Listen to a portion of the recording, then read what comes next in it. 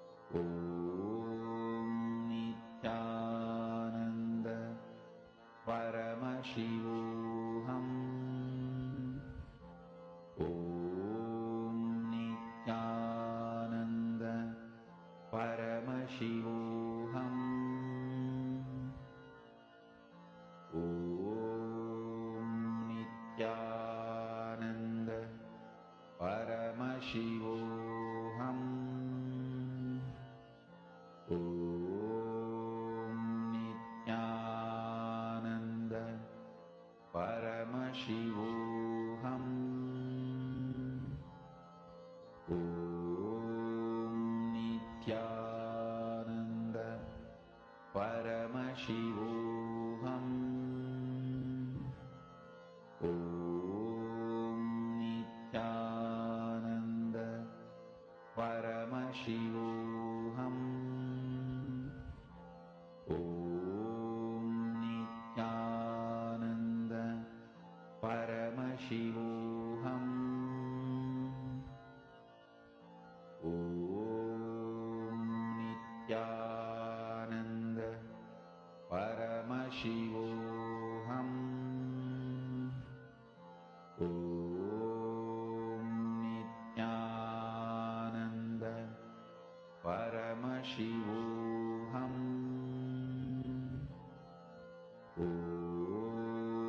Nithyananda Paramashivoham. Om Nithyananda Paramashivoham. Om Nithyananda Paramashivoham. Om Nithyananda Paramashivoham. Om Nithyananda Paramashivoham. Om Nithyananda Paramashivoham. Om Nithyananda Paramashivoham. Om Nithyananda Paramashivoham. Om Nithyananda Paramashivoham. Om Nithyananda Paramashivoham. Om Nithyananda Now please relax in the same space. Let us all enter into the next session where we learn about how Ganga descended to planet Earth.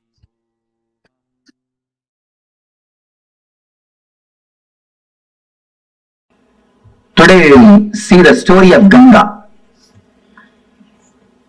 How Ganga happened on the planet Earth. Ganga is considered as a river which is there in the higher lokas.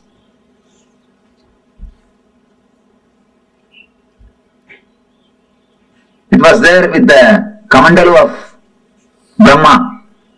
Means this is the energy, this is the water energy of existence. Brahma means a creator, the energy which creates the whole existence. You see Brahma, you can see four things within. One is the Kamandalu, means the water energy. Another one is palm leaves, Veda, knowledge, wisdom. And Akshamala means Japamala. Akshamala represents the vibrations, sounds. Through all these things, and then the swan will be there. Hamsavagana. The swan, Hamsa represents continuous meditation. Hamsa means continuously meditating. If you see the sound of your inhaling and exhaling, it will be hum, sum.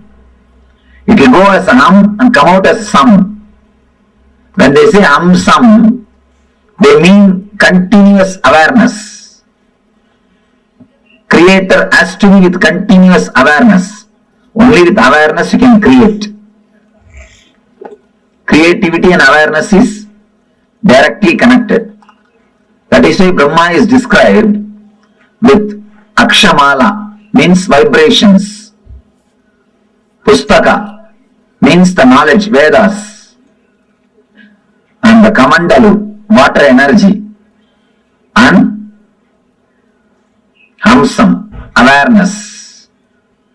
Man who has reached the ultimate awareness, the Parama awareness, is Paramahamsa. Hamsam means awareness. Man who has reached the ultimate awareness is Paramahamsa.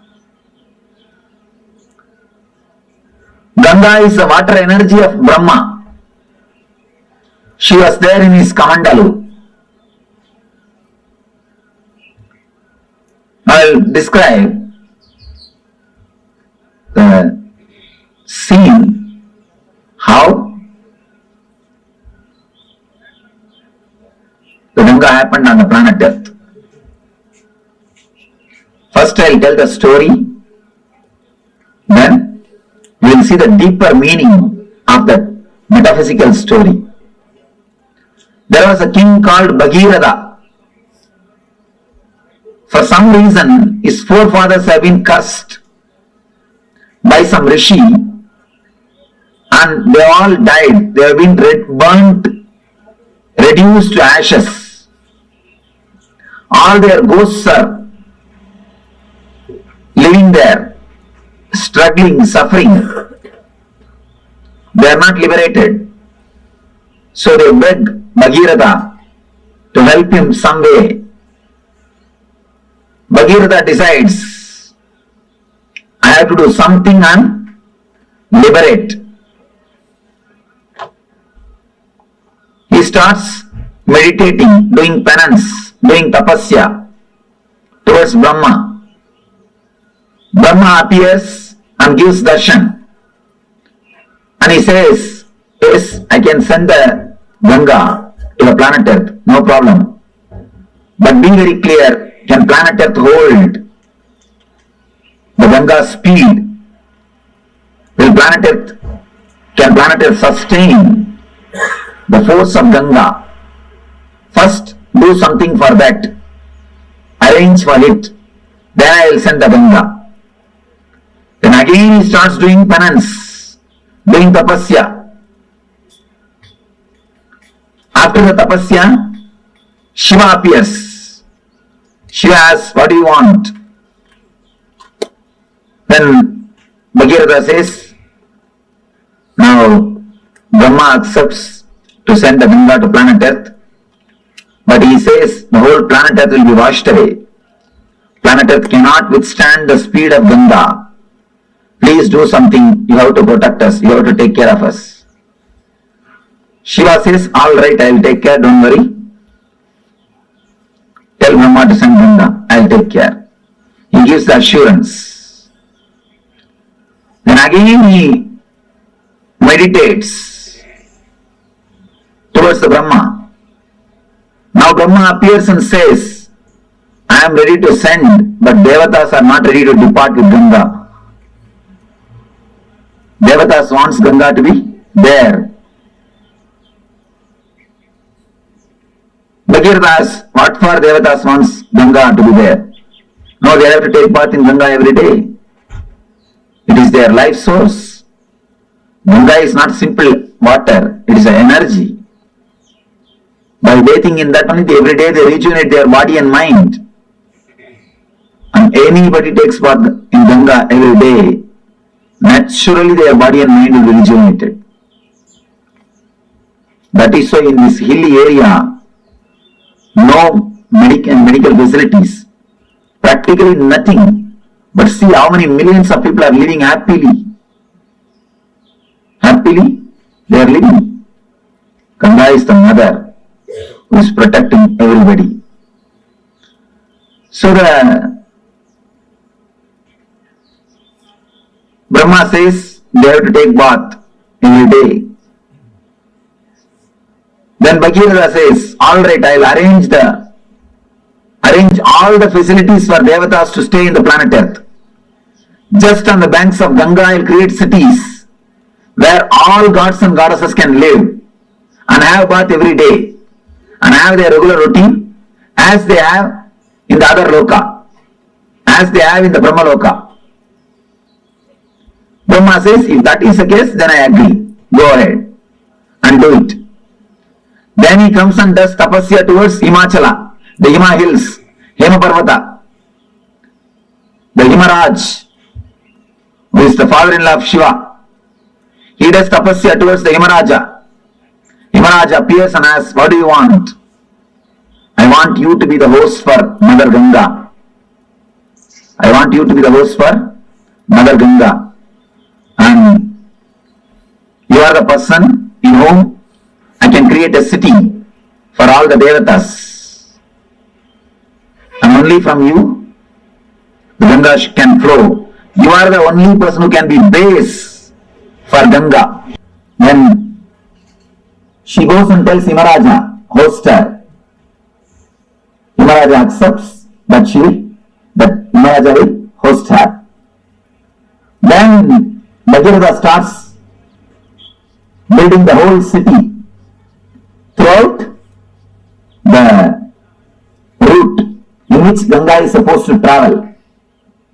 He meditates on every hill and takes permission.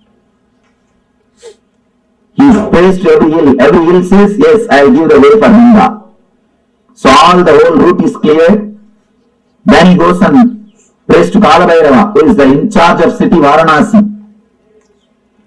Kalabhairava is the in charge of Varanasi city. He meditates towards Kalabhairava. Kalabhairava appears and says, what do you want? I wanted, please give us the way for Ganga. You should receive Ganga and give us the way. Kalabhairava says, surely I will give, don't worry. But this is such a holy city. Tell Ganga to do a protection of the city and go. Suddenly, Brahma comes up with the next problem.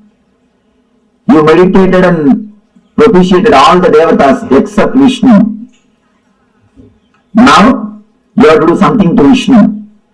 Only then I can send Ganga. Then he started meditating towards Vishnu. He prayed to Vishnu. With tapasya, Vishnu appeared. What do you want? I wanted the Ganga to come down to the planet Earth.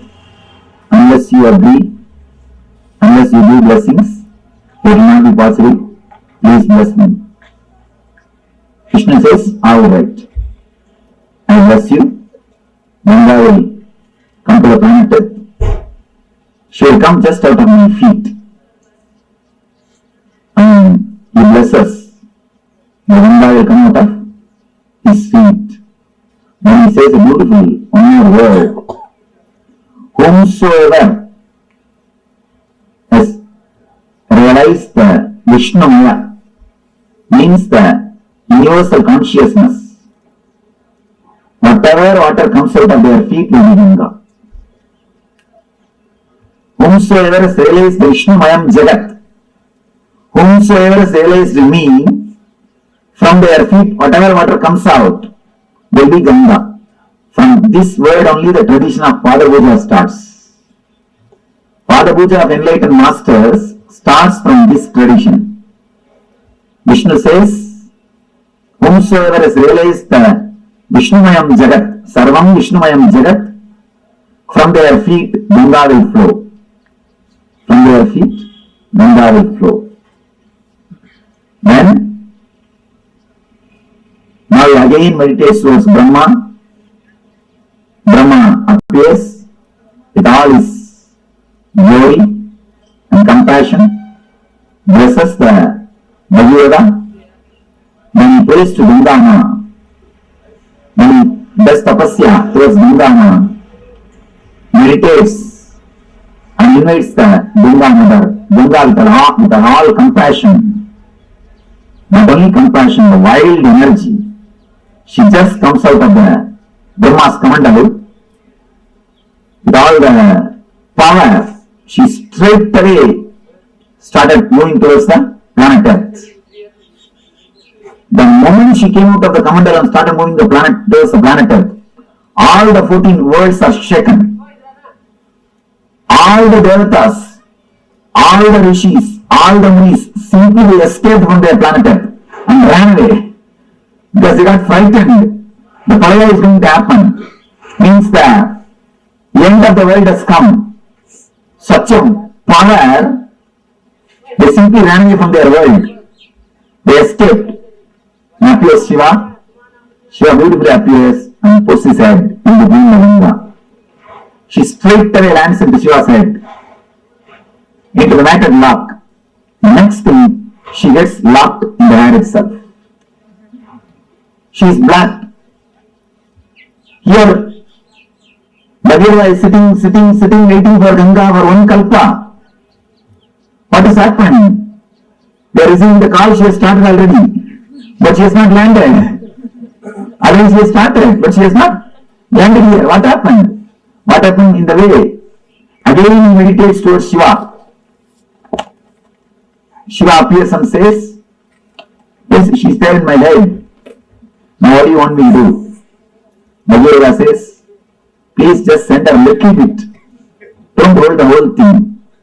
Then Shiva says, oh, is it so? Alright, then just he moves one hair. Just he does. Only one hair moves. And from one hair gap, just Ganga comes out. And lands on the grass.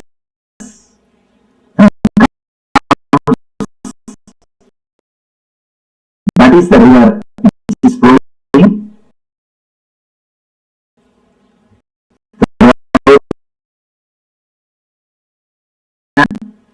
The story says the ocean itself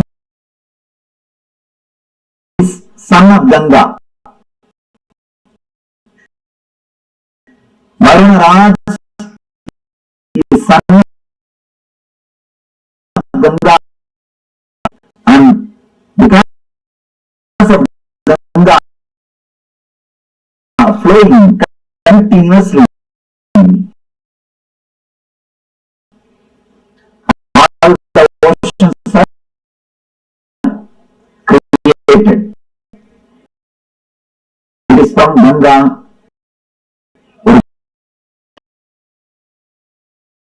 Ganga is a river of knowledge,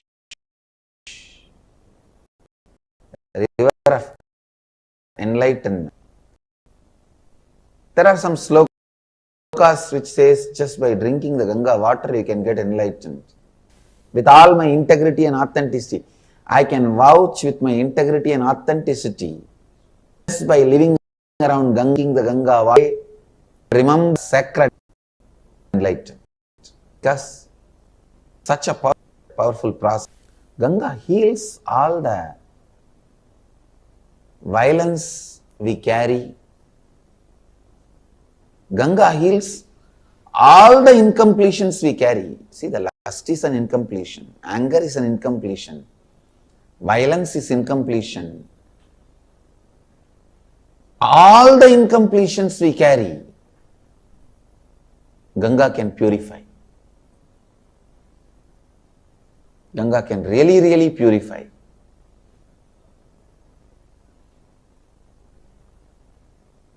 I used to sit in the banks of Ganga, just seeing. I have realized the oneness with Ganga. How the things float on the waters of Ganga does not pollute Ganga. Same way I have seen the thoughts and incompletions floating in my inner space does not make my inner space polluted. It does not touch my inner space. When you understand your incompletions are not powerful enough to make your inner space incomplete, you become eternally complete. I can say that experience I received from Ganga. on the banks of Ganga. It heals, heals, heals and brings love. I tell you, Ganga can complete any lower occurrence you have. I can give this as an authentic spiritual practice. Actually, just for this, I wanted to create a ashram in the banks of Ganga. Anybody in the planet Earth has some incompletions that they are not able to complete. Strong incompletions. Just come and spend time in the banks of Ganga, drinking Ganga water, eating the food cooked in Ganga water. Whenever you find time, morning and evening, sit in the lap of Ganga, sleep in the breeze of Ganga. I tell you, with all my integrity and authenticity, Ganga will complete you. Because even the people who are dead, their incompletions, curses given to them, their incompletions, she has completed. And you are alive. She can enter into your muscle memory, bioenergy and complete you. Do pranayama in the banks of Ganga. That Ganga prana will go inside. Eat the food cooked in the Ganga water. Drink Ganga water. Live in the banks of Ganga. Sit in the banks of Ganga and meditate. Sleep in the banks of Ganga. In her breeze. Enjoy the weather in the banks of Ganga. I tell you, she can complete you. That is why many sadhus who live here, even if they don't do any spiritual practice, they will be liberated. They will become a Jivan Muktas. Just because of Ganga's power to complete. She is here to complete. The tradition says sadhana done in the Ganga's bank brings thousands of times more result. It's true.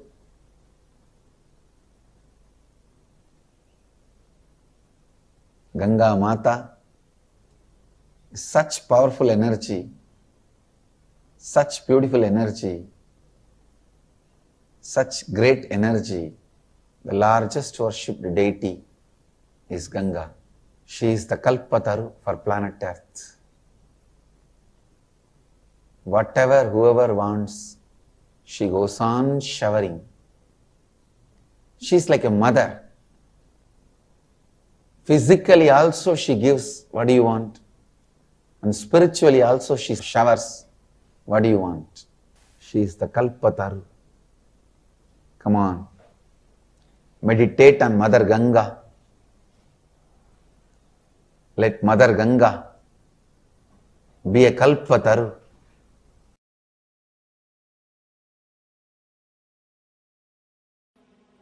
Now you understand the whole story of Ganga from the dimension of a spiritual enlightenment. Actually, the whole story is metaphysical expression of Bhagirava's enlightenment. The whole story is the metaphysical expression of Bhagirava's enlightenment. First thing, Bhagirava is tortured by the past samskaras, emblems. That is the elders who are not liberated, who are still there hanging around him. He is continuously tortured by the past samskaras, emblems. So he does tapasya towards the creator of the whole universe. Continuously meditates. He wants the knowledge, the energy to be flooded on him so that all the emblems will be washed away. All the emblems will be destroyed. And one more important thing, Ganga came, she washed all the ashes of Bhagirava's forefathers and liberated all of them and gave ultimate enlightenment to Bhagirava. and she is here, liberating people. So he is meditating towards the Creator, the divine energy, so that the energy can be flooded on him, the Shakti can happen to him, all the engrams will be washed away, he will be liberated, enlightened. The first darshan of Creator is what I call first experience, Satori. Understand, why do you think Brahma is described with a forehead? Don't think four heads are there. He can see complete 360 degree. The first experience is what is described as Brahma. The man who gets the experience of seeing complete 360 degree is what we call Brahman. He has achieved Brahma. He has achieved the Brahman consciousness. Whosoever gets the experience of seeing this side 360 degree and this side 360 degree achieves the Brahman consciousness. Bhagirava achieves Satori, first experience, glimpse.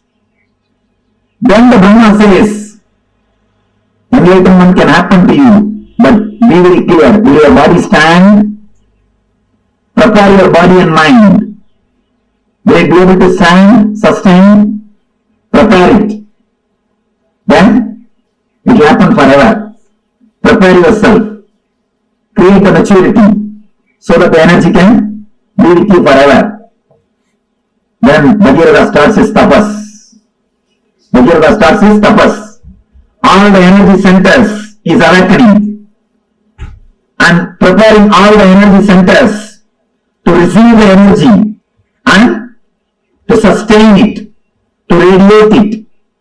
If you don't prepare the planet Earth and call the Ganga, it will not be blessing, it will be a curse. It will destroy the planet Earth and the other worlds. So unless you prepare your whole body mind, enlightenment cannot happen. You need complete preparation. Satori can happen. You need complete preparation. Now you meditate towards the Guru who will guide, who will hold the energy and give you how much you wanted. He is the Shiva. He meditates on the Guru, Shiva, and asks, Master, when I have the experience, see my maturity and take care of me. Let me go with maturity and energy. Just take care. How much I mature, that much supply the energy. Please let you be the safety wall. Let you be the dam. Then appears Guru. Says, I'll take care. Don't worry. Then, once everything is ready, he has to prepare the base for the energy to land. Is Ananda Chakra. Ananda Ganga is the base on which directly the Ganga can land. Ganga can descend. So he creates all the 7 cities, 7 chakras. He clears the roots, opens all the chakras, makes himself mature. So that when energy descends on him, when enlightenment happens on him, it can stay on him and help the whole world.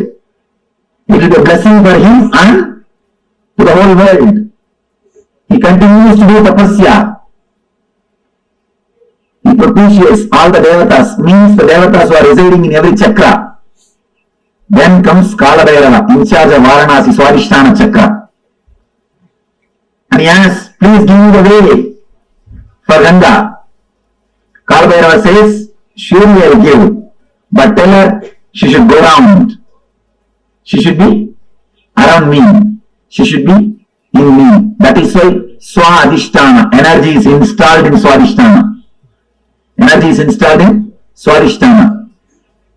It is Swadhisthana where the self is established. Himalayas is Anandagandha. Varanasi is Swadhisthana, where the energy is installed, where the whole energy takes a turn. Where whole energy takes a turn. He propitiates all the devatas, prepares the whole thing. Then he intensely starts meditating, calls the Ganga. So Brahma blesses, Vishnu blesses, Ganga has come out of the Kamandalu, straight away she is landing, but still enlightenment has not happened. Ganga has lived there, but she has not landed here. Whatever can be done, all the tapas is done. Everything is done. Whatever meditations can be done, whatever tapas can be done, whatever study can be done, everything is done. Enough. The Ganga is not happening. He just relaxes, dropping all the efforts. Enough now. Nothing can be done. What to do? Nothing can be done. So when he relaxes, surrenders at the feet of Guru, the Lord Shiva, out of his grace and compassion, he moves one hair. Then lands Ganga in Ananda Chakra to flood the whole world with the spiritual energy and runs to all over the world, not only to Ganga Sagar, till LA. Moves all over the world, blessing the whole world during the Yuga Suba and Parasuba. Not only washing the embryons of Bhagavata, blessing the whole planet Earth, whole universe, by radiating the divine energy, by radiating the spiritual energy, by radiating Ananda Shakti. Ananda Shakti, the Ananda Shakti, which has liberated Bhagavata, which has liberated the whole humanity, which is liberating millions of seekers. Guru's grace, Ananda Shakti, let it liberate all of you, let it flow in all of you, let it be in all of you, let it purify all of you, let it radiate in all your beings, let you all become channels of Ananda Ganga. Let you all become Ananda Shakti.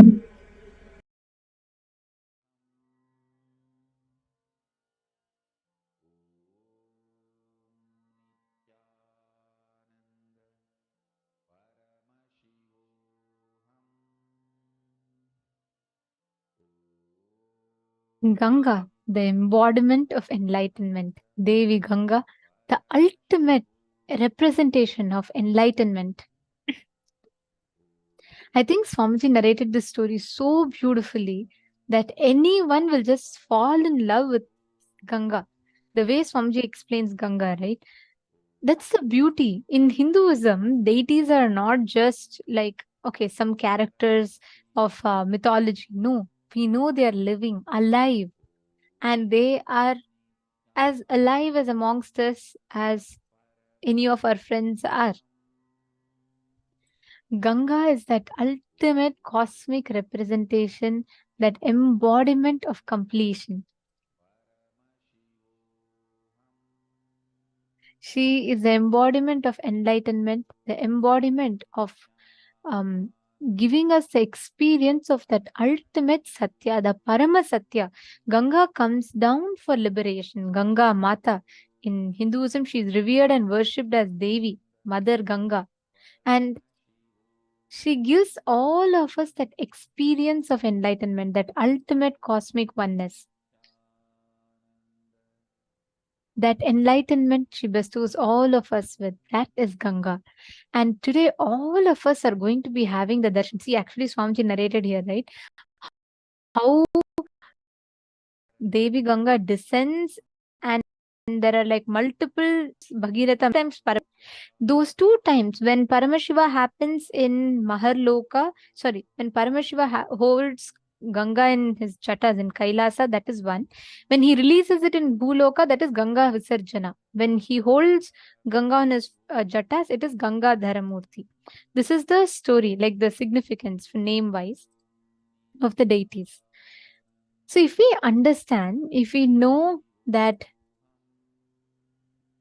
the whole experience and the whole science of enlightenment that has been revealed for each and every one of us, this ultimate science of enlightenment is represented by Ganga, Devi Ganga. Catching it? Now, all of us will understand what Ganga is. How can we apply her principle in life?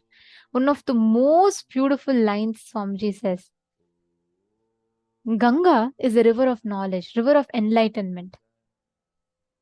Just by drinking the Ganga water, one can experience enlightenment.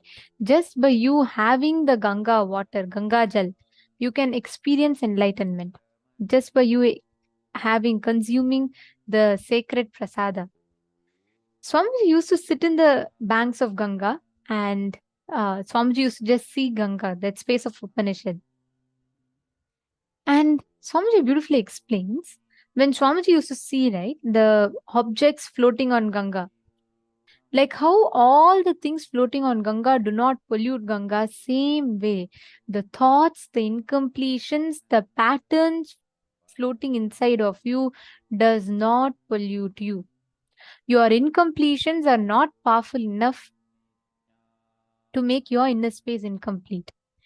If you just meditate on Ganga, Devi Ganga, letting Mother Ganga be Kalpataru, every one of you just sit straight, close your eyes and meditate on Devi Ganga. Just do it for a few minutes. Just connect and meditate on Devi Ganga. Please sit straight. Visualize Ganga, that vast expanse. And create a deep prayerful mode, just a space of gratitude. Visualize Devi Ganga. Sit straight.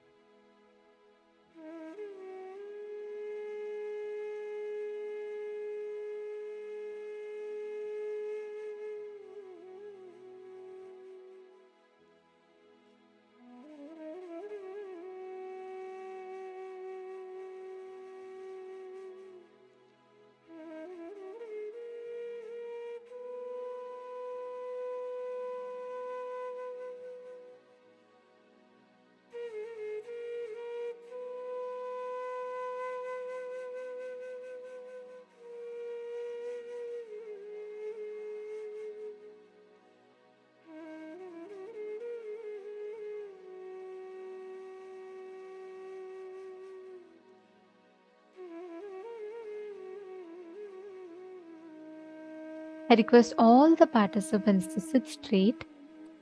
Visualize Devi Ganga. We will now be playing some oneness capsules where Swamiji himself is sitting in the banks of River Ganga.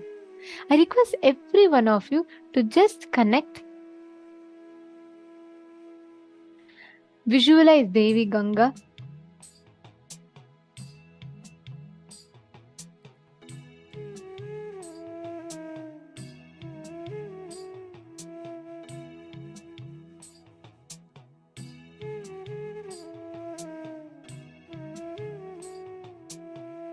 Ganga Mata, she will just flow through and gush into all of our lives, infusing completion. Just connect to Devi Ganga, sit straight, meditate, visualize the river of enlightenment.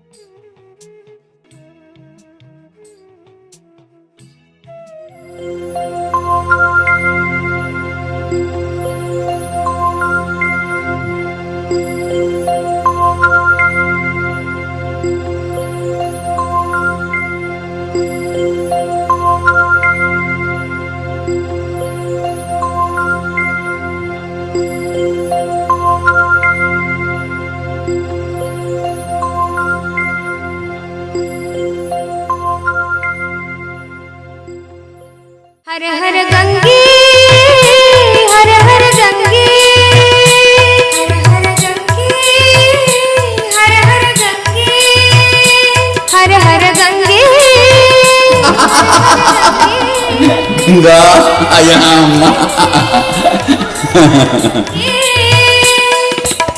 Nataraja हे नित्यानंदा हर हर हर हर गंगे हे नटराजा हे नित्यानंदा हर हर हर हर गंगे हे नटराजा हे नित्यानंदा हर हर हर हर गंगे हे नटराजा हे नित्यानंदा हर हर हर हर गंगे हर हर गंगे हर हर गंगे हर हर गंगे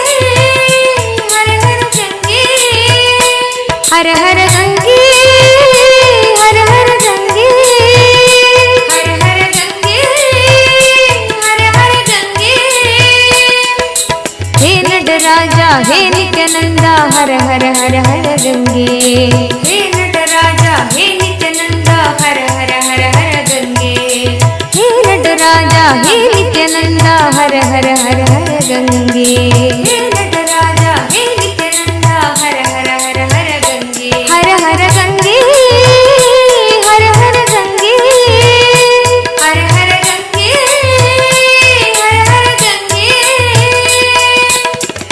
नित्यपुरीश्वरा जय गंगाधरा नित्यपुरीश्वरा जय गंगाधरा नित्यपुरीश्वरा जय गंगाधरा नित्यपुरीश्वरा जय गंगाधरा हर हर हर हर गंगे हर हर हर हर गंगे हर हर हर हर गंगे हर हर हर हर गंगे शंकरा शिव शंकरा शिव शंकर शंकर नित्या शंकरा शिव शंकरा शिव शंकर शंकर नित्या शंकरा शिव शंकरा शिव शंकर शंकर नित्या शंकरा शिव शंकरा शिव शंकर शंकर नित्या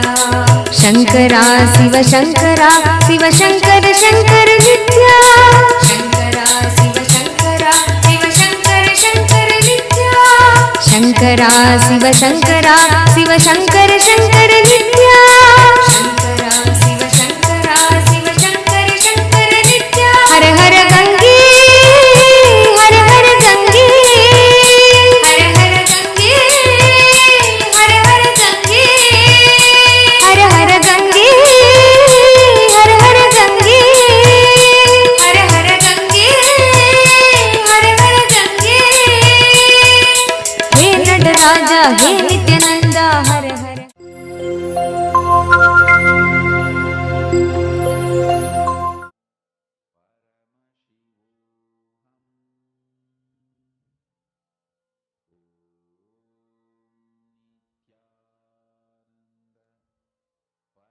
Please relax. Slowly, very slowly. Please open your eyes.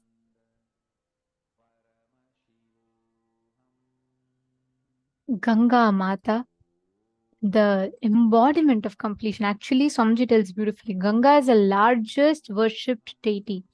Starting from Gangotri till Ganga Sagar, fully she is worshipped by 2 crore people every day. Ganga is that most compassionate, most loving, and most available form of Mother Nature, actually.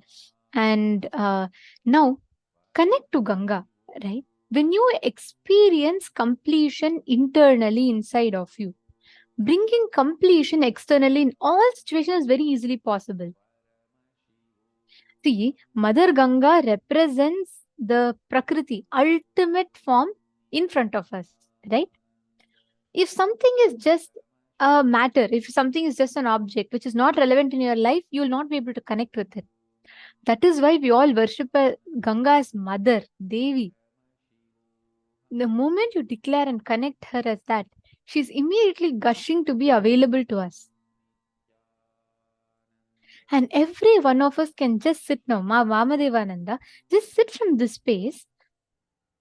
Every one of you sit and connect to Ganga. You will see how all your commands, the nature will listen, the nature will obey.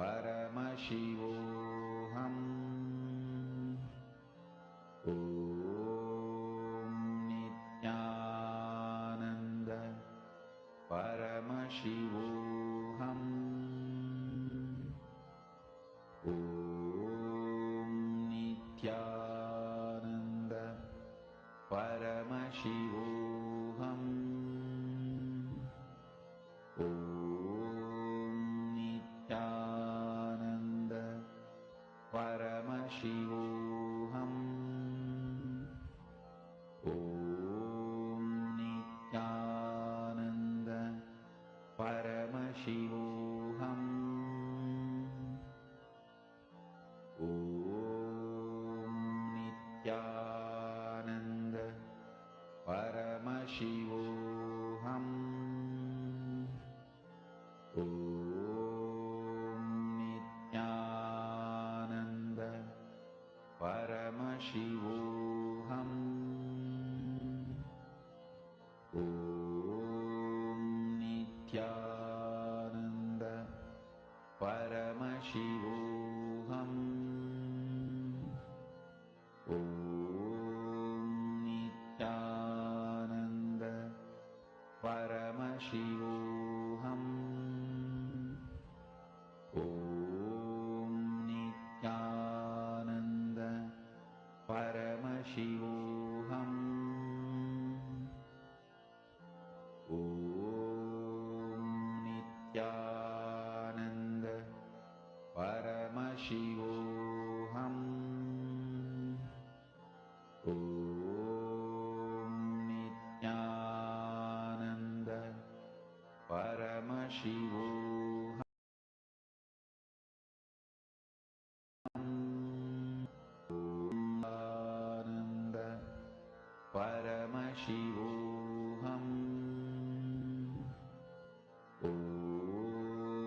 Nithyananda Paramashivoham. Om Nithyananda Paramashivoham. Om Nithyananda Paramashivoham. Om Nithyananda Paramashivoham. Om Nithyananda Paramashivoham. Om Nithyananda Paramashivoham. Om Nithyananda Paramashivoham. Om Nithyananda Paramashivoham. Om Nithyananda Paramashivoham. Om Nithyananda Paramashivoham. Mahamahāvāgya, spiritual lullaby for samadhi, and Suprabhatam, wake up call, wake up song for Paramashiva. This Mahamahāvāgya is spiritual lullaby for you to fall into samadhi. Suprabhatam, wake up song for Paramashiva to wake up in you. Just remember this one powerful cognition. This Mahamahāvāgya puts me in samadhi. This is spiritual lullaby for samadhi, and Suprabhatam, wake up song for Paramashiva in me, for Paramashiva to manifest. With this one spiritual powerful cognition, chant this Mahamahāvāgya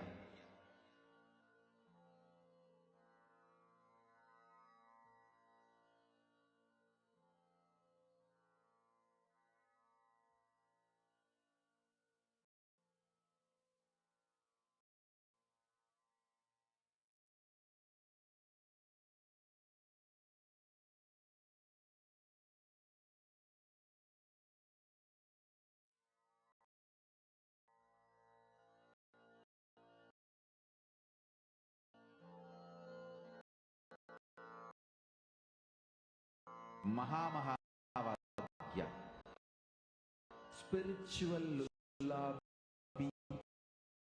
for samadhi,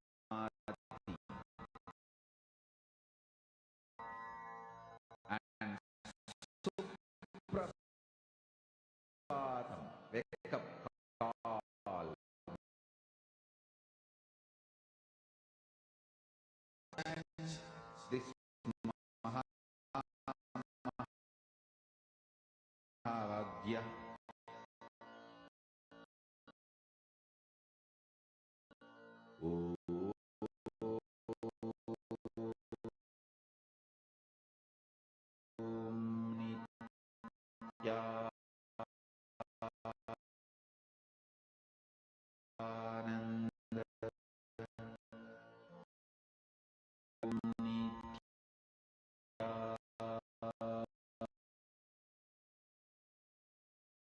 Nityananda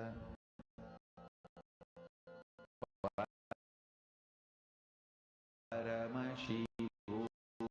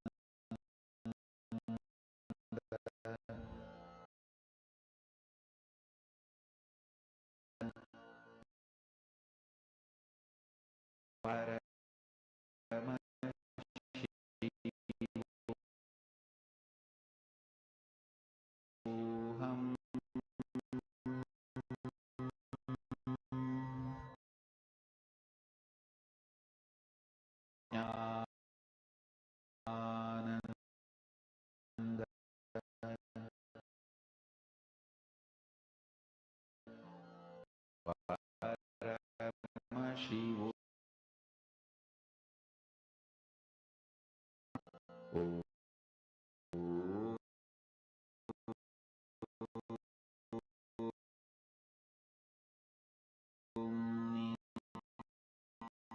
Nityananda Paramashivam Nityananda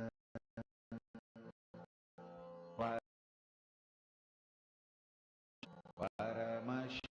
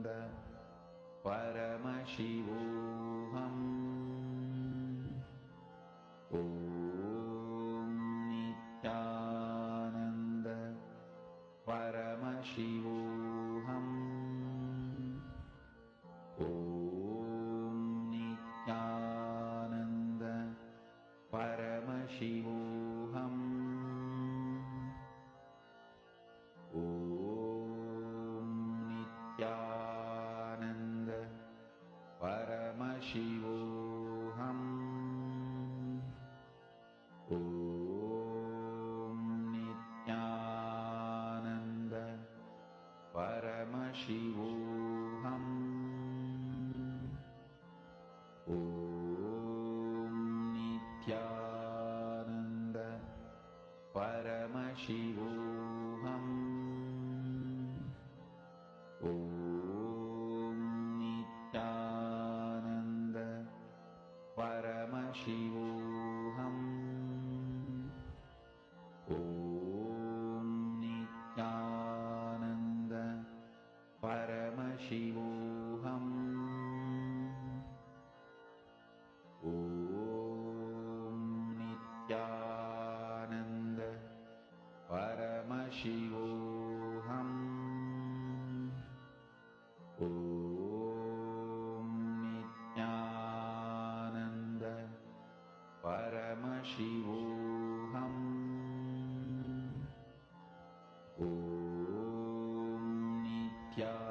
Now, Nithyananda in this same space, let us all enter into the next session where we are going to be understanding about one of the key, most important aspects of our life that is needed for decision making. Let us learn about will persistence.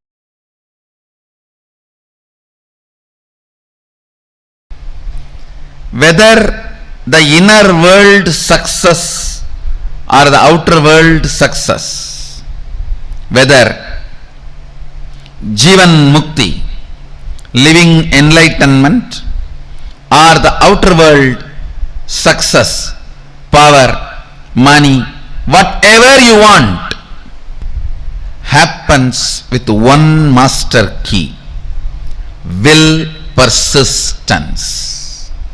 Listen. Not willpower. Willpower means you try to make a will few times. My health should be like this. My life should be like this. My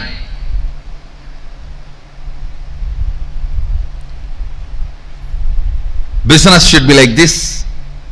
You make few will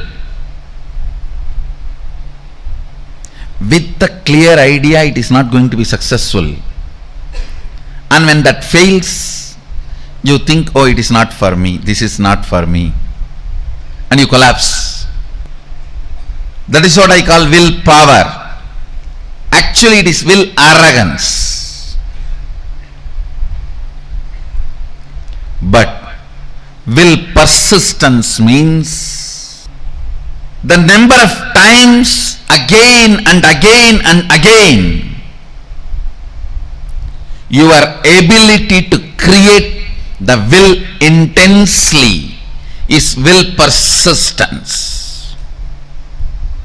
Your will is made out of the material called persistence. Please understand, water in the Ganga breaks the Himalayas not because of power but because of persistence. Not because of power but because of persistence. Whether it is the inner world, enlightenment, or outer world success like money, name and fame, power, health, relationships, whatever you want, inner world or outer world, the master key is will persistence, not willpower. Willpower will always make you feel you are a failure. Will persistence manifests the real willpower and it will make you always successful. Understand? Ganga, the water of the Ganga, neither by its power nor by the objects she carries, she opens the Himalayas. It is just by her persistence she opens Himalayas. Just by her persistence, she opens Himalayas. Understand? Will persistence, not willpower. Whenever you use willpower, it has to happen. It has to happen immediately. Always you have the shade. No, if it's not, what will I? It means already you planned for failure. And when it collapses, you are confirming this willpower and all is not going to work for you. You don't have, either you don't have willpower, or you feel that will not work for you, or you will feel that is only for others, or you will feel this much only is me. It may be for others. Only when you know the science, why it works, when it works, and when it does not work. That is the only when you know when it works, when it does not work, why it works, why it does not work, you start living enlightenment. Listen carefully. Will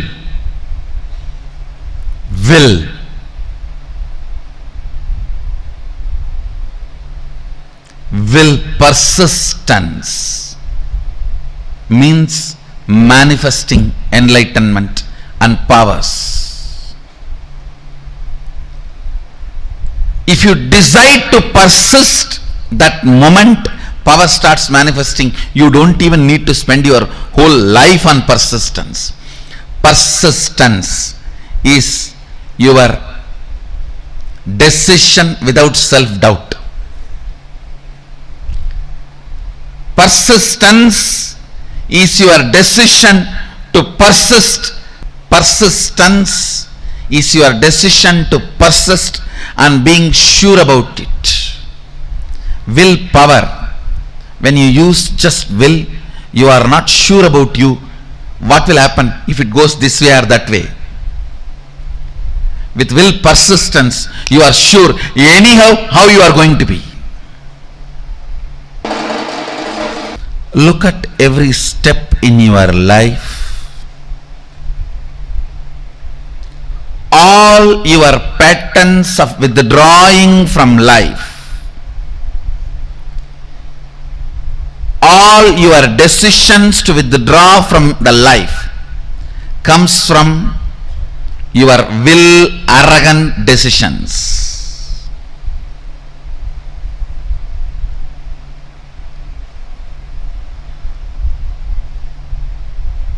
All the life involvement decisions comes from will persistence. I tell you, whether inner world or outer world, life is all about how much you are intensely getting involved. That's all.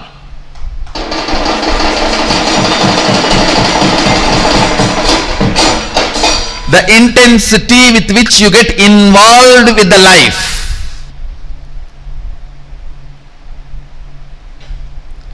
Intensity with which you get involved with the life. The more and more interaction, more and more involvement, more and more ice breaking.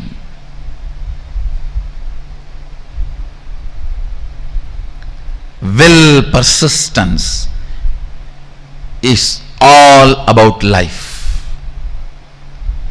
Life is all about will persistence.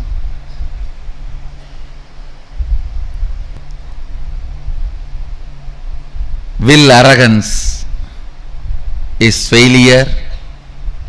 Will arrogance means I'll try to create a will. If it is successful, then I'll believe this philosophy. If it fails, if it does not click, then I think this philosophy is not for me, this does not work for me, or I think this does not work for anybody. All this is what I call will arrogance. Let me check out how it looks, how it feels. The one and only way you will build build will persistence is through Sangha. Sangha teaches you the science of will persistence.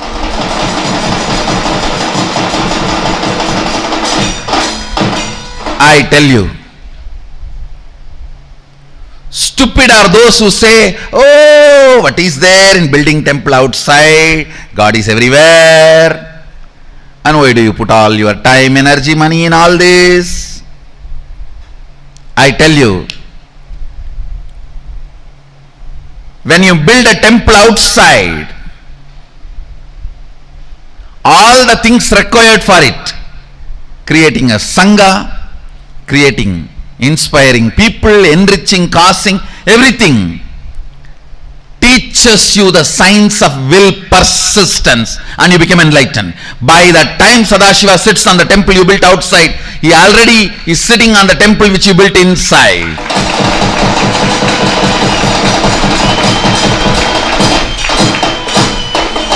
I tell you, anybody wants enlightenment, build a temple, you will have it.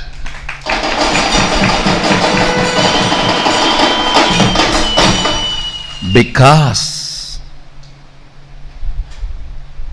building temple is not a joke. You need to work with so many people. So much of involvement with life is required. And I also commit with you guys. Get involved with life. Get involved with Sangha in a very organized, systematic way. I am responsible for your enlightenment and manifesting powers. When I say I'll do it. When I say I'll do it. Will persistence does not take time as you think before practicing will persistence. You always think, oh God, will persistence means I have to persist whole life. Actually, your whole life is nothing but the moment you have in your hand. Persist in that few moments you have in your hand. That's all is required.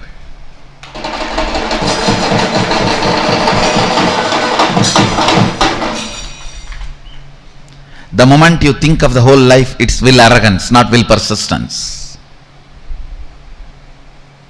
The moment you decide will persistence, simply you start manifesting Sadashiva.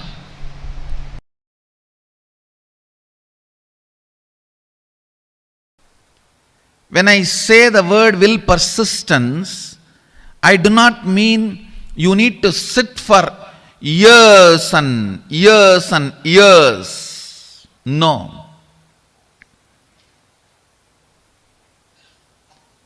It is a simple decision of more persisting. Listen carefully. Listen. This is the essence of the whole session. This is the will persistence means decision not to give up on you. Decision not to give up on your intention to be. Listen. There are only two parts in your inner space. One, will persistence. Another one, giving up. Either you give life to the thought current of giving up or to the will persistence. Your decision to give life only to will persistence and not to give life to giving up thought current is all I call will persistence. Listen.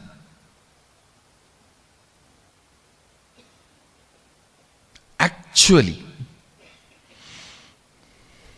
it's too easy. The truth is, it's too easy. Because you are giving life to giving up thought current, then persistence. giving up thought current, then persistence. That is when it becomes complicated. It is like you create a terrorist group for some purpose and then you send your army to kill them. You create a terrorist group and then you send your army to kill them. Then world will never have peace. In your inner space, you do the same political game. For right or wrong reasons. For good or bad. You support giving a pattern. You cherish sometime without even you knowing. Only when you are about to fail, collapse, you wake up, oh, not this, not this.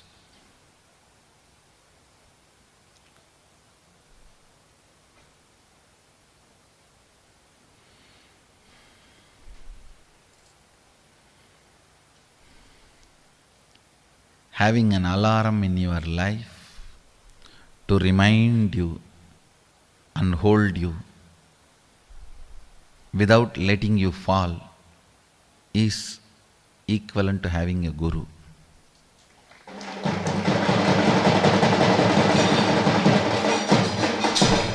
Guru is all about that only. An alarm which rings every day between 8 to 9.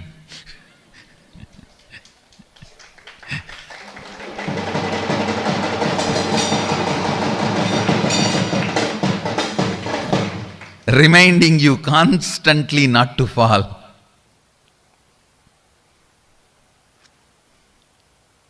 An empower, will, persistence, thought current. You never manifest what you desire. You manifest only what you believe. If you think what you desire you are going to manifest, no, you are fool. You don't know the secret of manifestation. What you believe, you are going to manifest. If you believe your willpower is never going to manifest, it is never going to manifest. Your belief, your cognition, your perception, that is only going to become reality.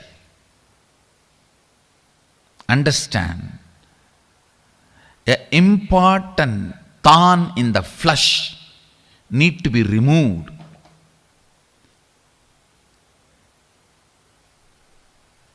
The pain point need to be removed from your inner spaces.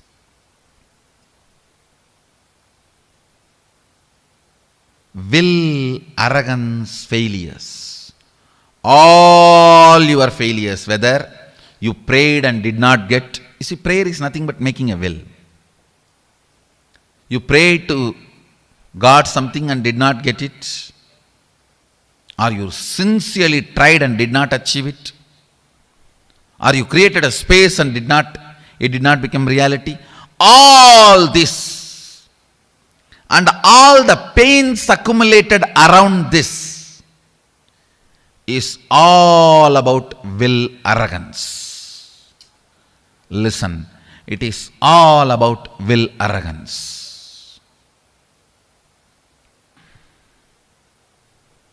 All your failures,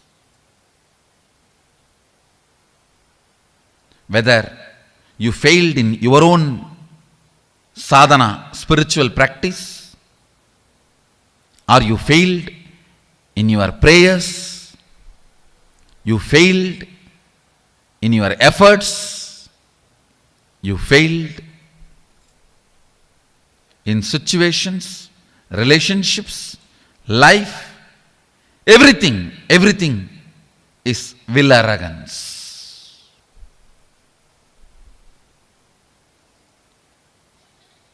If you understand, by its nature, will, arrogance cannot become reality.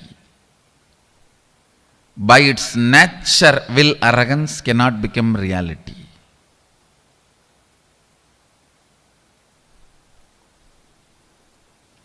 Only will persistence can become reality. So much of healing will happen inside you. Today I wanted all of you to do this as an assignment. All the situations you feel you have failed, frustrated, hopeless, list from the time you remember you. From the time you remember you, list and find out how your will arrogance failed you in that situation. How your will arrogance was the main reason why you failed. This understanding and then completing with this pattern of struggling with will arrogance and deciding to have will persistence. Your will arrogance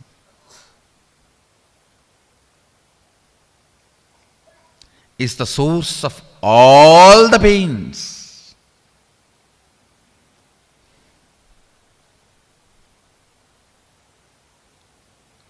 If you can internalize this one truth today,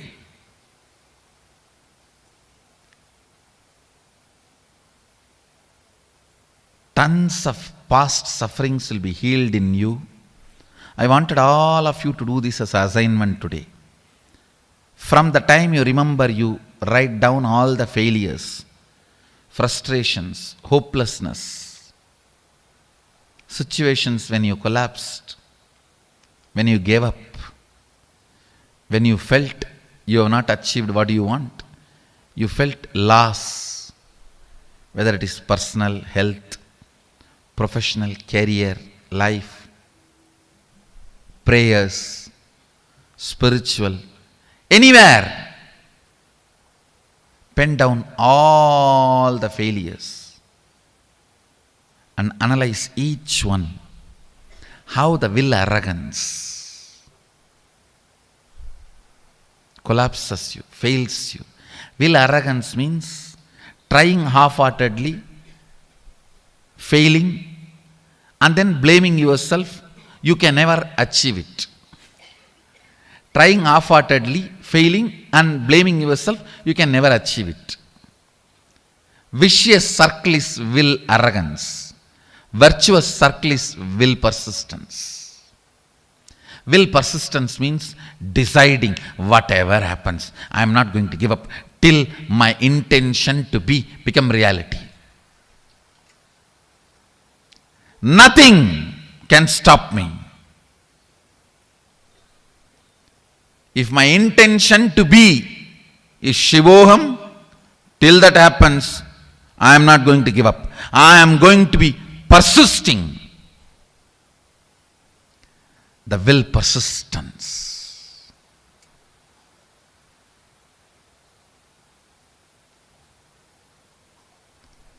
Whatever may be your intention to be, the moment you decide, will persistence,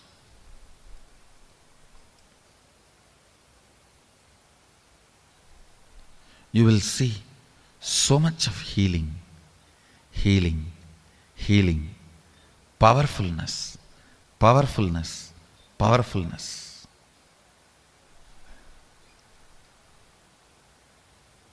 Your own voice sitting inside you and constantly teasing you, pulling you down, disrespecting you, abusing you, will just melt down. You don't have any other enemy other than your own will arrogance voice from inside.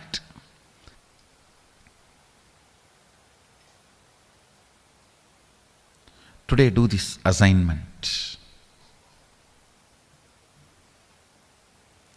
This ironing out will heal you so much.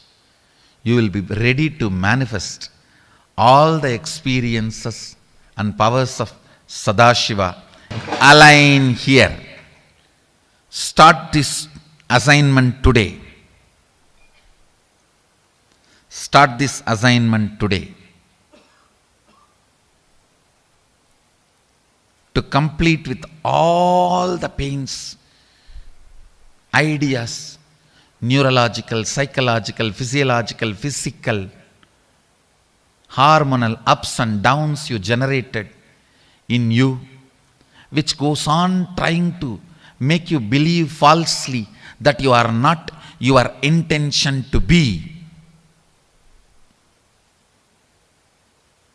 Complete all of that. After finishing the assignment, you will simply understand it is just dash dash dumped on you by your will arrogant lifestyle. Actually, I want you to do the assignment here. Sit here, and after this session, do the assignment. I'll help you complete here.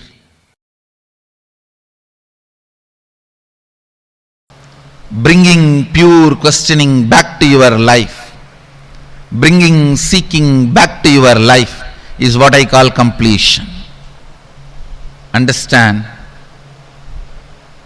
It happens only by will persistence, not by willpower.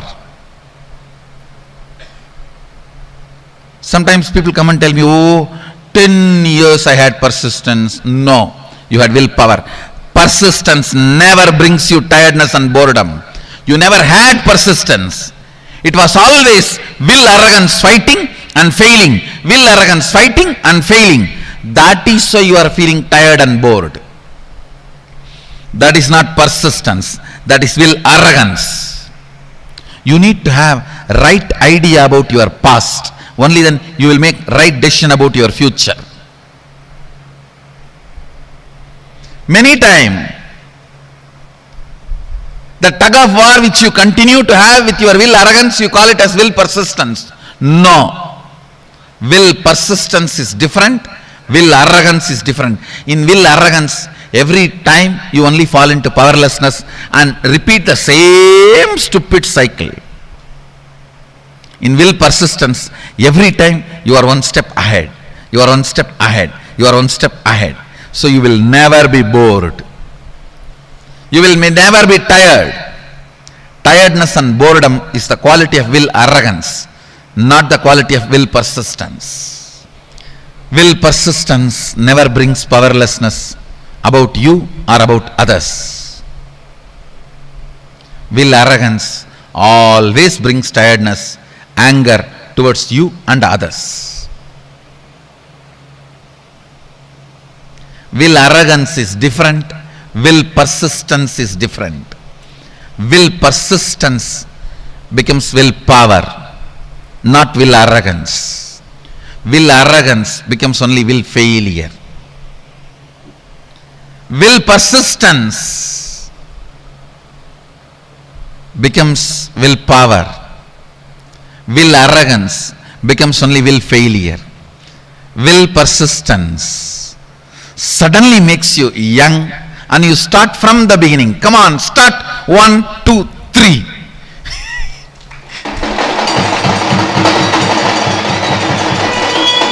Will arrogance makes you feel tired about even the things which you never practiced, but just you imagine you tried. I tried.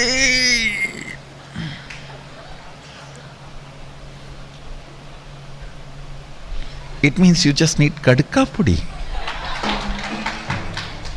I tried. It is not coming. Will arrogance is different. Will persistence is different.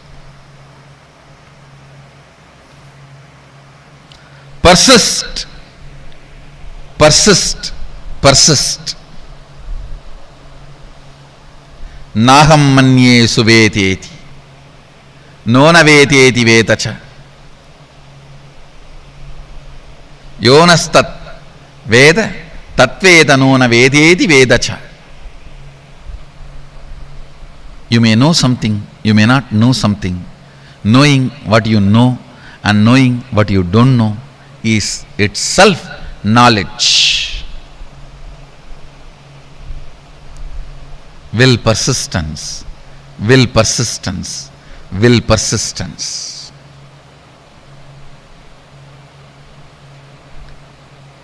Nothing else need to be done in the world. Just the will persistence will awaken you to you, will raise you to you, will make you realize you to you. Naham manye suvedeti nona vedeti vedacha yonastat vedatat veda nona vedeti vedacha.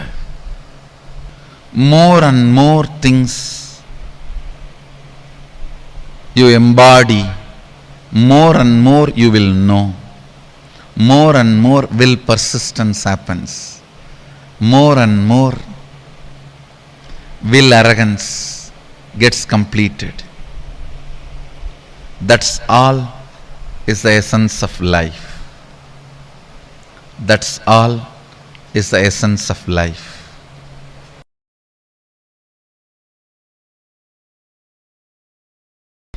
At certain level, attacked by tiredness, self-inflicted boredom makes you feel you know it. That's all can be known. You give up on you. And you feel everything is okay. I have seen this during the manifestation of powers. People actually fight with the so-called willpower. It is not willpower, will arrogance. If I make it now, it has to happen now. If it is not happening, then it's not for me. Leave it. Willpower. What do you think as willpower? Is nothing but will arrogance. Real will power comes by will persistence. When you are bit by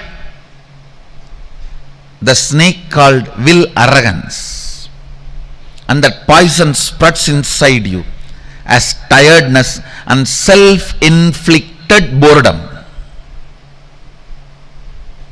I've always seen this.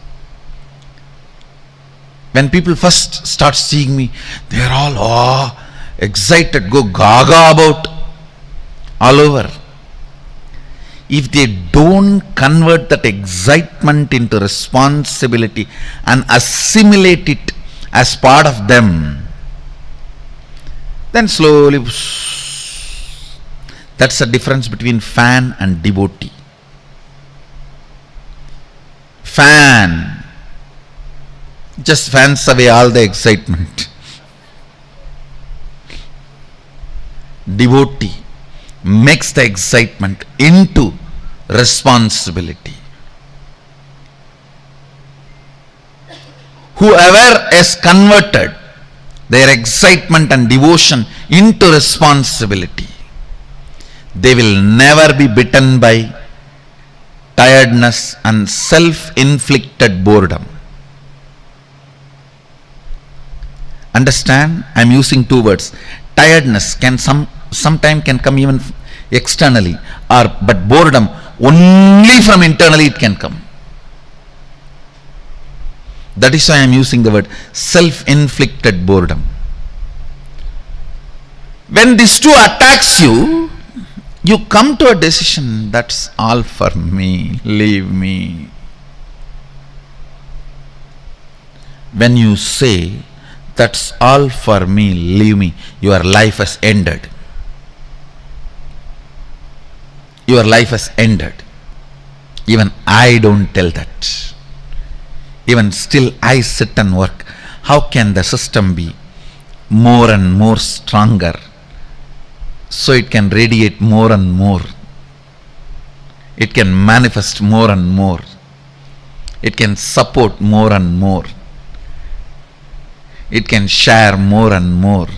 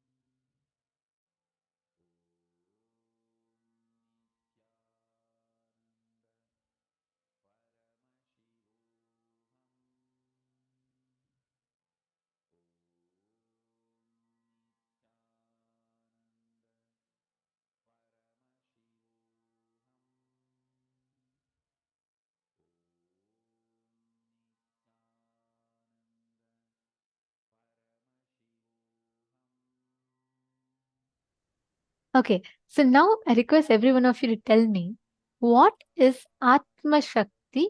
What did you understand as Atma Shakti?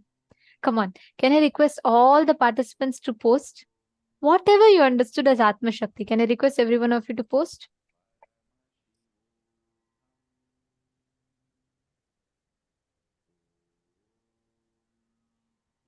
Can I request all the participants to post?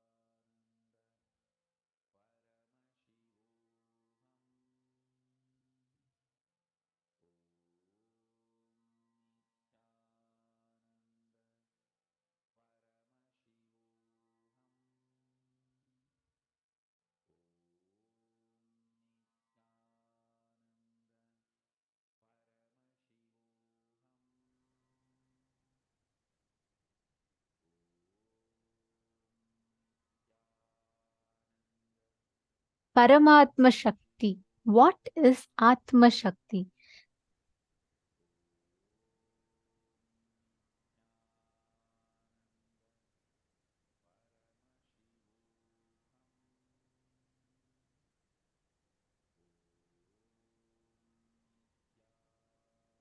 Will persistence will lead to success. Ma Jenny Tran has posted, okay.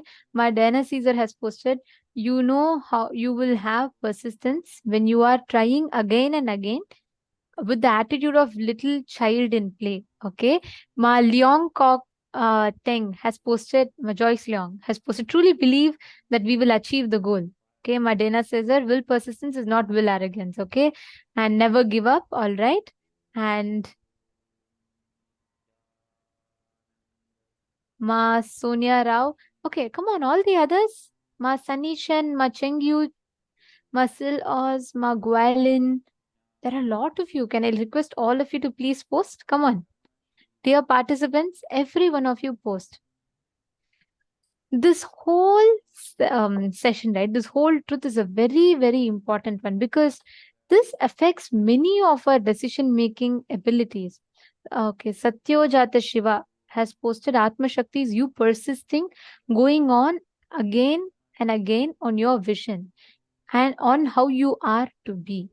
Okay, very nice. And Zach Medaya, come on, can I request every one of you to post as well?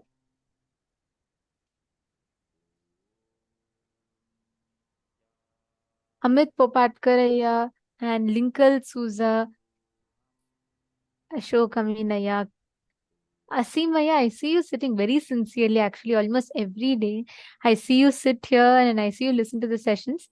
I request you to also post what you are understanding, post your understanding and post your clicks. Share, keep sharing with us. See, the more and more you discuss, you talk on the subject, right? The understanding in you will gain more depth. So the way you understand, the way you see it, you'll have a lot of depth inside of you.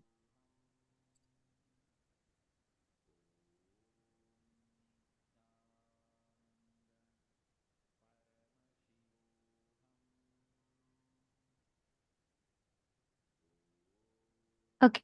So now let us understand this will persistence. One of the key things Swamiji revealed in this, will persistence versus will arrogance. See, many times by the temporary understanding or ideas that we derive from life, we jump to a certain conclusion. Say, for example, you try to invest your money into something and your money fails. Basically, you don't really get a good returns of what you invested in. And your money fails again. When you understand, when you realize, when you cognize how this constantly, the situations outside are not going to determine your success or failure, your response to every situation is going to determine your success or failure, then you will not push yourself to, okay, let me see what is the next situation like, let me see the results, then let me take the action. You will not wait for that. You will take the responsibility and you will manifest, you will move situations in life without waiting for life to change. See, there are two different things, okay?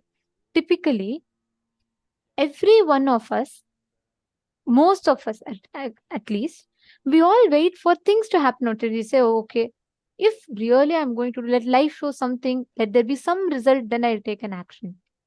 And life waits. Life says, okay, let you take some action, then I'll give you the result. This battle, right, almost keeps going on. Whoever gives up saying, okay, till whether I do or not, let life someday, suddenly, somewhere, something will happen. That time, let's see. That exact thing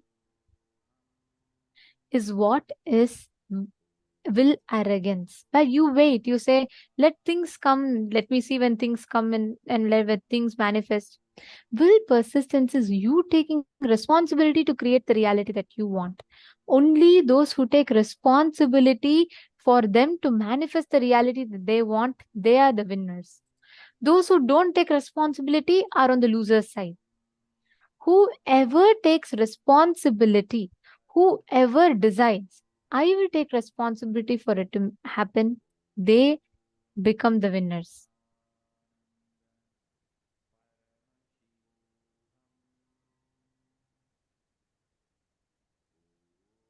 Yes. Now, let us all decide to take responsibility and to have the quality of will persistence. First, we need to understand what is the difference between the qualities of will persistence and the qualities of will arrogance. Take a quick few minutes and cognize the different qualities that will arrogance has and the qualities that will persistence has. If you see tiredness, boredom, powerlessness about self, powerlessness about others, feeling that all can be known, what to do. All this is qualities of will arrogance. Like at times you feel that I know everything that needs to be known. And that is called as will arrogance. It's a quality of will arrogance. You feel like, that's all. I already know everything. See, the thing is, it does not result as any kind of a confidence in you. No. It results as a will arrogance that does not let you learn things or explore into new things. It will make you so rigid inside of you. Let's see what are the qualities of will persistence. Young, energetic, energy to start from the beginning, and tremendously powerful. All these are qualities of will persistence. You would actually see all these qualities in Swamiji. Now take a few minutes. Now see where exactly this will persistence from us actually goes is when you start building incompletion from your past failure. For example, when you were a kid, you started falling 100 times before you got up to start walking. Am I right? We all keep falling, and then only you get up and walk. You did not walk at the first try.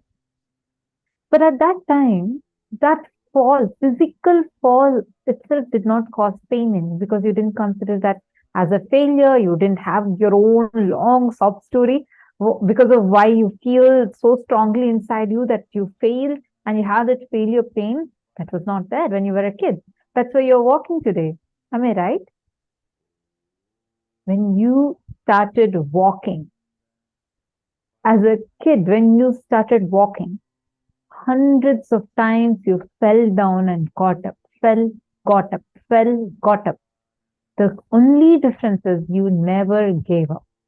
So you are very clear. Until I walk, I'm going to keep trying.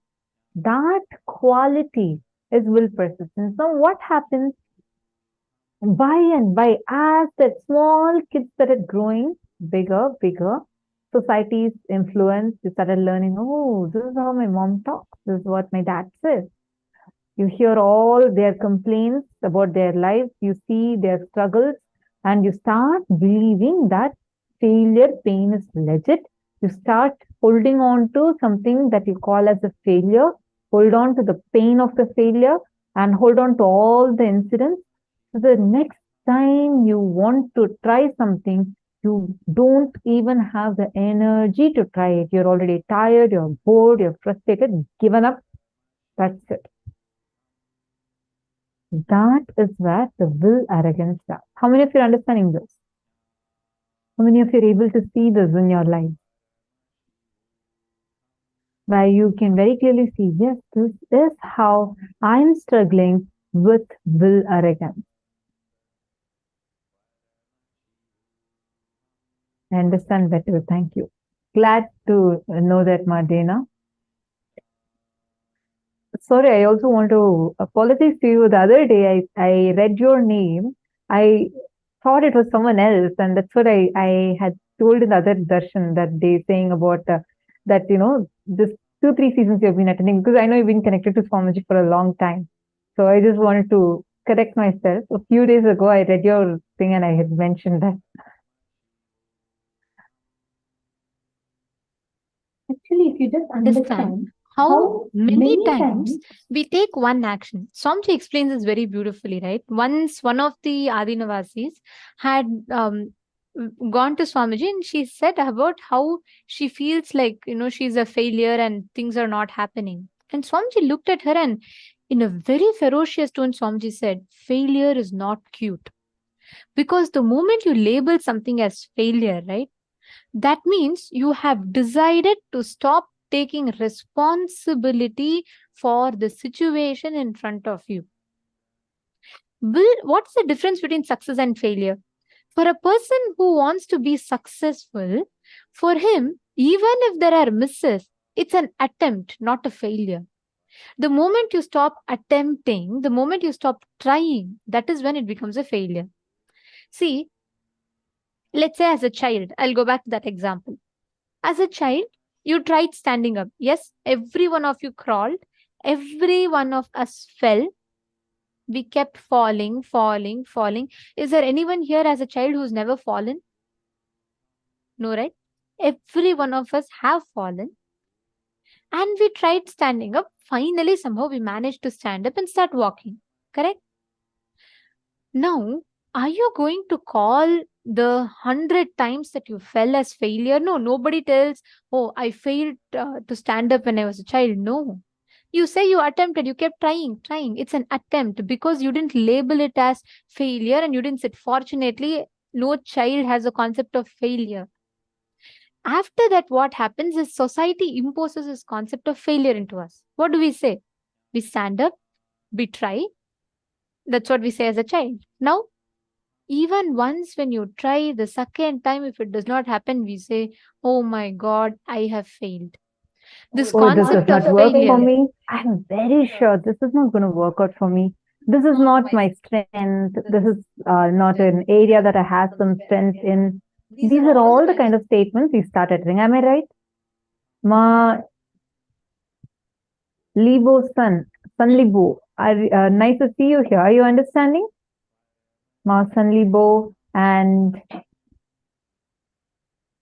All the Sarvanyapita Yajaman, Sarvanyapita Karta, Sarvanyapita Karta manifestors. I request you all also to please interact. You all can post in the chat. All right. See, are all the male participants also understanding this?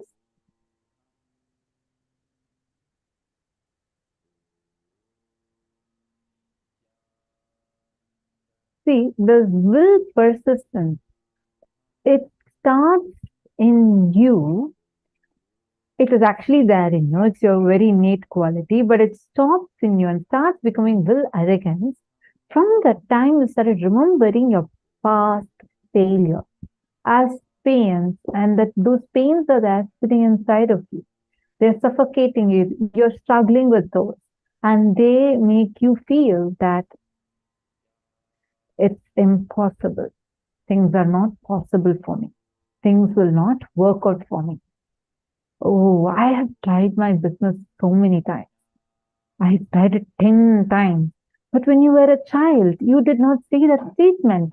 You never said 10 times I tried walking. This walking does not work for me. It works for everyone else but me. You didn't decide that. You kept trying. You are having will persistence in you. Swamiji told me once, that failure, there is nothing called failure. Failure is nothing but you giving up and declaring it as a failure. You declare it as a failure. There is nothing called failure. All failures are only a path to success.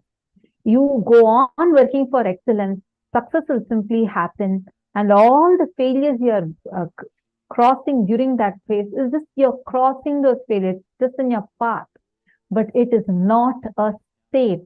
You decide to give up out of your laziness or arrogance. When you decide to give up and say, no, this is not working out, that is what you label as failure. You declare as failure and stop it. Understand there is nothing called failure. It is your decision to persist is the key to success. How many of you are recognizing this? I request all of you to write in detail and post so that this is like a very, very powerful cognition. It can help you break multiple levels, break your obstacles. Ganga breaks the Himalaya, not by power, but by persistence. She doesn't use power to break the Himalaya. She persists. It's her persistence that breaks Himalaya. This is one of my most favorite lines. I was just going to quote this line. Swamiji so beautifully explains. See, that is the key. Ganga does not break Himalayas by her power, but by her persistence. When you decide and when you persist, you will see how life will manifest all the results that you want exactly as you wanted. The key here is you experiencing that state, that space of completion inside of your inner space. If you decide to label it a failure, then it's gone. If you decide to label it as an attempt that you're trying to achieve, then you will be successful. The key lays there. Now, let us all do a very quick exercise. Go back to your life and see what are all the things that you have given up. What are all the different situations where you feel you have failed, frustrated, hopeless, everything. From the time you remember you, list, find out how your will arrogance failed you in multiple situations. For example, if you feel, I tried so many times for my exam, but I failed. Write it down. All the things that you failed in relationship, you failed in job, you failed in this, you failed in that. Write down every single failure you've had ever from the time you remember you. I request everyone to do this. It's a very, very powerful exercise. Please write it down.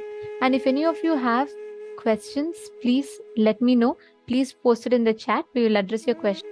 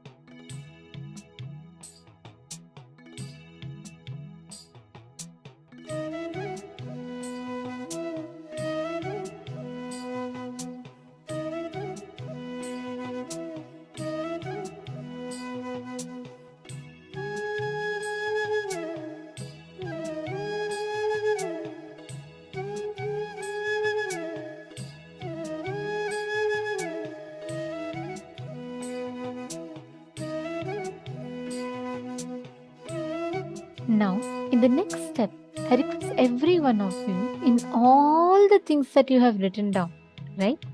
In each and every single thing that you have written down, the moments that you have labeled as failure, the moments that you have labeled as unsuccessful, look in and complete why you failed where you failed. Sit and complete with that pattern of struggling, the will arrogance. And now, consciously go back. Once you complete with each of them, make a decision to work only with will persistence. Sit with that decision. Only with will persistence, you're going to take the decision, not with will arrogance.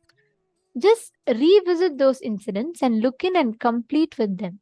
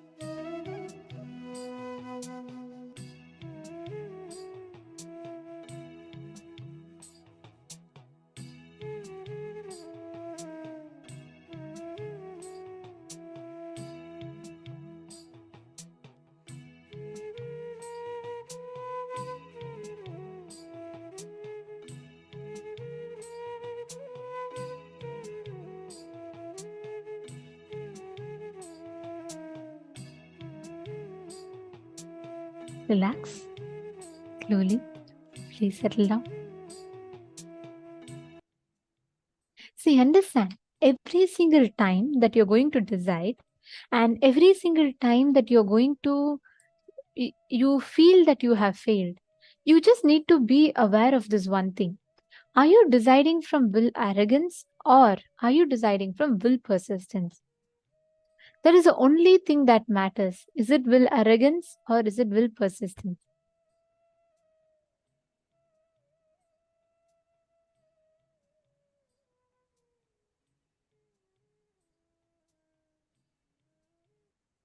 Look back each time.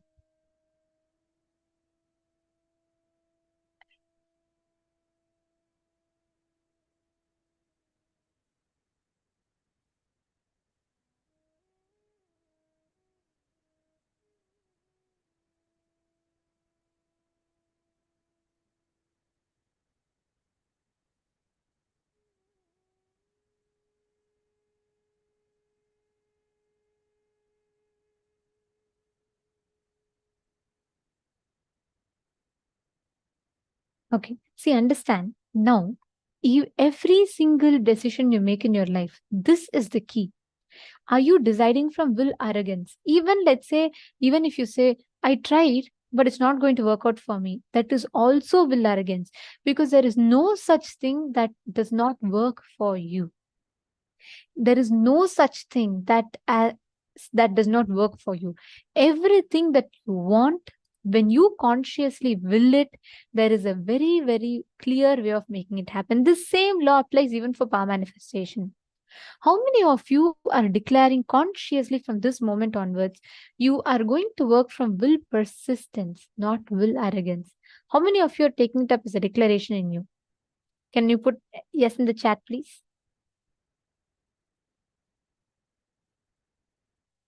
Wonderful. Now listen very carefully. Every time you're manifesting powers, apply the same principle, will persistence. With will persistence, you can make it happen. You have a way to make it happen.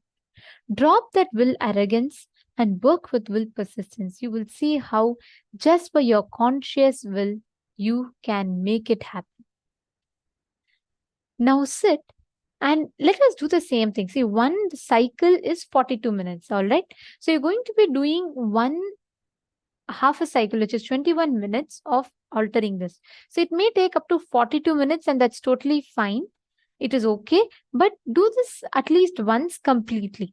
Pick up a place and make sure already that forecast is not predicting sun or rain or whatever you want to bring in there, and alter the temperature, increase it but by at least 2-3 degrees.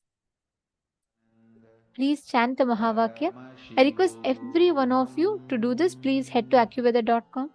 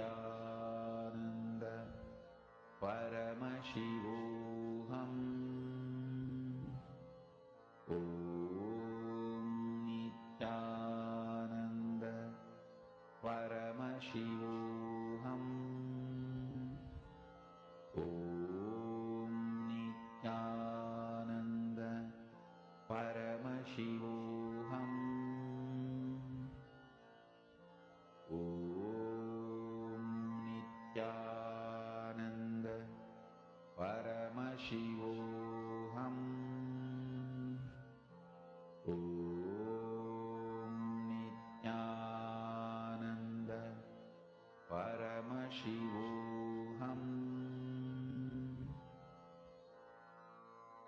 Mahamahavagya, spiritual lullaby for Samadhi. And Suprabhatam, wake up call, wake up song for Paramashiva. This Mahamahavagya is spiritual lullaby for you to fall into Samadhi. Suprabhatam, wake up song for Paramashiva to wake up in you. Just remember this one powerful cognition. This Mahamahavagya puts me in Samadhi. This is spiritual lullaby for Samadhi. And Suprabhatam, wake up song for Paramashiva in me. For Paramashiva to manifest. With this one spiritual powerful cognition, chant this Mahamahavagya.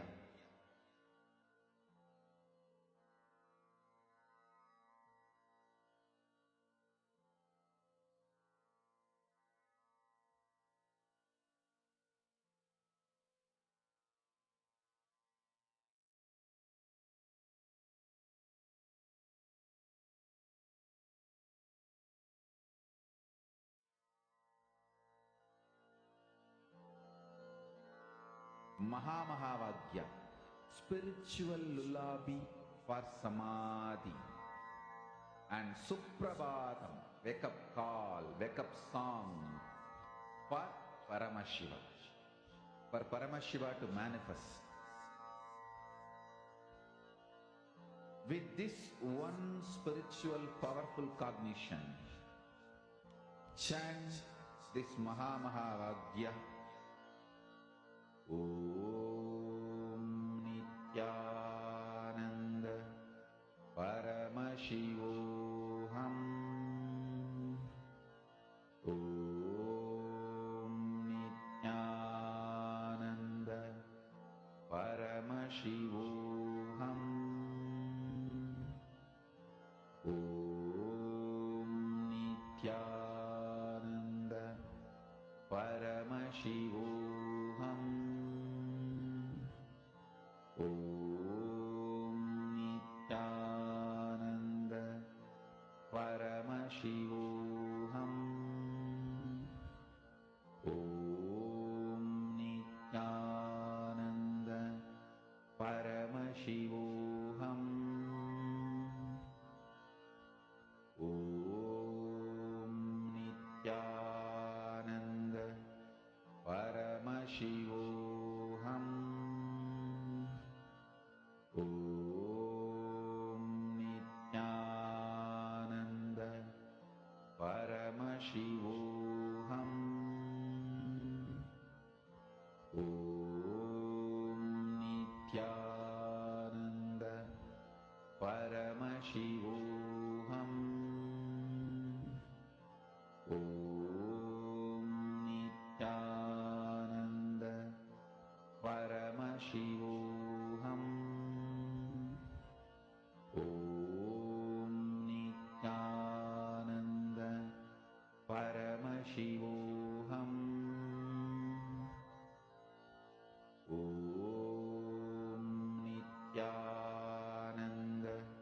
Om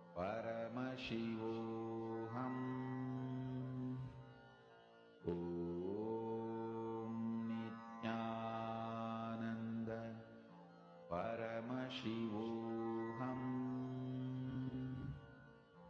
Om Nithyananda Paramashivoham.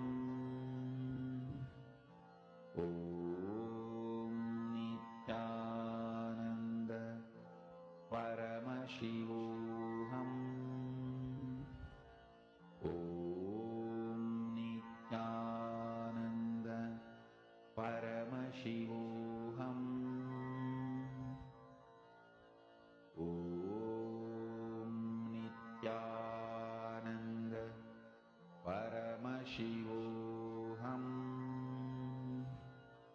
Om Nithyananda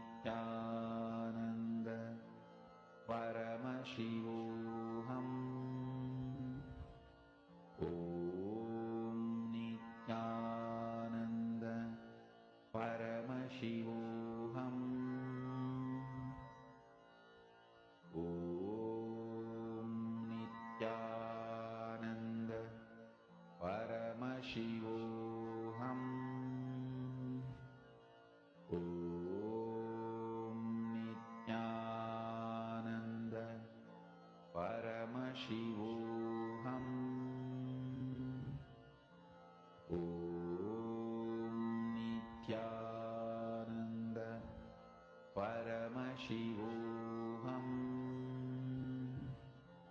Om Nithyananda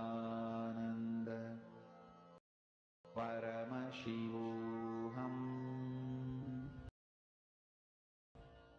Om Nithyananda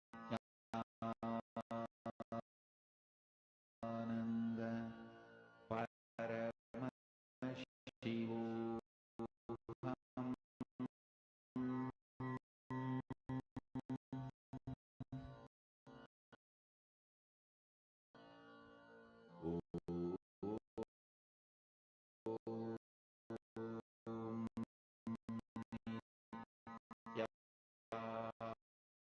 Nityananda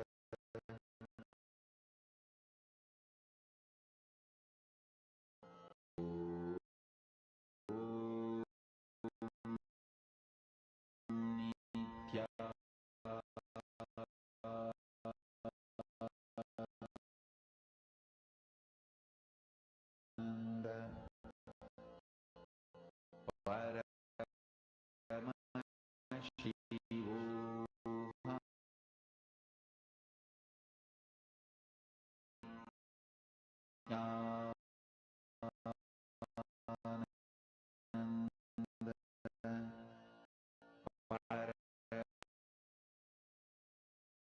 Paramashivoham.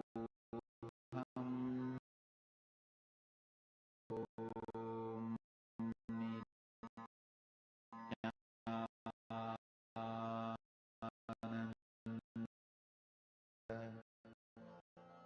Paramashivoham.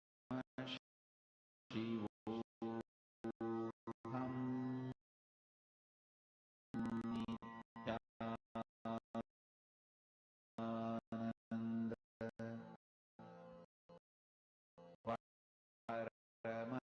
Paramashivoham.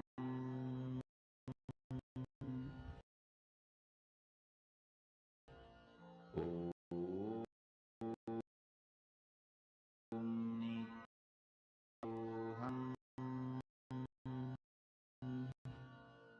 Om Nityananda Paramashivoham. Om Nityananda Paramashivoham. Om Nityananda Paramashivoham. Om Paramashivoham.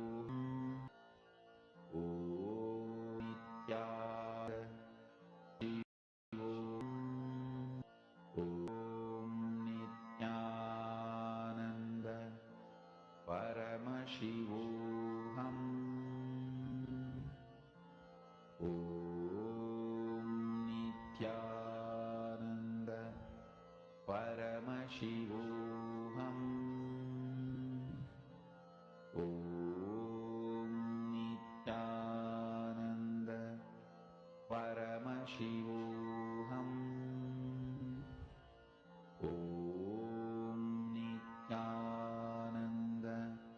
Paramashivoham.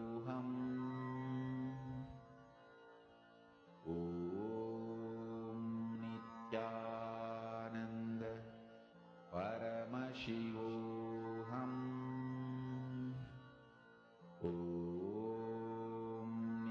Nityananda Paramashivoham. Om Nityananda Paramashivoham. Om Nityananda Paramashivoham. Om Nityananda Paramashivoham. Om Nityananda Paramashivoham. Om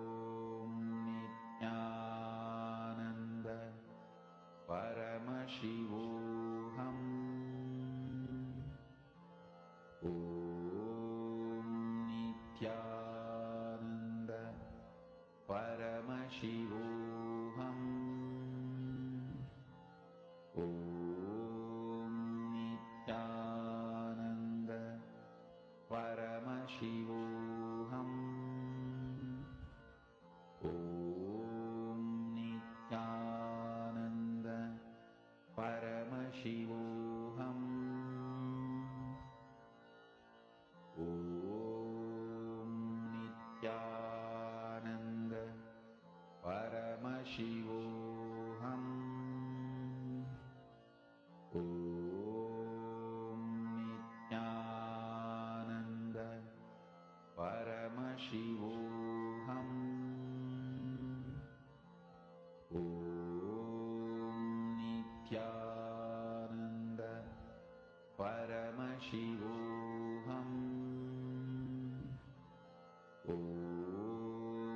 Nithyananda Paramashivam.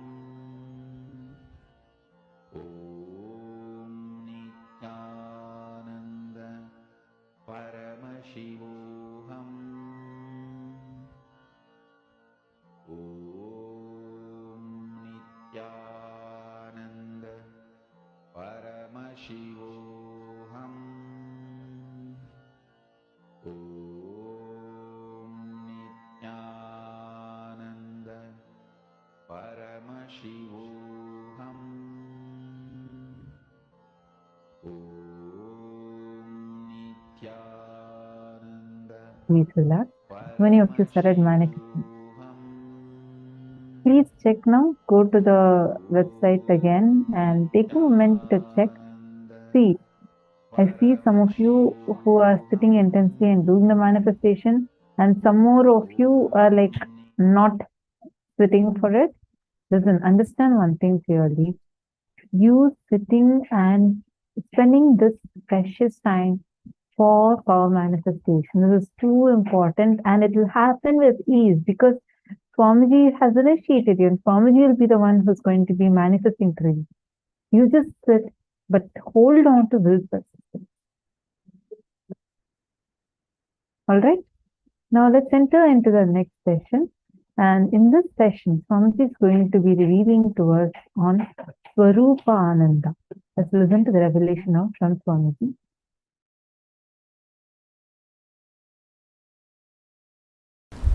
The opinions like love, hatred, those signals occupy such large space in your brain, they form like a fort and do not let you see beyond the wall. Listen, listen. Seeing this world does not make you incapable or incapable of not seeing the other worlds. No. Opinions you form about this world stops you perceiving the other planes. Listen. I'll repeat. See, this world you see. Bur, Bhuva. In the human body you have access to all the three. Bhur, Bhuva, Swa. In human body you can experience Swa also. Bhur, Bhuva, Swa. All the three you can experience in this human body. This Bhur, Bhuva, Swa, these planes which you are seeing is not stopping your ability to perceive other planes like a Tapo, Satya, Brahma, all those lokas. But the opinions you form about these worlds becomes a huge fort inside your brain, Sahasrara Mandala, 1,000 petal flower. When that fort is built, then you are not able to see outside the fort. that stops your ability to perceive the multiple dimensions of the universe. Listen. Actually, choices are not only not freedom, they are anti-freedom. Listen. Choices are not only not freedom, they are anti-freedom. You are so engrossed, engaged, feeling you got the result.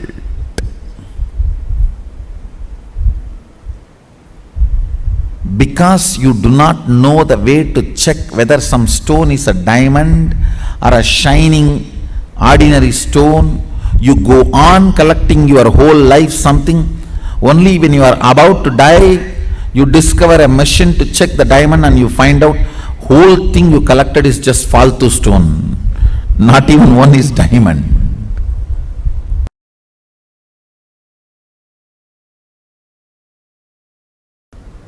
The more dimension life you manifest, more fulfilling you are, more complete you are, more Sadashivatva manifests through you. Understand? Understand? Through puja, if your breathing becomes very, listen, intense does not mean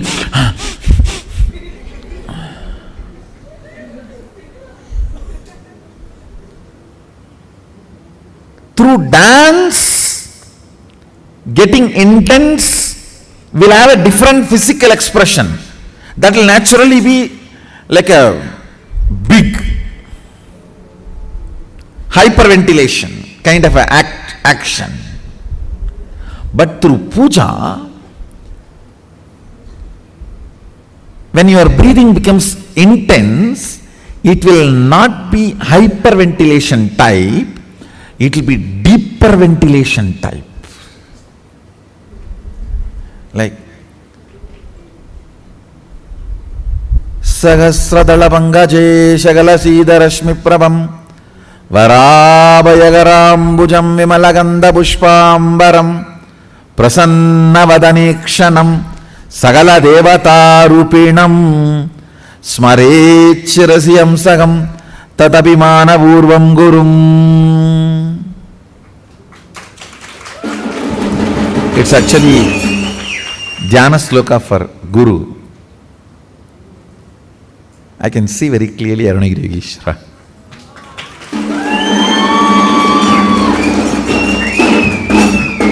Sahasrara Pangaje Shagalasida Rashmi Prabham Varabhayagarambujam Vimalaganda Pushpambaram Prasannavadanikshanam Sagala Devata Rupinam. On the 1,000-petal lotus,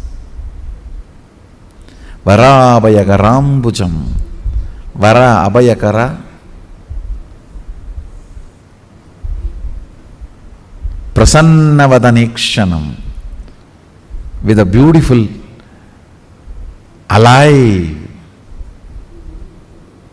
Prasannavadana, smiling, welcoming. Prasanna cannot be translated just as a smiling or welcoming. Prasanna should be smiling, welcoming, alive, illumined, graceful. All that words should be added. Prasanna is something which brings you to the present. Prasannavadanekshanam Sagala Devata Rupinam. Embodiment are in the form of Sagala Devatas, all the gods and goddesses. Smarechirasi Hamsaham Tatapimana Purvam Gurum means with my breathing flow, hamsakam. See, hamsam is the integrity syllable of your breathing. Listen carefully. Integrity means being what you are known for.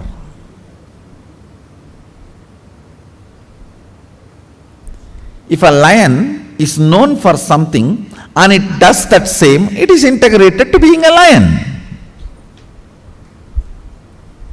An elephant is known for something and it is doing the same thing, it is integrated to being an elephant. If suddenly elephant starts eating the flesh, what will happen? He is not known for it. If he does for what he is known, he is integrated to it. So, the integrity syllable of your breathing is hamsam. Hamsam. This hamsam is the ajapa japa mantra, unchanted mantra which gets chanted continuously by the integrity of your breathing. When your breathing gets into your system and comes out, the natural sound it makes is called hamsa. Hamsam. Understand? Where this hum sound takes a turn of some sound is Sahasrara. That is where Guru is sitting. That is why it is called hum. Please listen carefully. That is why he is addressed as hamsakam. Where the hum turns into sam, his akam resides there. That is his house. If the hum does not turn into sam, you are savam. Understand? If the hum, listen carefully. If the hum is 100 unit and sam is less than 100, 99, you are just aham. If the hum is 100 and sam is 100, you are hamsa. Jiva, individual soul, who had Pratyakatma Chaitanya Jagrata. If the hum is 100 and sam is 101, you are Paramahamsa.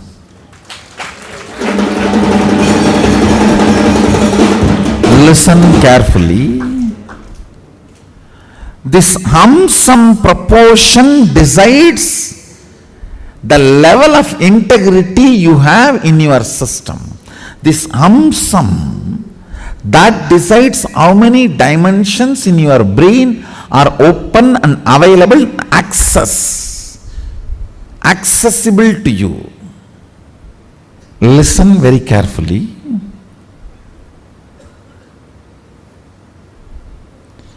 If this hum is 100, sam is less than 100, you are in the plane of agam, human. Bhu. If the hum is 100, sam is also 100, you are hamsa, jiva who is awakened. If the hum is 100, sam is even 101, you started entering into the Paramahamsa dimension. Means the Guru component has started manifesting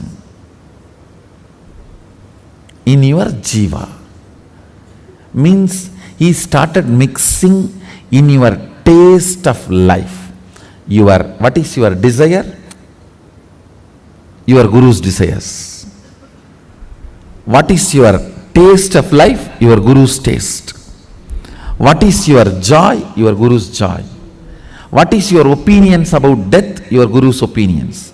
What is your opinion about life? Your Guru's opinions.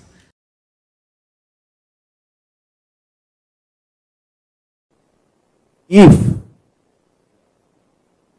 you start enjoying the narration you carry about you, Swarupa Ananda. And everyone around you enjoys the narration about you, which they carry in them. In that space,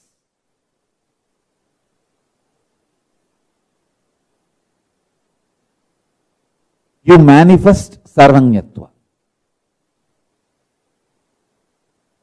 Kailasa is the ecosystem to help you to enjoy the narration you carry about you. And everyone celebrates the narration they carry about you in them. You celebrate them, they celebrate you. In this kind of ecosystem, powers manifest just like that.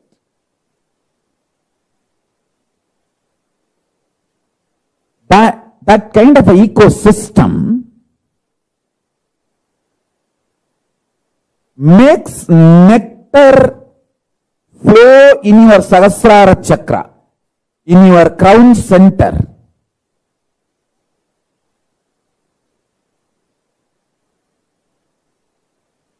Even when your Guru initiates you with his consciousness, the first thing happens is your Sahasrara Chakra explodes in super consciousness, the Paramashiva space. The nectar, Amrita, pours in your system. You enjoy the beautiful narrative of you carry inside you. That you are Paramashivatva. And you enjoy the Paramashivatva of the whole universe, everyone around you. And everyone around you enjoys you.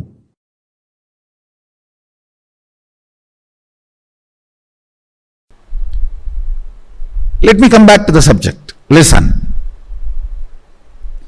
Whenever you are not able to hold the lit up 1,000 lotus petals, that Sahasrara, and come down only with prayer. Prayer will grow roots and push you back to that same higher electrical structure and chemical structure in your brain, to the Sahasrara. If you start analyzing, why am I not retaining maybe all the sins I have done?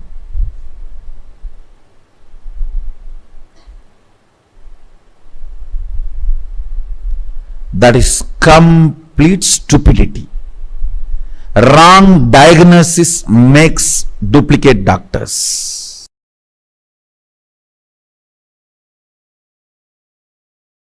Listen carefully.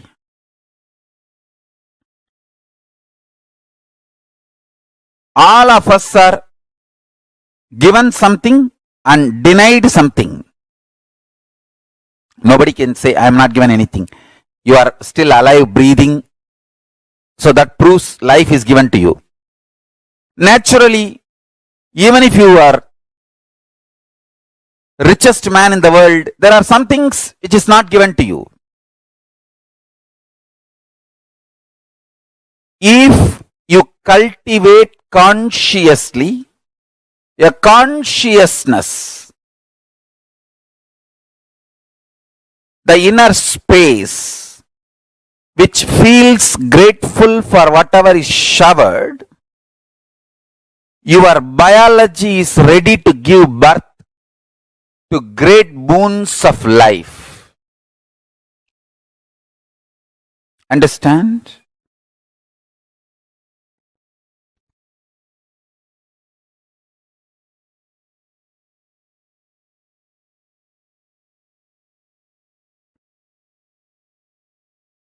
Person who cherishes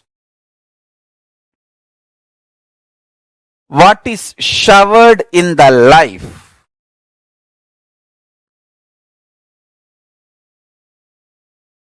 feels supported, loved, cared, and goes on deciding to support, love, care. Understand? This space is heaven. I tell you, all I need for me to run my whole day is just consciously feeling joyful. Those devotees smile, that's all. See, when I open the eyes from samadhi and see the two-way, when I see all these people, that's all is my food. Nothing else is needed. No other food is needed.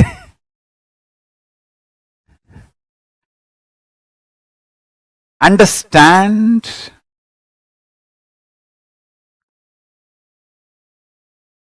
The biology you carry, inner space you carry,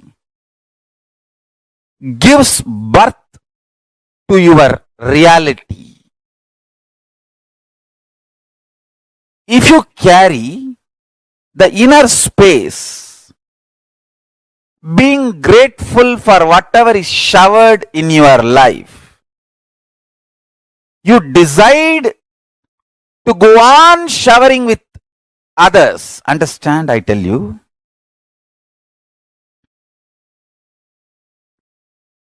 Whoever enjoys by contributing are gods, angels. Angels may not be the right word. What I wanted to convey is devatas. The Sanskrit word devatas. Maybe the rough translation in English can be gods and goddesses, not angels. Because devatas are much higher than angels. The concept of angels. Listen carefully.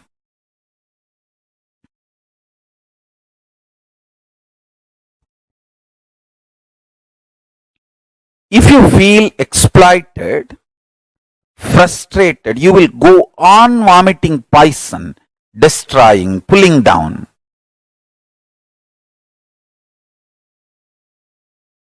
Spreading hatred, vomiting poison. You will be so deluded. You will know you are straight lying.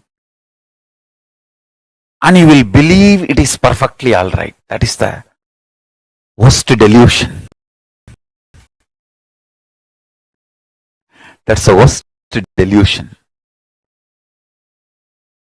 Money gets, integrity gets more integrity, laziness gets more laziness, abuse gets more abuse, joy gets more joy, bliss gets more bliss, sadness gets more sadness. What you work for, you get that. I tell you, listen carefully. I really tell you.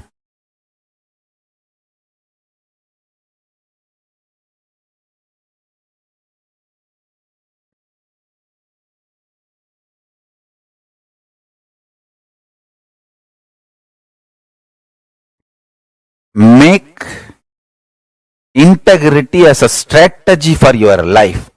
You will attract such wonderful integrated people around you. Even if the non-integrated people come, you will know them just by their smell, and they will not be able to harm you. You know how to protect yourself, save yourself, and continue your service. Love for the consciousness. love for the existence. Understand? The source of life is all about going on contributing.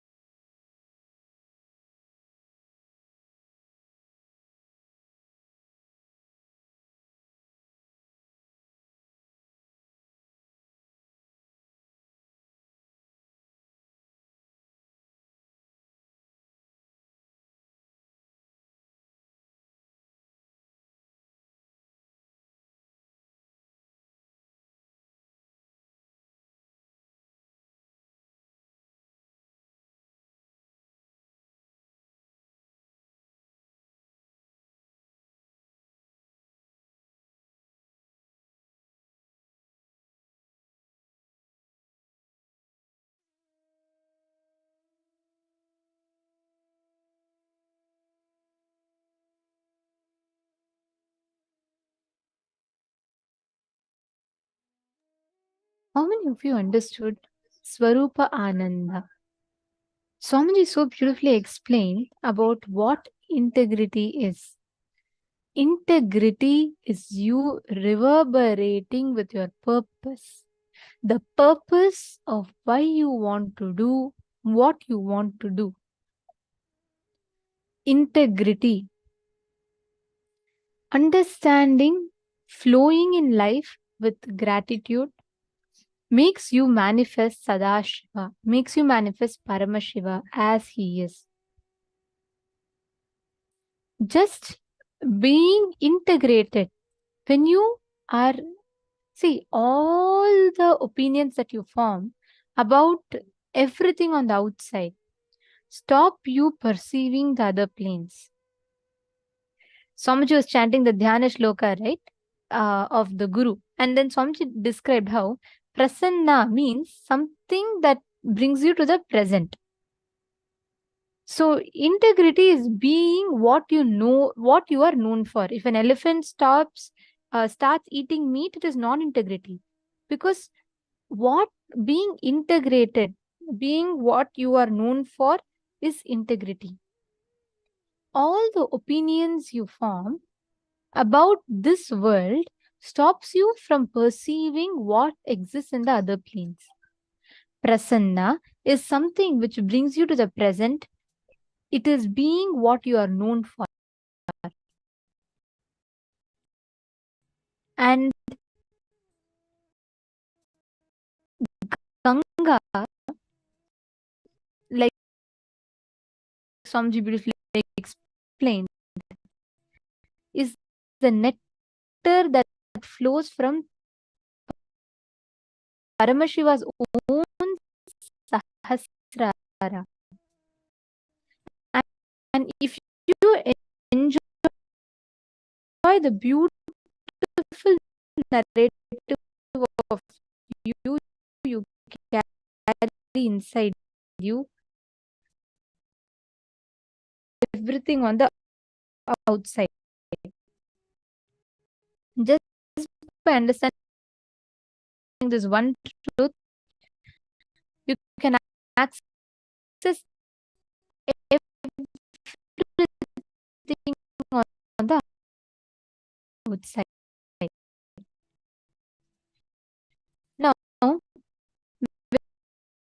going to be doing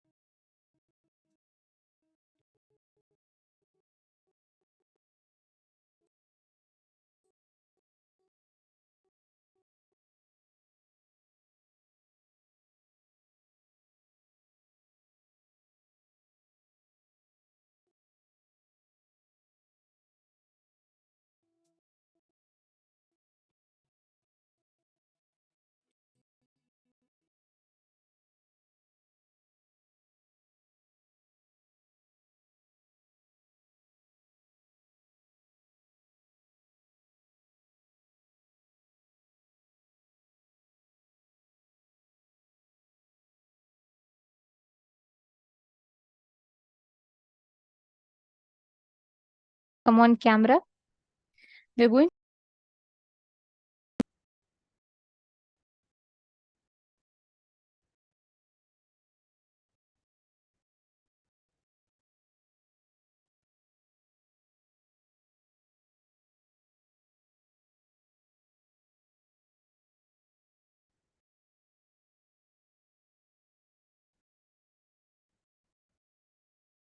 and you kind of sit through your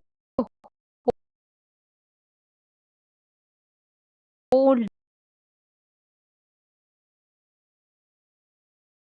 heat of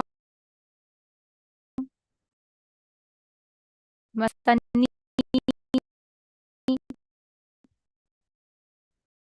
Come on, can I request? You'll be sitting in Vajrasana, so just get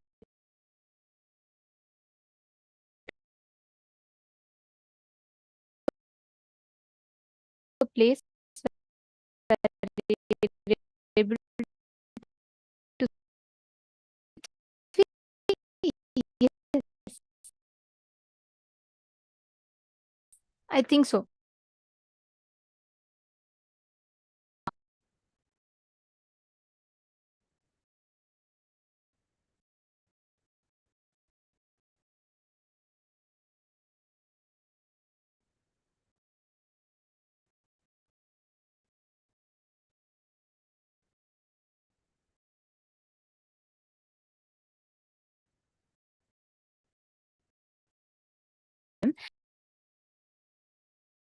Unless any of you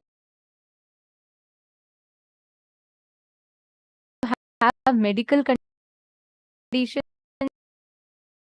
now I'm going to be guiding you all step by step. See, understand, Swamiji revealed, right?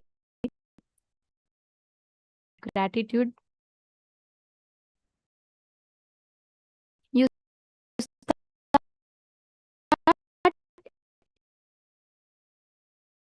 experiencing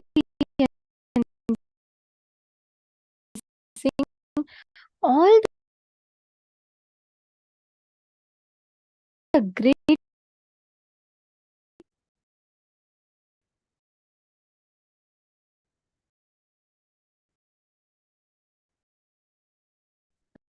okay. Now the first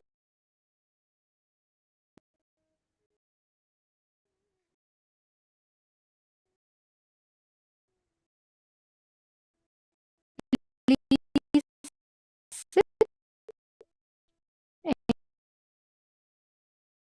exactly as shown in the camera.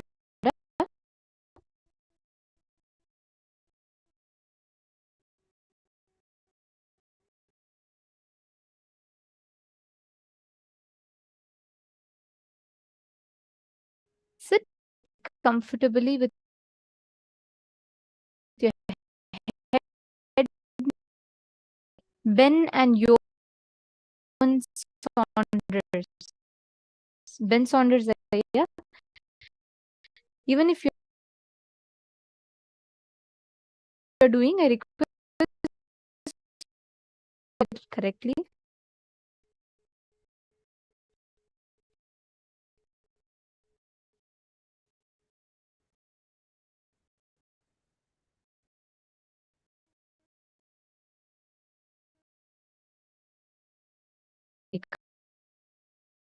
Vastrika is basically chaotic.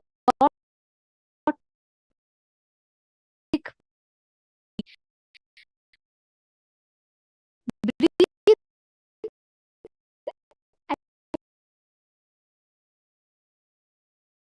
aggressively in chaotic. Like any random breathing pattern. It should not.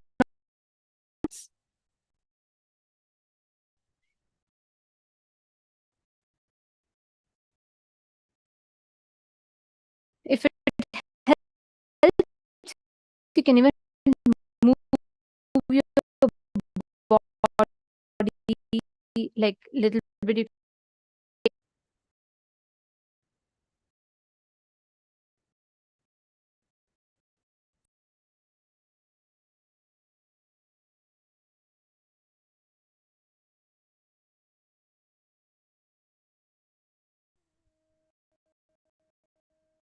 Breathe chaotic.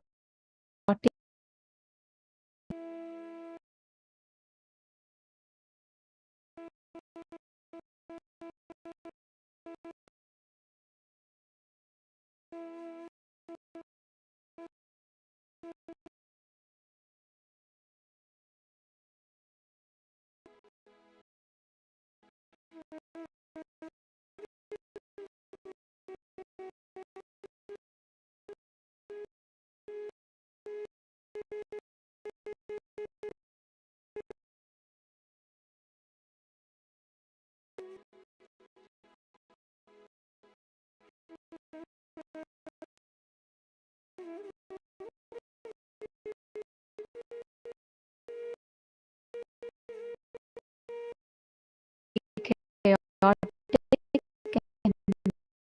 and random.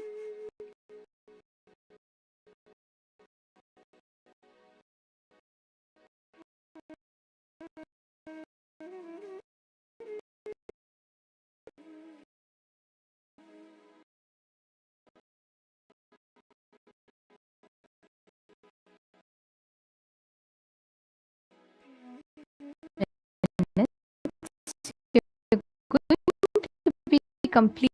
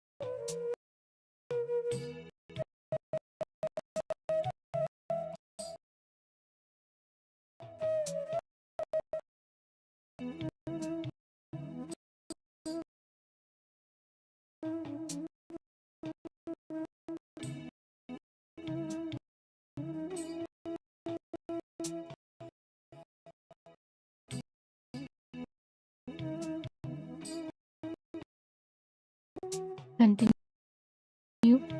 breathing chaotically without any rhythm or pattern in your breath.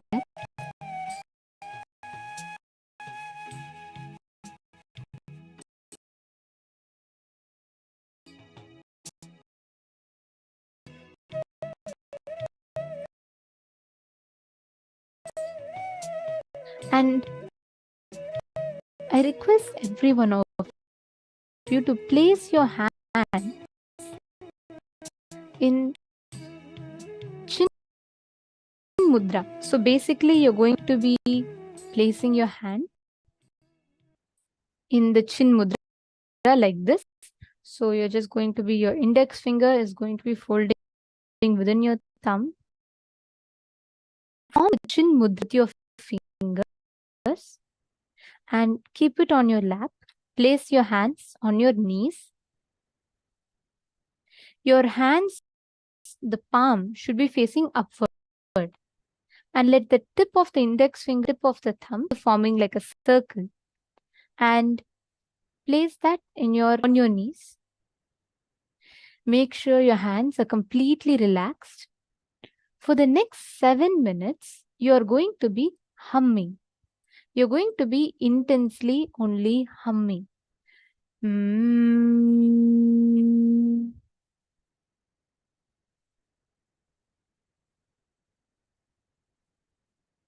The humming should be done with the lips together. Don't open your mouth. There should be no sound coming from your mouth. It should come from your navel center. This is called the Maha Mantra humming. You're going to be doing it as loudly as possible without opening your mouth. So purse your lips together, hands in Chin Mudra, eyes closed, and normal breathing and hum.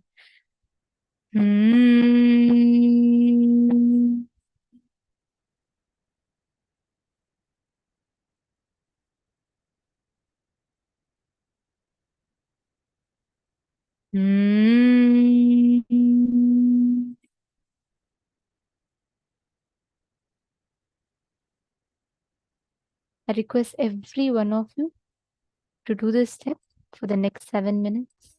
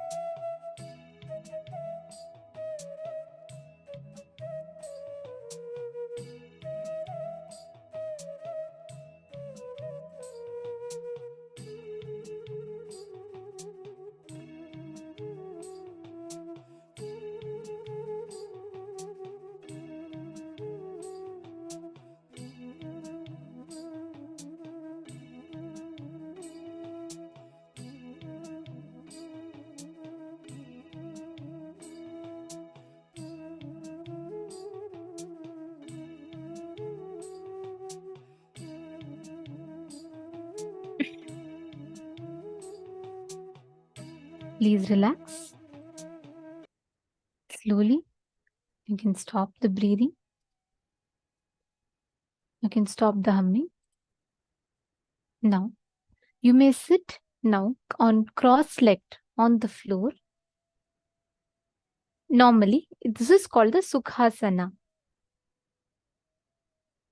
As shown in the picture, you can take the comfortable step.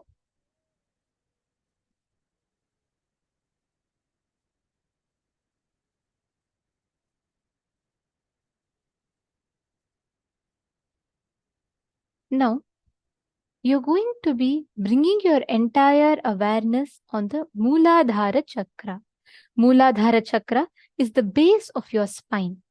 Bring your complete awareness to the Mooladhara Chakra.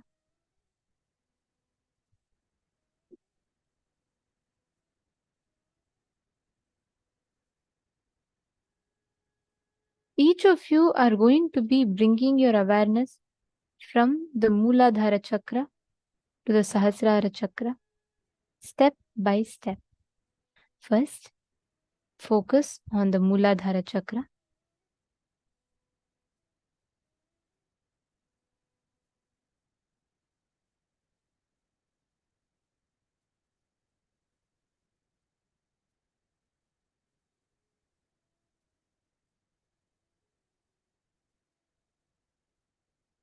Bring your complete awareness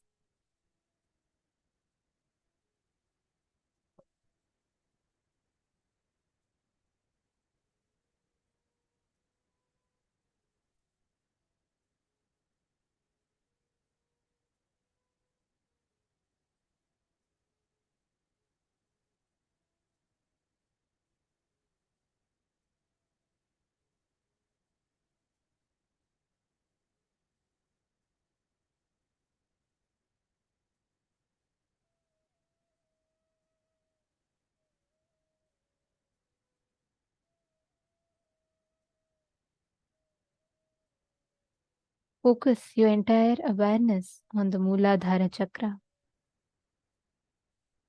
The base, the root center at the very end of your backbone.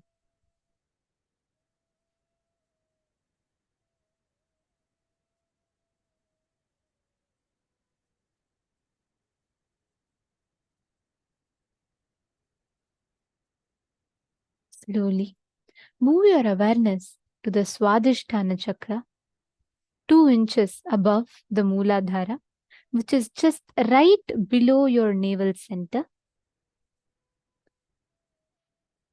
Bring your complete awareness.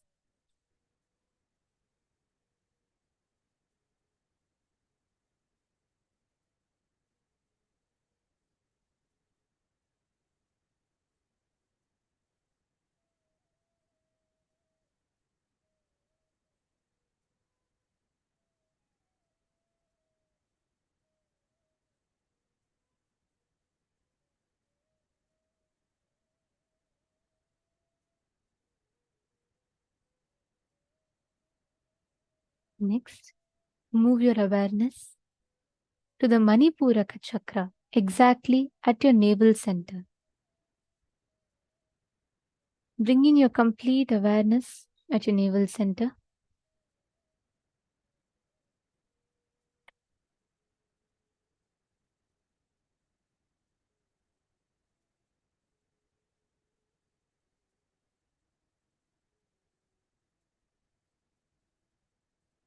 Just place your awareness. You don't need to do anything. Just bring your whole awareness. Forget all the other parts, and you're only going to focus your existence, your awareness in the navel center, the Manipuraka Chakra.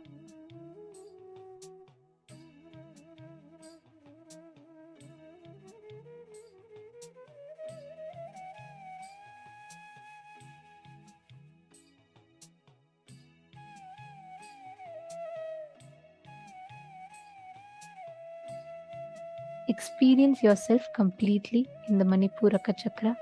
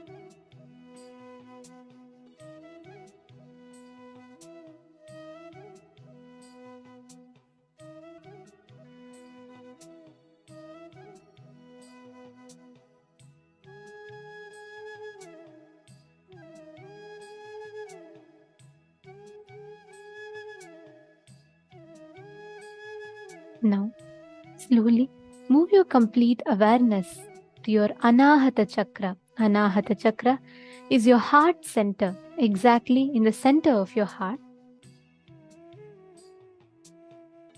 Move your complete awareness to the Anahata Chakra, the heart center.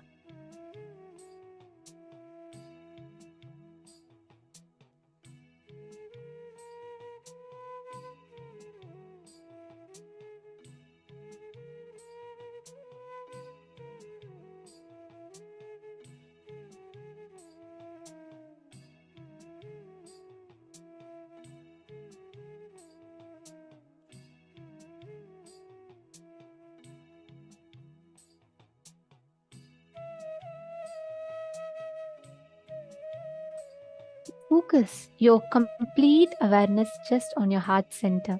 Your existence, bring your complete existence on your heart center.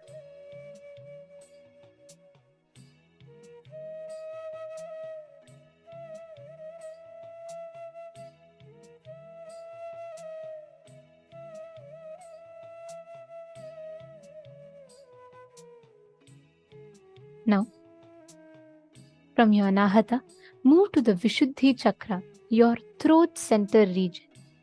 Completely bringing your whole awareness through the throat center and bring your complete awareness there. Focus your complete existence on the throat center, the Vishuddhi Chakra. You can even put your hand in your Vishuddhi Chakra. Bring your complete awareness there. Do not fall asleep. Do this process sincerely.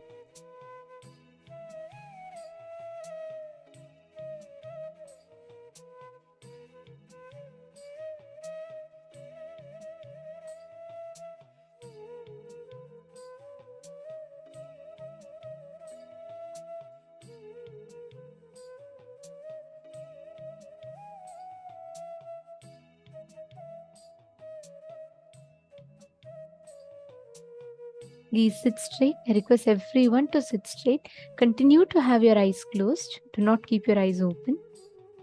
Do this process sincerely.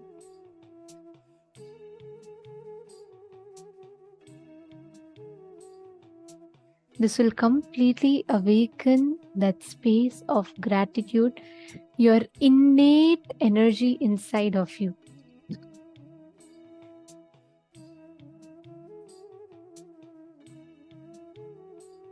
Now, slowly move your entire awareness to your third eye, your brow center, the center of your eyebrows. Focus your complete existence on the Agnya Chakra, your brow center.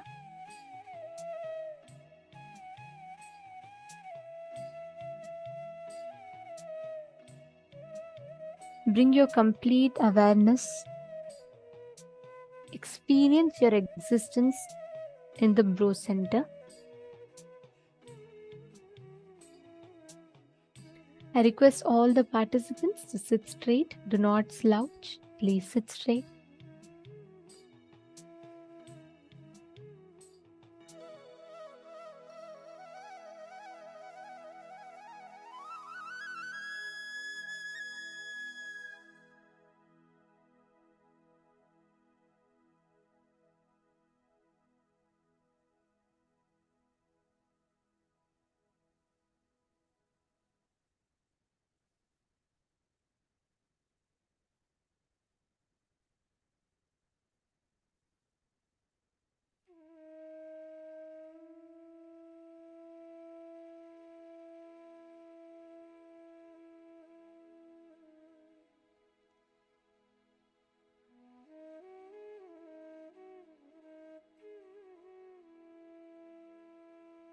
Bring your complete awareness into your Agnya Chakra.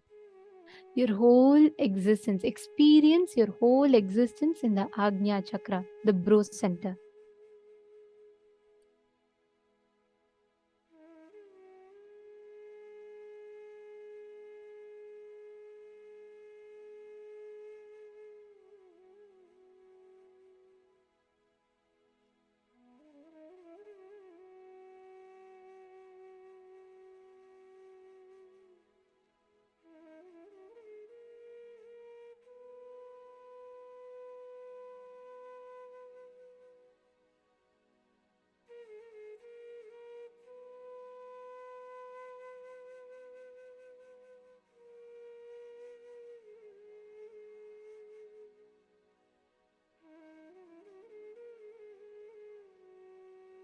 Now, move your complete awareness to your Sahasrara Chakra through the crown center, the top of your head. To the complete top of your head, just move your complete awareness to the Sahasrara Chakra.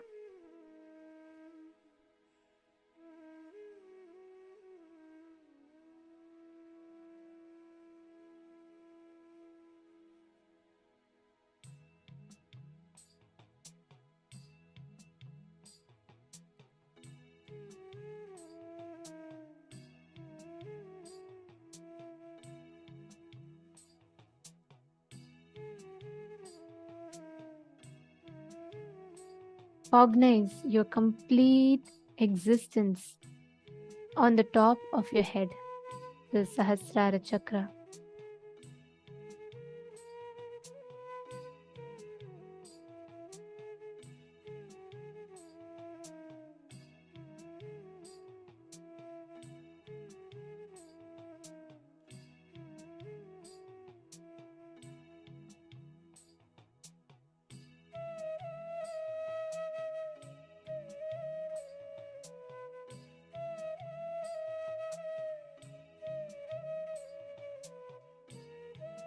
Cognize your complete existence, the Sahasrara Chakra.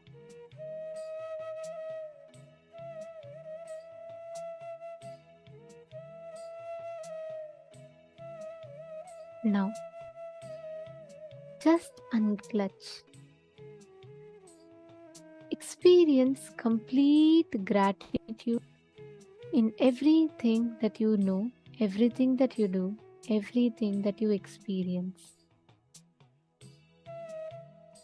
Bring complete gratitude. If it is a negative thought, or a person you don't like, or an unpleasant situation that comes inside you, just bless it.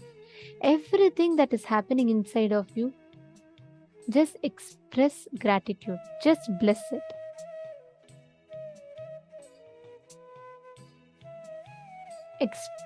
Experience gratitude.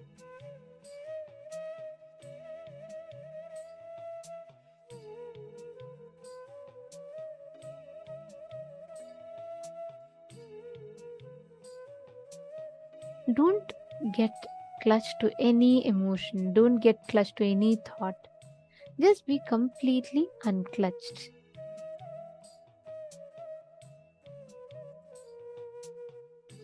Unclutch from everything.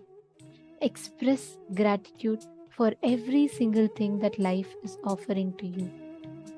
If you remember something unpleasant, offer your gratitude to it.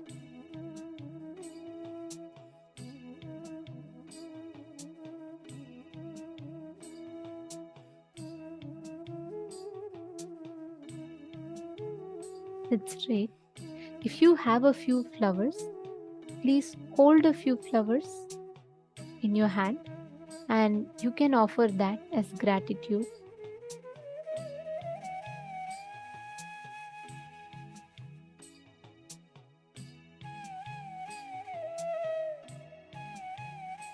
Offer gratitude to every single person in your life. All the wrong situations, all the right situations, all the situations. Offer your gratitude. Hold a few flowers in your hands. Close your eyes. Concentrate. Bring your complete awareness on the Sahasrara Chakra. Forget all the other parts of your body. Experience your existence only in the Sahasrara Chakra.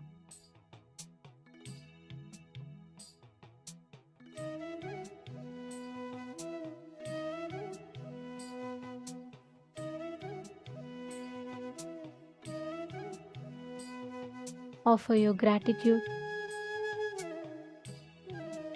with your whole being. Just focus on your crown center. Relax. Just sit with a smile. Don't clutch. Don't worry about anything. Just wear a smile on your face and sit completely relaxed.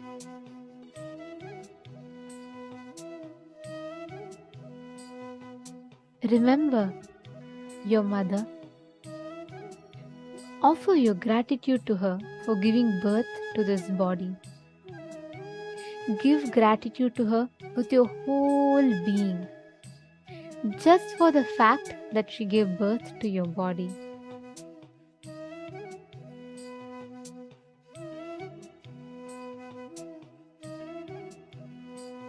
Give your complete awareness in your Sahasrara.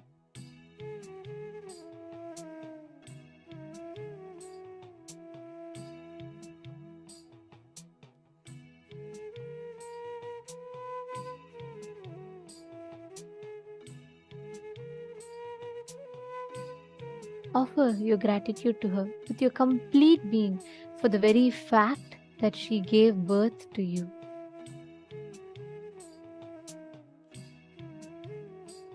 Remember and give all your being gratitude to her.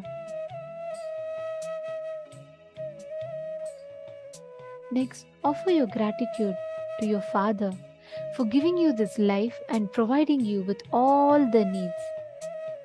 Offer your gratitude. Don't have any calculations, don't have any thinking.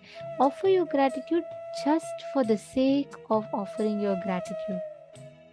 Bring in your complete gratitude from your whole being. Offer your gratitude to your father.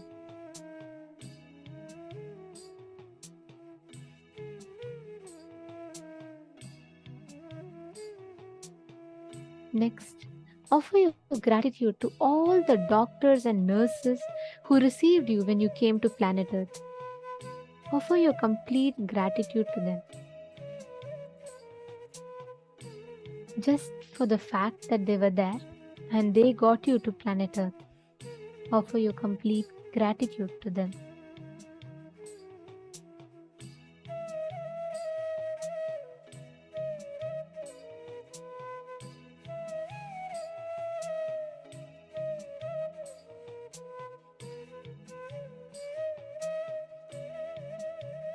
Offer your gratitude to all the people who took care of you when you were an infant, to all those beings who stood with you, who fed you, who gave you food, who gave you shelter, who loved you, who protected you.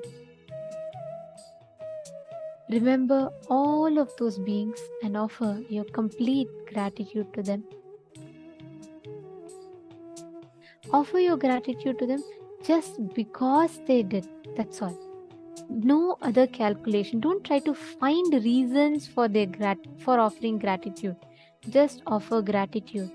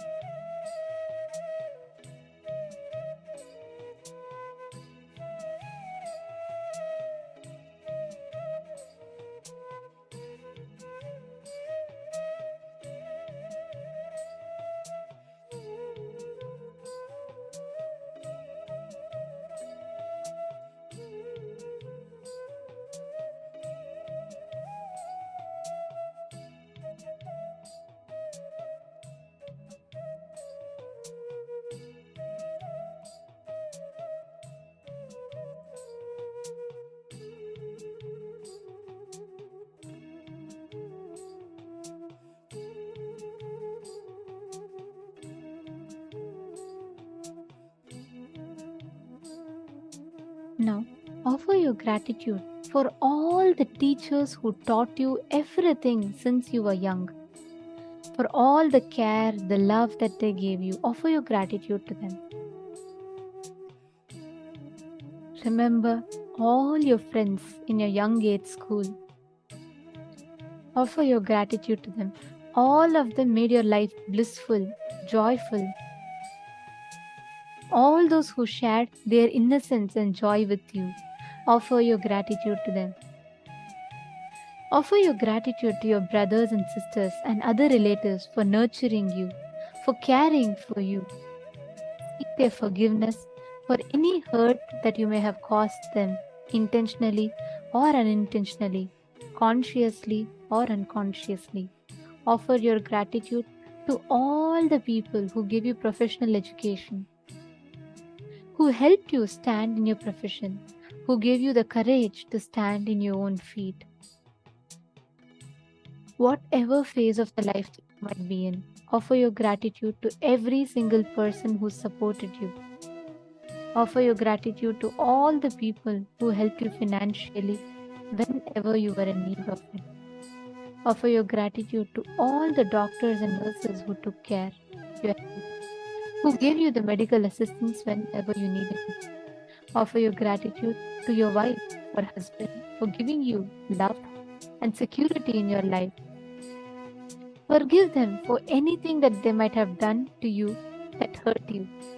Seek their forgiveness you have done to them which have hurt them.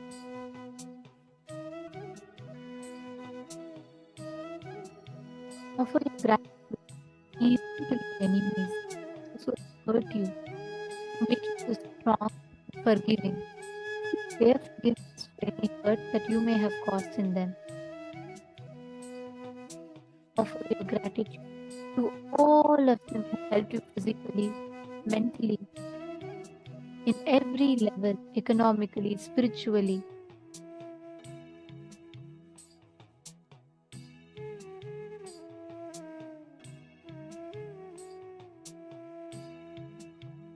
Offer your gratitude to your whole body, to your mind, to your being. Offer the gratitude to the divine for the very fact that you happened on planet Earth. Just sit in that space of gratitude. Just experience gratitude to every single happening in your life. All the best things for giving you joy. All the worst things for making you even stronger. Just offer your gratitude. Celebrate the fact that life happened and gave you different situations. Just offer your gratitude.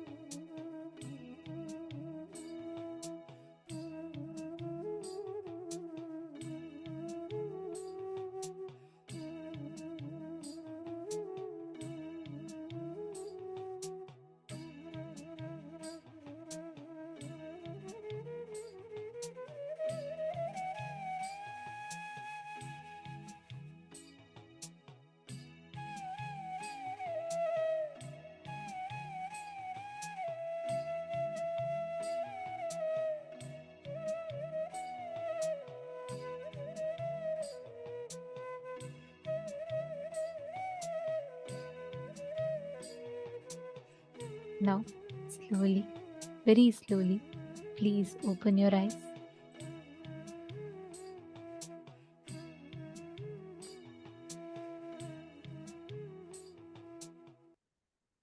How do each of you feel now after doing this powerful meditation?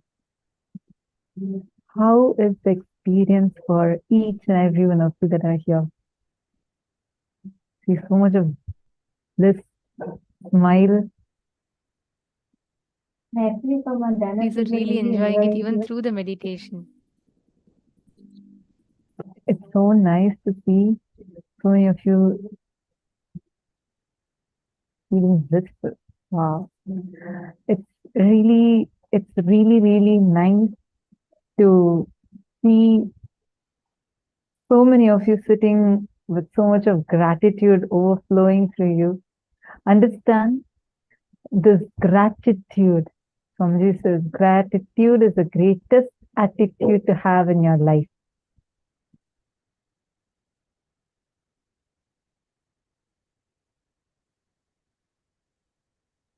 Very nice.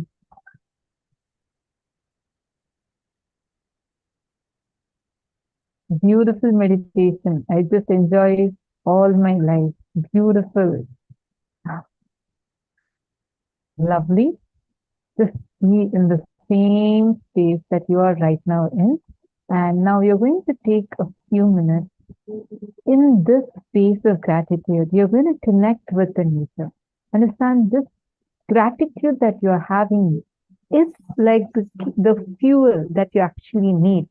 And that would help you to flower so beautiful flower in your life and connect with nature, manifest the powers that you can just play with it.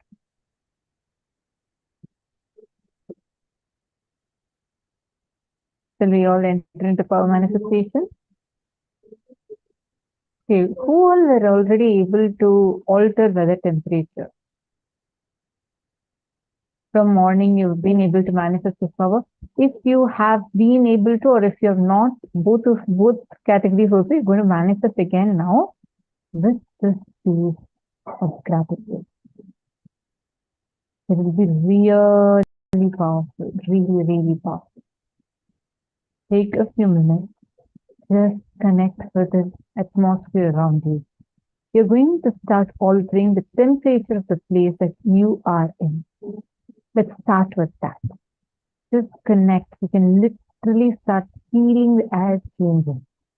First, take a few minutes, measure the temperature. Go to any website like accuweather.com is one of the websites that we know. Any website, there are so many websites that give you the exact temperature. Go to anything. Your temperature should not change because of some AC or something. Make sure you measure the temperature rightly. And now let's start the power manifestation. Please chant the Mahavakya. Continue to be in the space of gratitude.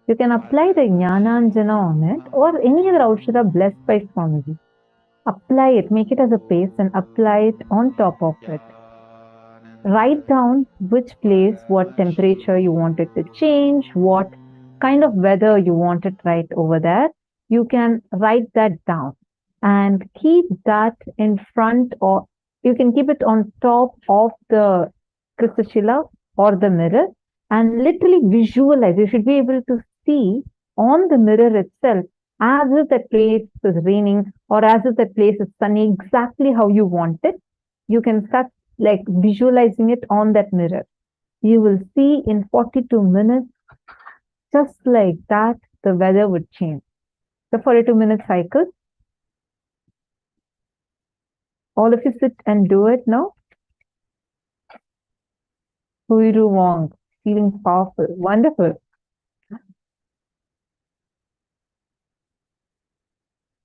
The cycle is for 42 minutes. Mavirupaksha, it's 42 minutes. No, I see your reaction. You're like, oh, what? No, you don't need to sit for the full 42 minutes. You're just going to start and we're going to do one more round again. So the 42 minutes, 21 minutes now, the next session, and then after that, 21 minutes of power manifestation. You're going to do it in the same place. It takes 42 minutes for the effect to happen. Hold your visualization. Have that visualization in you. That's how you manifest it. Come on.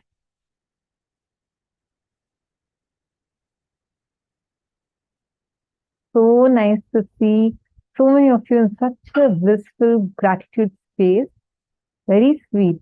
Sit and do this power manifestation now. In that same space.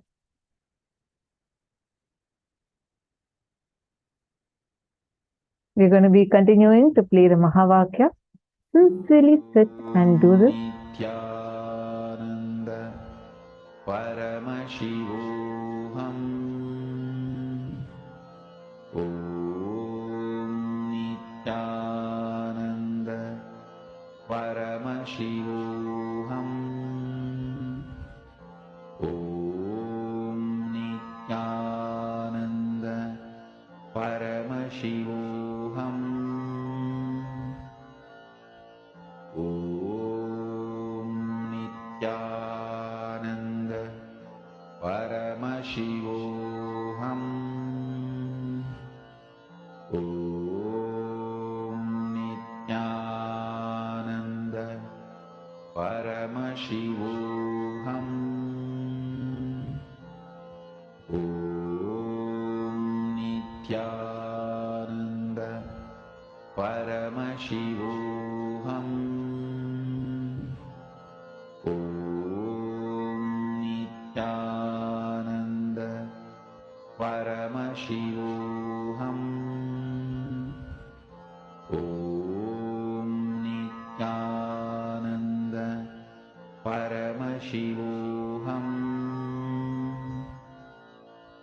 Om Nityananda Paramashivam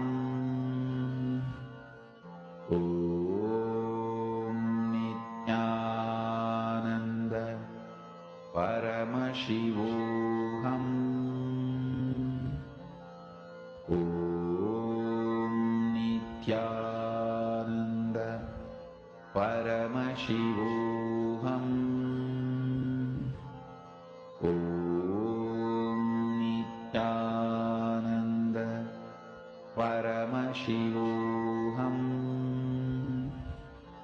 Om Nityananda Paramashivam Om Nityananda Paramashivam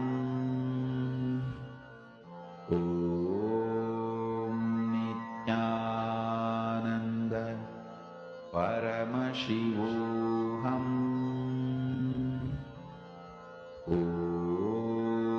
Nityananda Paramashivam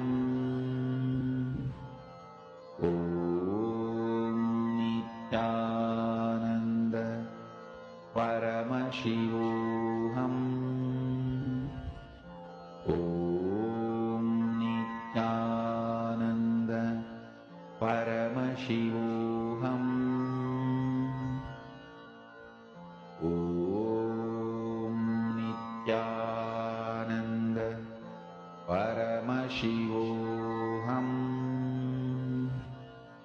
Om Nithyananda Paramashivoham.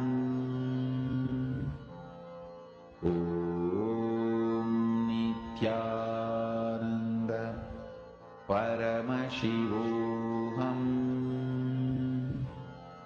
Om Nithyananda Paramashivoham.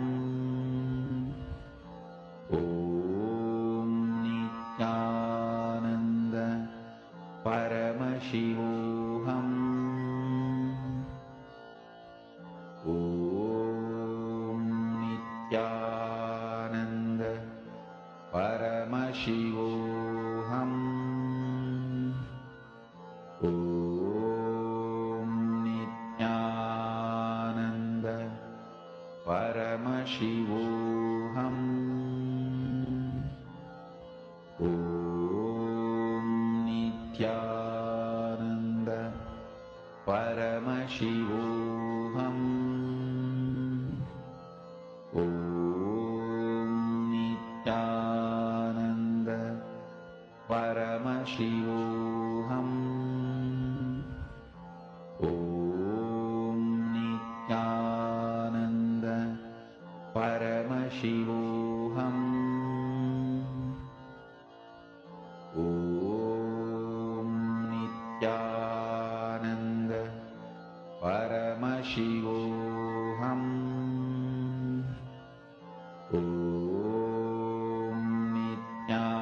Okay, I do see some of you asking questions. Just a moment. Continue the manifestation. I see participants on YouTube, Nityanandam. So wonderful to have all of you also. We are actually being live streamed on various social media platforms. Like right now, this program is made completely available for various social media platforms. So it's wonderful to see so many of you logged in. Nityanandam, Shane, and Samuel Hagerman. Wonderful to have you all here. Samuel Hagerman is asking, what does Krista Shila look like? It's actually a granite slab, but this is specifically blessed by Swamiji and energized by Swamiji and given to us. It's a granite, it's a thick granite slab. And this was energized and given in earlier program. Swamiji himself has energized and given. And the stone has a power to hold a lot of energy. Actually, when you start doing advanced level power manifestation, the mirror, when you start using the mirror is too thin, right? And you'll see that without it falling down, without doing anything, it'll start having cracks on it and it'll start breaking. Krista Shila is the next advanced level power manifestation, where just in the granite slab, I mean, the power you will need is the same. Now you can see on that. It will actually help hold a lot more energy and help you see the things, like you want to visualize the place. You want to see in that. It'll look like a HD video that you'll be seeing on the Krista Shila. Swamiji will be blessing the Jnananjana and giving. So the Jnananjana, when it's applied on the Krista Shila and you start seeing it, it'll be like you're watching a HD movie on the granite slab. So that's how it is. That's the Krista Shila. It's a technology from the period of Devi Parashakti as Madurai Meenakshi. When she ruled over Madurai as Meenakshi, this was a technology that was used in that period. That is why if you see all the temples throughout the Madurai, the whole kingdom, the Pandya kingdom, which was ruling Madurai, in their period, lot of things are built with this granite slabs, and there were just pillars and deities just made of granite, where whenever Devi Meenakshi wanted to make an announcement to all the citizens, she used to appear on all those granite slabs. Like right now, we all watch Darshan on the TV, correct? Like your TV or your laptop. We watch the Darshan of Swamiji. Like that, as Devi Meenakshi, she used to appear on all the granite slabs. People used to have her darshan on the granite slab, and she will come and do any announcement or reveal things to the citizens. I see you saying, wow. Yes, and actually a lot of evidences for this have been discovered recently, where a lot of these granite slabs and the excavations that are being done in Kiradi. Kiradi is an excavation site, and where they started finding the remains of the kingdom of Madurai from Devi Meenakshi's period. And a lot of things are matching exactly to this, but this revelation was revealed by Swamiji for all of us. I know it's like absolutely amazing. That very science Swamiji has revived. And we saw like when Swamiji had initiated the Balasans, and many of the program participants who had attended physically the programs when it happened physically, the mirror, like without the mirror, you start using it without even you putting it down, breaking it, the mirror will start breaking because the energy, it can only handle up to certain amount of energy. After that, you need to use the granite slab. It's thick, it'll be in a golden box.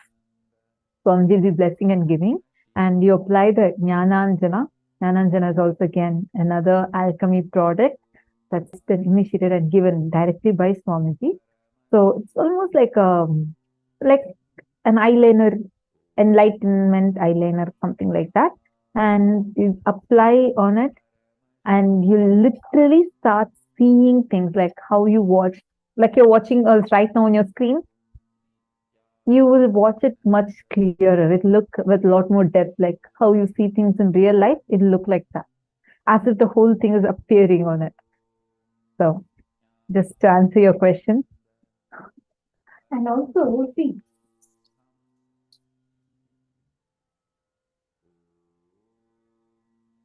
sorry for that. See, we did not need a phone, laptop, internet, everything, because our civilization was so advanced. Just this power that we are manifesting today, bringing rain. There was no global warming in the time where our ancestors existed. Can you imagine? We all built temple as tall as a skyscraper, and our temples have stood tall. Just one temple, Tanjore temple alone, has stood despite of 6 major earthquakes that world has ever faced. It has stood through multiple tsunamis. Despite of all of this, it has never shaken. You know why? We were so advanced. The power manifestation science, there was no global warming because our ancestors connected to planet Earth. They connected to Mother Earth as an extension. It was oneness based civilization. That is why Swamiji tells the foundation of power manifestation is very, very important. It is not to exert your power over something, it is to experience oneness with something that we manifest powers. Now, with that cognition, when you all sit and manifest, you will see how immediately the sky will respond to you. The weather will change as per the moment you need. Whatever you have asked, the sky will respond to you for that. Beautifully, Madhananda has posted that she was visualizing for the sun to almost set. And then suddenly she saw that the sun actually started turning more red. Wonderful.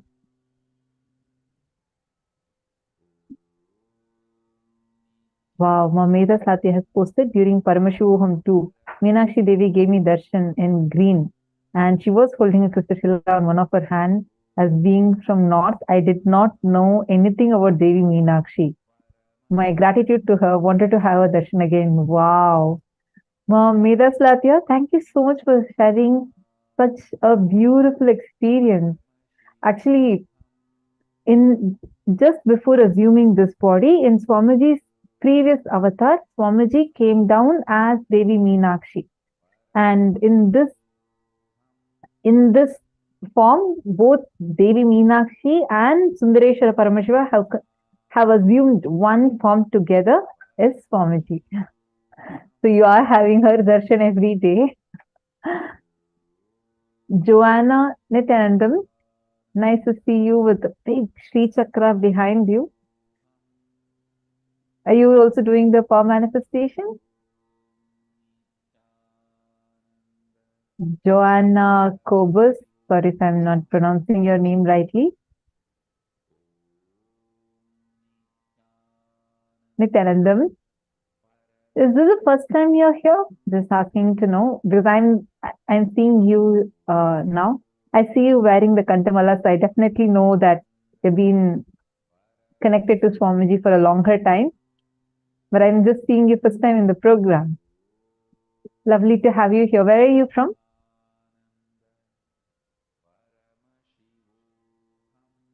See, there's many of you who are turning off your cameras. Can I request all of you to please come on camera and be on camera as much as possible?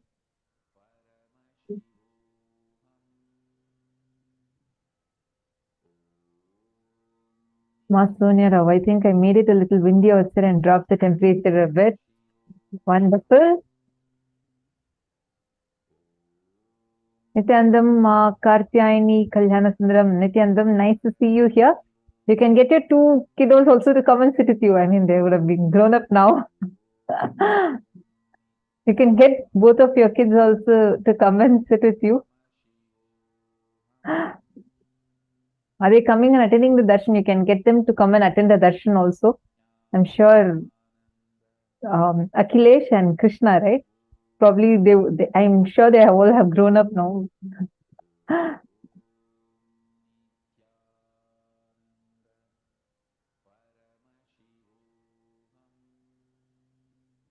Wonderful to see all of you sincerely sitting and doing the power manifestation. Continue. And now, before we enter into the next session, I just wanted to share with all of you, I'm sure you all would have already seen. For those of you who have not yet seen, we have a great news that we want to share with all of you. That is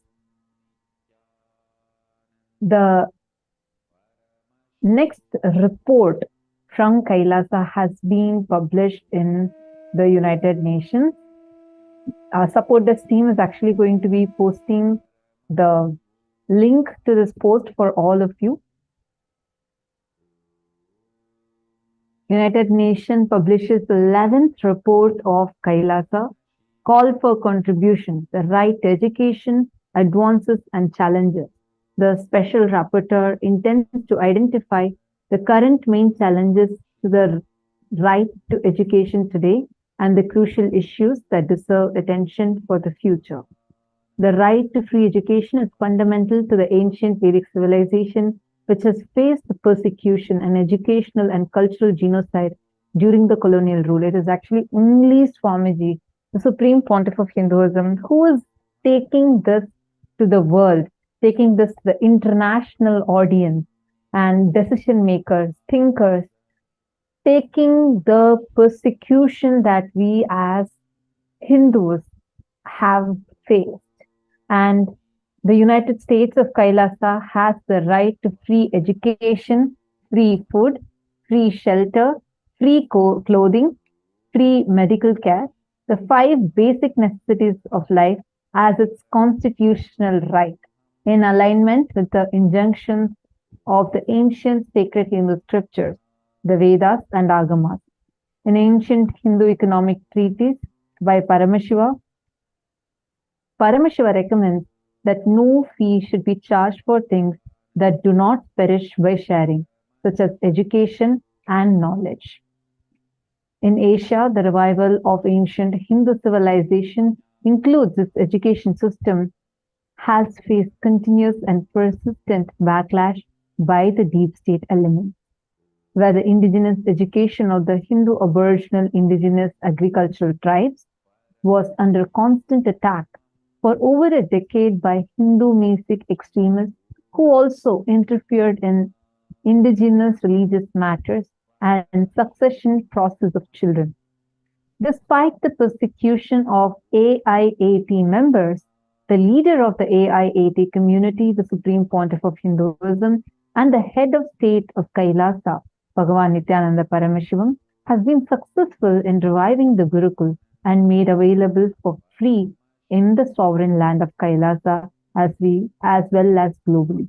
The Gurukul is designed and has been successful to make natural, capable, compassionate leaders living the highest values of life, such as non-violence, life is for others, expressing extraordinary innate superconscious powers, Shaktis latent in every human being, and radiating the ultimate truth of Paramashivoham. I am Paramashiva. So you all can go ahead and read the entire report that is posted here. The link for this is given to all of you.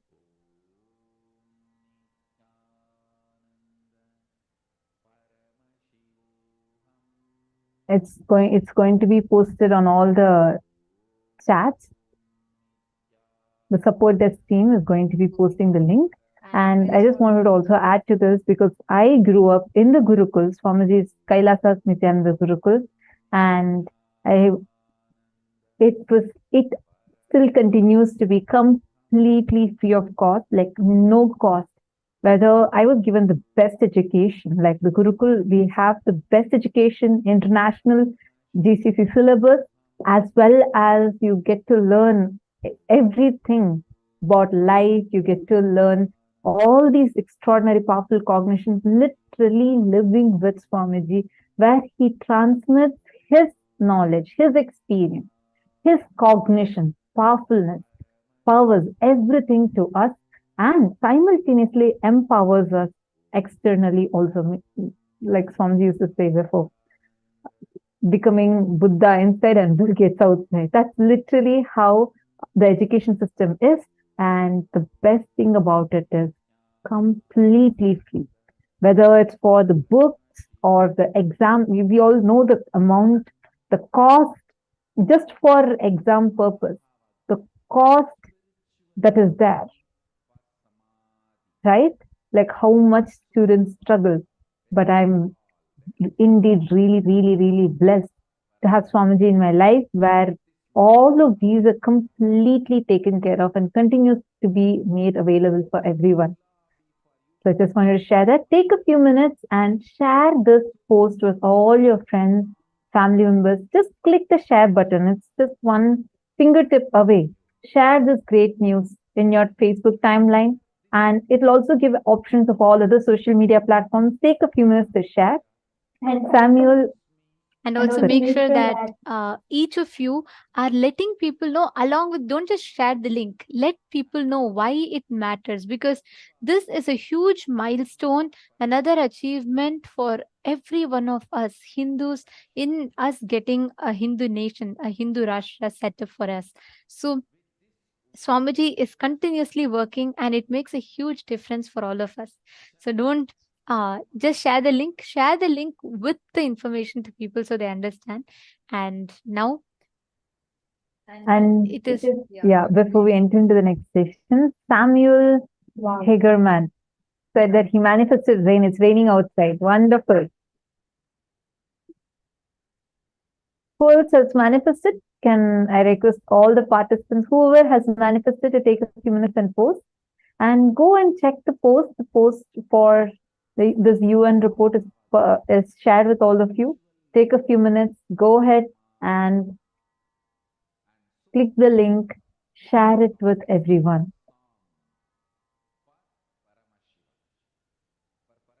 Now we all are going to be entering into the next session, the session on super determinism.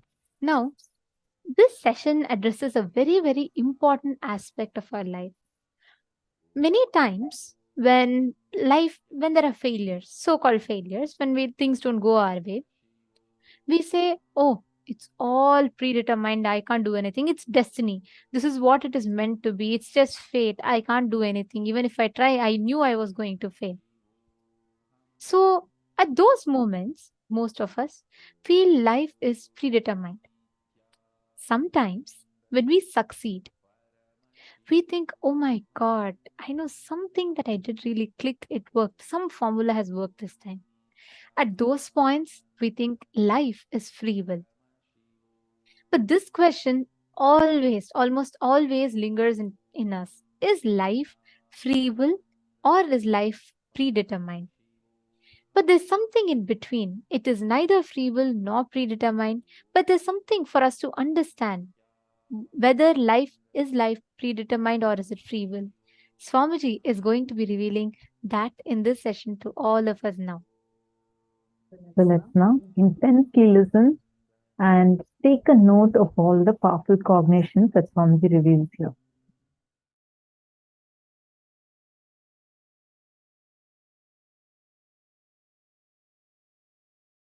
Influence now. Influence the present moment.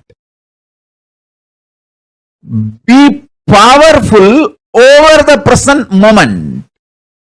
Understand? Live in the present moment is not a complete truth. Have power over the present moment is the complete truth. The power of now is having power over now. Listen. Understand how you feel about you now and how you feel about the world now. Make that too powerful. If you understand and make yourself powerful, that you are Paramashiva, you will understand world is so auspicious and you are the power. Whatever you think, perceive, even as bad, was never bad, is never bad, will never be bad.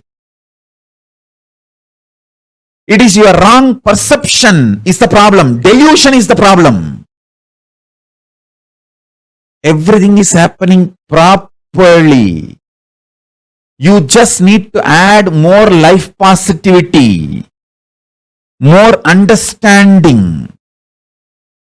You just need to remember again and again, you are Paramashiva and face everything out of strength and powerfulness.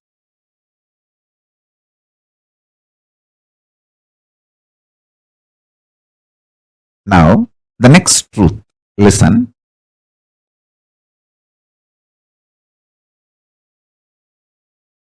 Sometimes you feel the world is literally falling. The roof is falling on your head. You are crushed. You are collapsed. The world is just, sky is falling over your head. That is what is reality, and you perceive that as a reality about world, and that reality, that perception about the reality collapses your perception about yourself and you collapse. That is what you call everything is determined, fate, nothing can be done. Sometimes you feel, wow, what I want is happening. So your perception about the world is what I want is happening.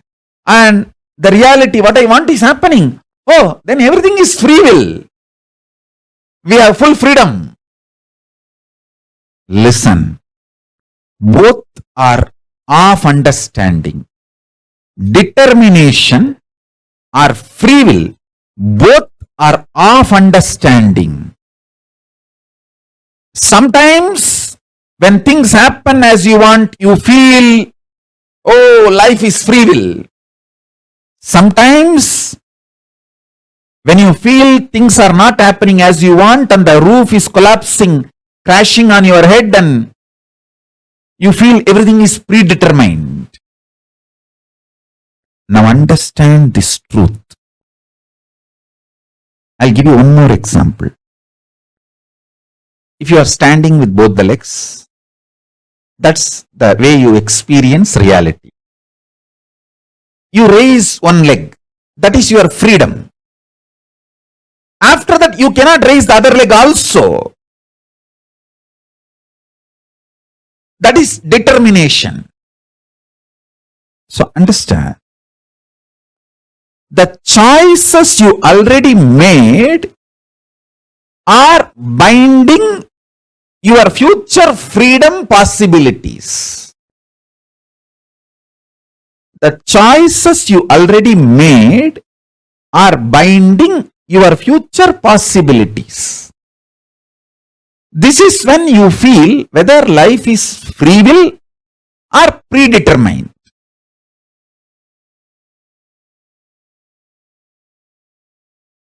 When you perceive the happenings of your life is against your will and collapse inside you, the way you perceive the world very negatively, and collapse your own identity about you and lose trust on you. When this happens, whether you made earlier some choices or not, you will feel bound. You will feel life is predetermined. There is no free will. Life is unfair, injustice, adharma. It is all just might is right. People who have power, they grab everything. Nothing is right. It's all chaos. There is no order. And at some moment, when things happen as you want in the outer world, and your perception about the world is little better, you feel, the free will is life. There is a possibility. I can recreate, rebuild. Life has some hope. But please understand, both are of truth. Why even the idea of free will is of truth? Because you feel relieved, hope because of outer world happening. But the real truth is, if you decide to cognize the truth, you are Paramashiva, Paramātma, ultimate powerfulness. Understand? Whether life is predetermined or free will, the super determinism is the truth. Answer for the question whether life is free will or predetermined is life is super determinism. Neither predetermined nor free will. It is super determinism. Understand? Empowering yourself with the truth, reality. You are Paramashiva. You are the ultimate Paramātma. And from that truth, reality, making your perception about life, and with that strength of your subjective truth about yourself and your subjective experience about the world, impacting the world, the reality is super determinism. This is the real way of existing. This is what I call freedom. Freedom is not choices. Freedom is manifesting the reality you want to manifest. Listen.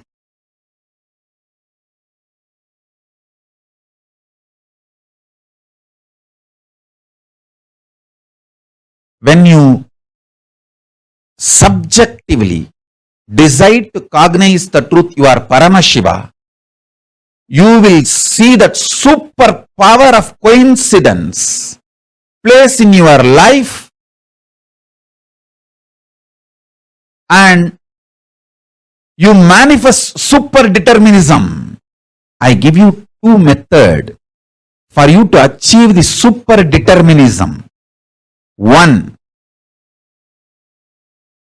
deciding to cognize your Paramashiva, because that is the truth. That's the truth.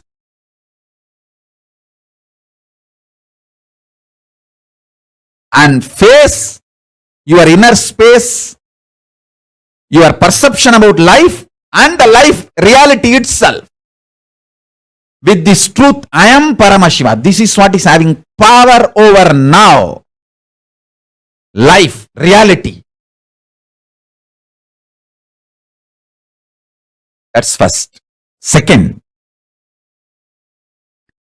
always tell everything to your Atma Murti. You can pray, you can cry, you can express your frustration, you can express your joy, you can express your gratitude, you can even fight. Do everything with your Atma Linga and Atma Murti. Everything. Continuously talking to your Atma Linga and Atma Murti will give you the power to manifest what you want. Shakti.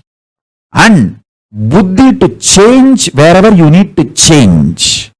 Above all, Bhakti, the romantic existence with cosmos. You will get all three. Constantly talk to Atma Linga and Atma Murti. Listen. Take these two as the method to achieve super determinism. One,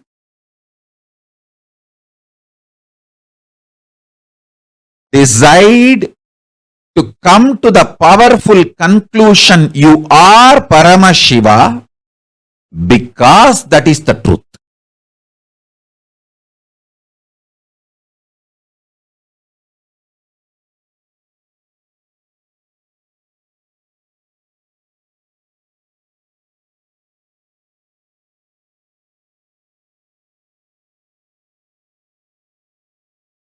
Om Paramashivoham. Om Nithyananda Paramashivoham.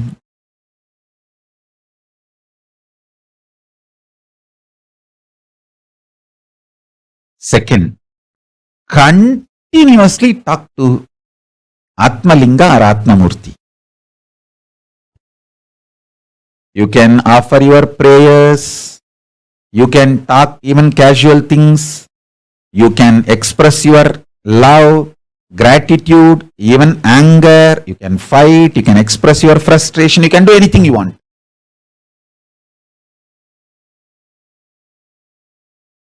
And I commit with you, I will respond to you immediately. I'll give you what you want. Shakti, to manifest your life as you want. Buddhi, intelligence to alter. If at all you need to alter somewhere your wants, greater, better, complete life.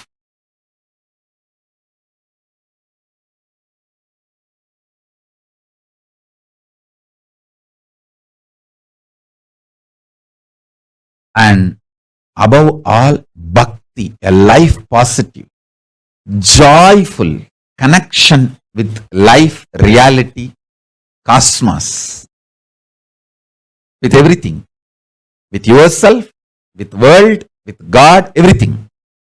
And yukti, method to live enlightenment, and mukti, enlightenment itself.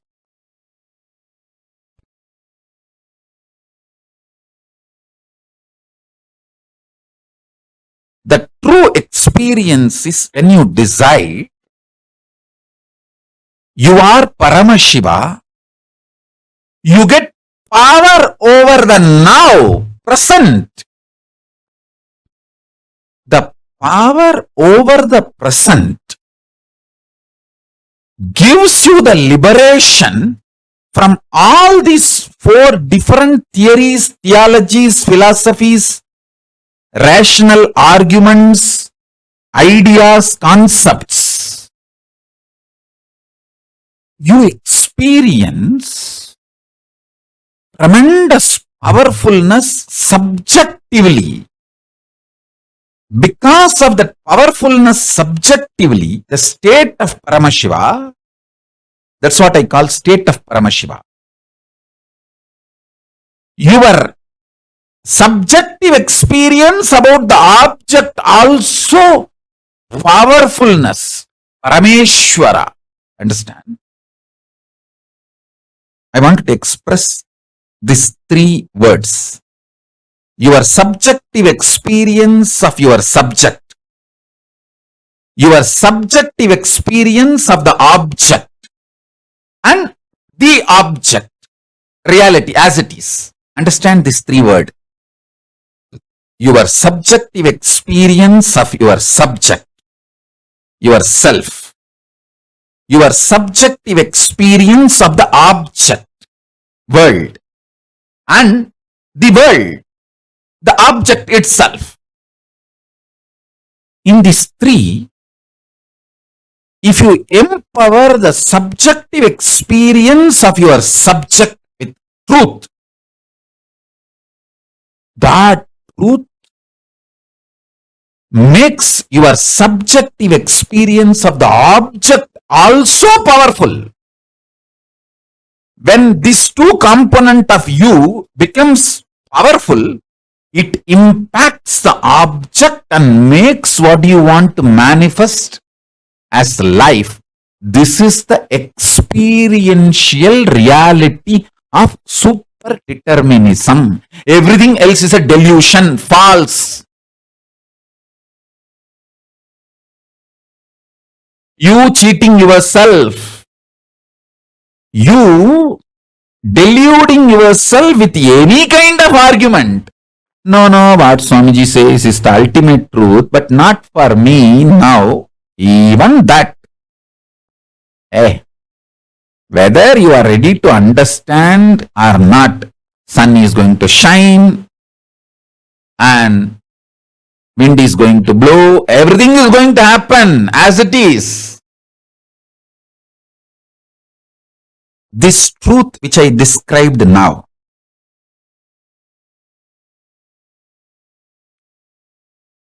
I'll explain the next level. Listen. Super determinism means empowering your subjective experience about you, your subject, with the truth you are Paramashiva. Paramashivatvamasi. You are Paramashiva. Empower your innermost subjective experience about yourself consciously. You are Paramashiva because that is the truth. And from that powerfulness, analyzing your subjective experience about the object, world, understanding everything happened in your life is just to trigger this enlightenment in you, trigger this awakening in you. Even the grahas, there is no graha, bad graha. There is no time, bad time.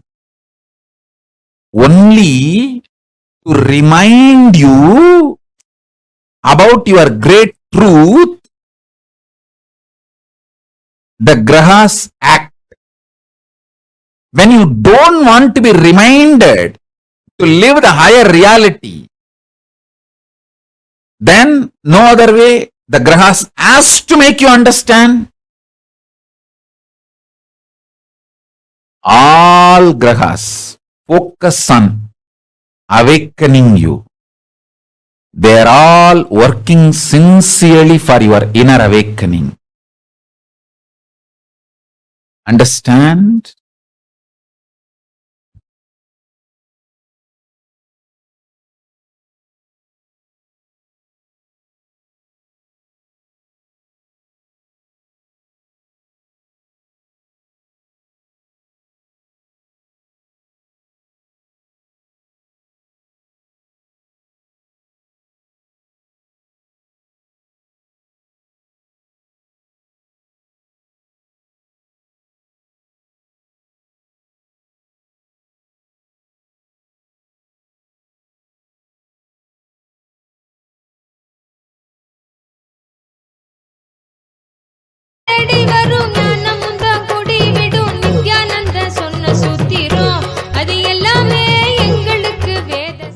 Kavita Tyagarajan, Kavita Tyagarajan, Gayatri Tyagarajan. Blessings. Kavita Tyagarajan, I accept your Pada Puja for the Mola Nakshatra and Purada, Gayatri's horoscope, the Raj matches. So don't worry about Ragu Ketu Dosham. Make him visit Kalahasti. His Rahu Ketu Dosham will be resolved. My blessings. M. Rajkumar is the best. My blessings. Gayatri, I will heal your body and I will take care of you, don't worry. Gayatri, you will get your Australia driver license. Kartika, blessings for you to pass your exams. My blessings for all of you. Kavita, you should know very clearly, Kavita Tyagarajan, I never approve marriages. Be very clear. Marriage is the failed lifestyle. You should know that. But if you decide to marry, between these two, one is best. That's all I can say. But I am not supporting or anyway attesting the marriage lifestyle. That I am making it very clear. Gayatri, to you also, my blessings. I am with you. எண்ணிவிட சேர்ந்திடாம ஓடிடும் தென்றலாக வீசிடும் தேகந்தா சிலிர்த்திடும் சொந்தமாக்க எண்ணிவிட சேர்த்திடாம ஓடிடும் கைகளும் துறக்க அது கனிவுடனே நிறைஞ்சிடும் இதயத்துக்குள்ள இனிதாக வரும் ஆனந்தம் கைகளும்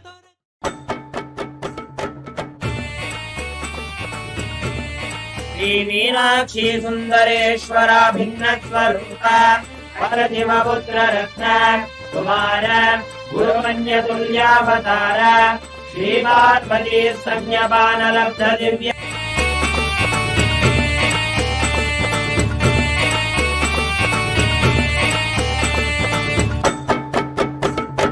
गुरुपादमे नित्य गुरुपादमे नमै काक्क मण् मीது நடை போடும் திரு கற்ப தரு நித்ய Gayatri Subramanyam. Blessings. I accepted your Pada Puja. I'll heal you completely. I'll heal you from all pains, trauma, everything. I'll shower you with all the auspiciousness. Tathastu. Gayatri Balasubramanyam. Tathastu.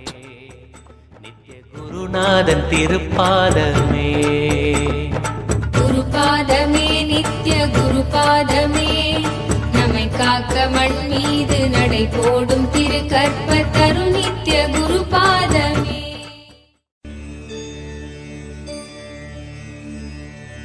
அருமருந்தே அண்ணாமலையோனே Ananda நித்யனே அகருள் மாய்ப்பவனே யாடிவா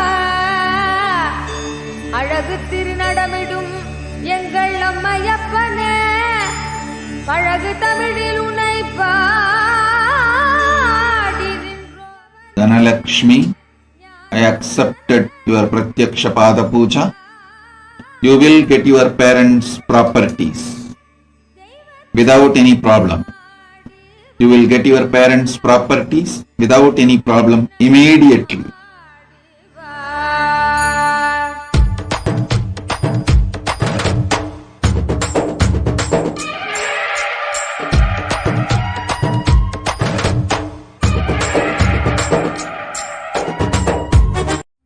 Pannallava, enna pannallava, entayumallava, entayumallava, tannai unarthidum dhanam alikkava, enna pannallava, entayumallava, tannai unarthidum dhanam alikkava, endava, ennam kadandava, pongum aruviyaay aanandam thandava, engum irandava, ennam kadandava, pongum aruviyaay aanandam thandava, ennappanallava, entayumallava, tannai Om. Hang, King, Shang. I give you all the 5 boons. Blessings. You will have maturity and intensity. I'll give you enlightenment. You will be my Skanda and Ganesha. I accept you as my Skanda and Ganesha. You will experience my love intensely. My blessings for you, your whole family and your cat. Tatast. Vinod Mohan. My blessings. I'll protect you from all these critical problems. Don't worry. Vinod Mohan. I am with you. I'll protect you. I'll give you health, wealth, blessings. Abhilash Jayachandra Tatastu. I give you both the boons you want. You will soon see a business reaching to you within next 1 week. Take it up. You will manifest wealth. My blessings. You will get best place, everything settled near Kailasa, Ohio, and you will be part of Kailasa, Ohio in a big way. Abhilash Jayachandra. Blessings. Tatastu. dhanam alikkava, ennappanallava, entayumallava, tannai unarthidum dhanam alikkava.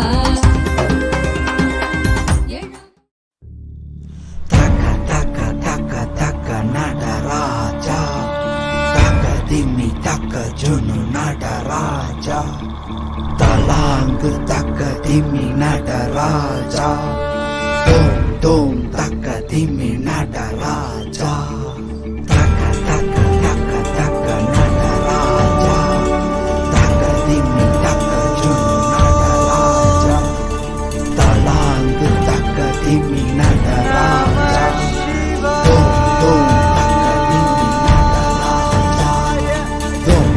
dom takita taka dimita, dom takita dom takita taka dimita, takita dom takita dom takita dom takita dom takita dom takita dom takita taka dimidom takita dom takita taka dimita.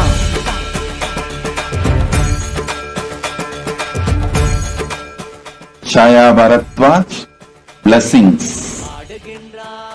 I am with you. I'll shower you with gratitude, complete enlightenment. I'll remove your fears. I shower you with wealth. Blessings. Chaya Bharatwaj. I'll take care. Ramit Lal Sri Nitya Santeshwarananda. I give you all the 7 boons. I'll remove your migraines and SDHD. I'll protect your father. My blessings for Arvind Lal. And I'll make sure Dharma is followed in the wealth sharing, real estate division, dividing. You will have a job, career. You will be showered with wealth. My blessings. I'll protect your spouse, Jennifer Martins, and I'll make sure you become Sarvanya Pitakarta. You will be showered with the punya of Sarvanya Pitakarta. You will be part of Kailasa. Your life will be Sattvic. Ramitlal, Sri Shantishwarananda. Blessings. I give you all the 7 boons. Tatas.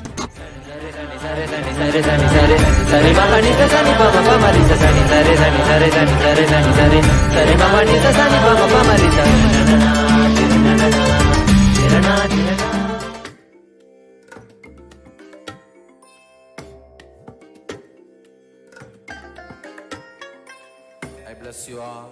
Let you all open all your 3 eyes and manifest the powers of Mahasadashiva. Om. Nithyanandam. We welcome all the participants and all the viewers on Kailasa TV to the Pratyakshapada Puja,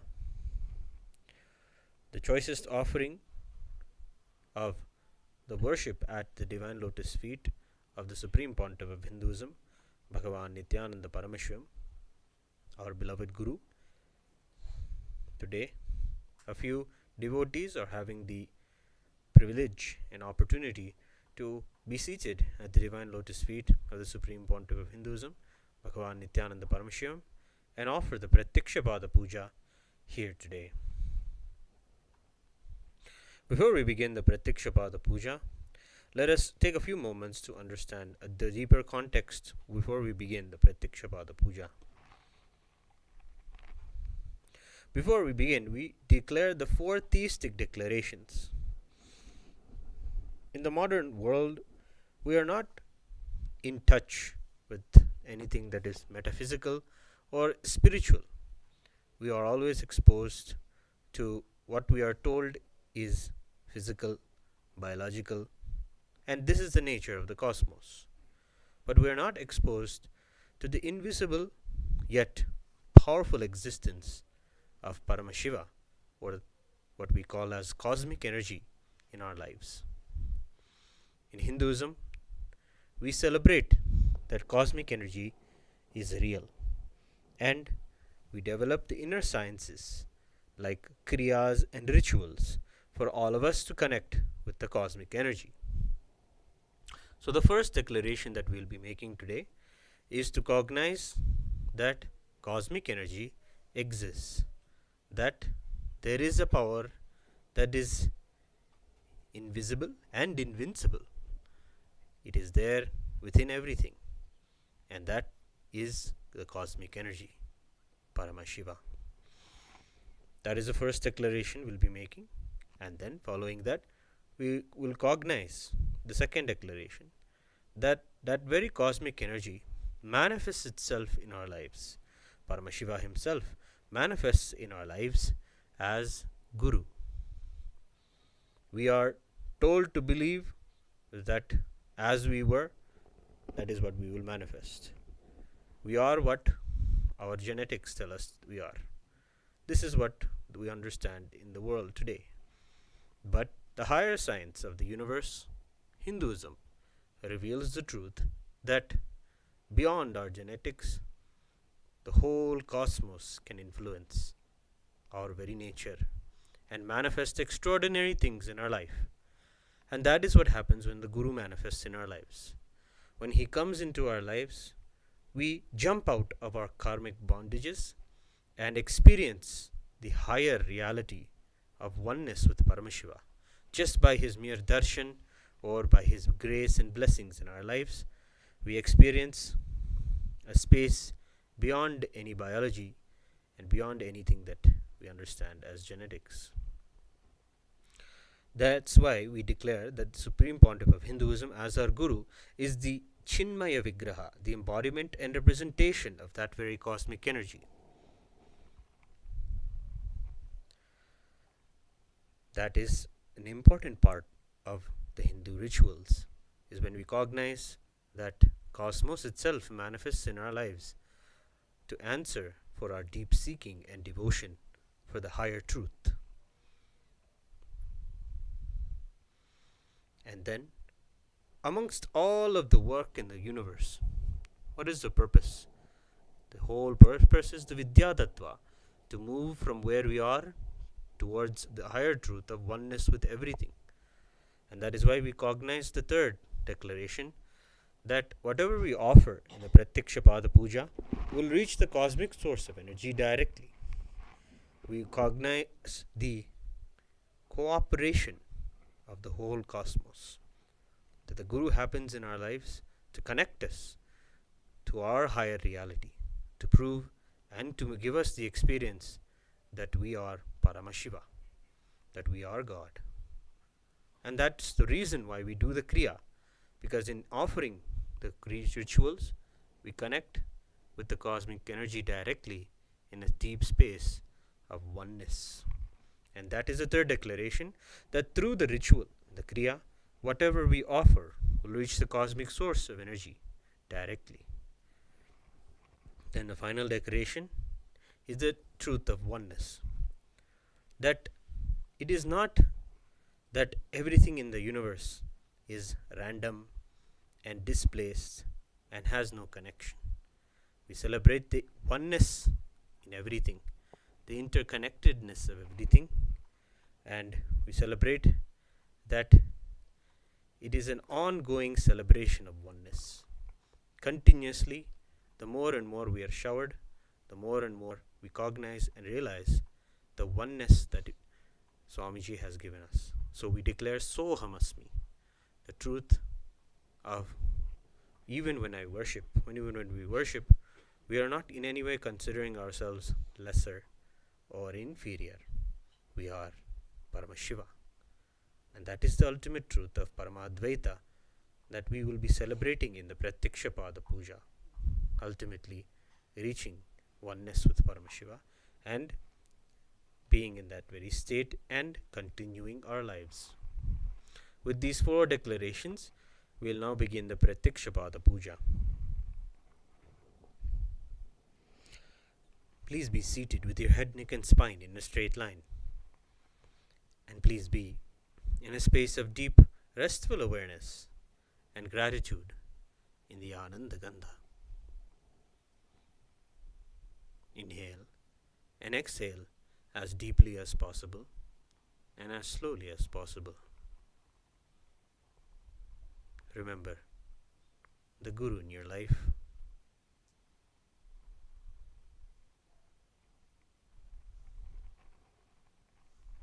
Remember Swamiji in the Ananda Gandha.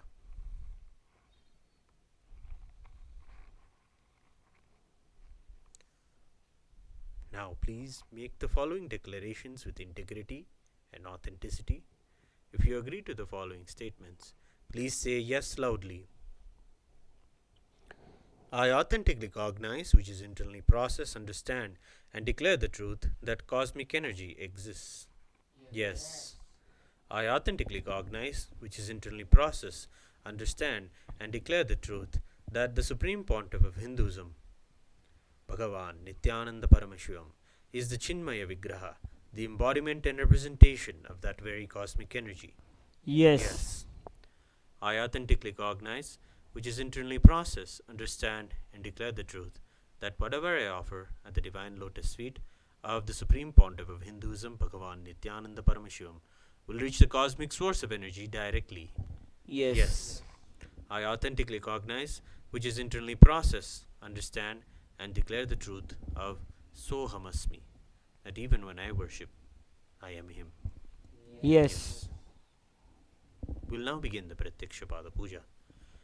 Please take some flowers in your hands and offer the flowers at Swamiji's Divine Lotus Feet at the end of the mantra. Nityanandam Paramasukhadam Kevalam Jnanamurtim Dvandvatitam Gagana Sadrisham Tattvamasya Laksham Ekam Nityam Vimalamachalam Sarvadi Sakshi Bhutam Bhavatitam Trigunarahitam Sadgurum Tam Namami Nityanandeshwara Paramashiva Samarambham Nityanandeshwari Paramashiva Shakti Madhyamam Nityananda Paryantam Vande Guru Paramparam ललाटे त्रिपुण्ड्रे निटिलकृतकस्तूरीतिलकः स्फुरन्मालाधारस्फुरितकटिकौपीनवसनः तथा no दुष्टारं शिरसि फणिराजुं शशिकलां प्रदीपः सर्वेषाम् अरुणगिरियोगी विजयते. The next is the Tattvachavanam, the ritualistic cleansing. By performing this Tattvachavanam, we purify and cleanse the 36 tattvas which reside within us. Om Atma Tattvam Shodhayami Swadham. Om Vidya Tattvam Shodhayami Swadham. Om Shiva Tattvam Shodhayami Swadham.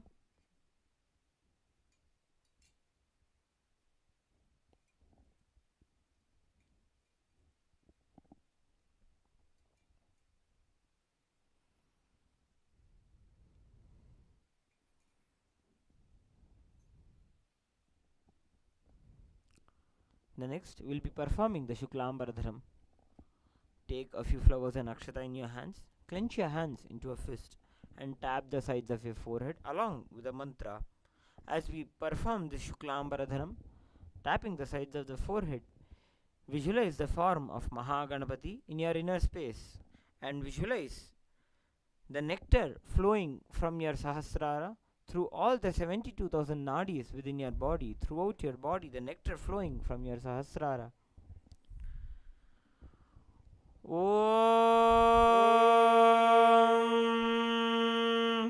Shuklam Varadharam Vishnum Shashivarnam Chaturbhujam Prasanna Dhyayet Sarva Vignopashantaye. The next will be performing the pranayama. Now, using your right hand, ring finger and little finger, close your left nostril. Through your right nostril, inhale deeply. Close your right nostril and hold your breath and exhale by opening your left nostril. We'll be performing this pranayama along with the chanting of the Samhita mantras.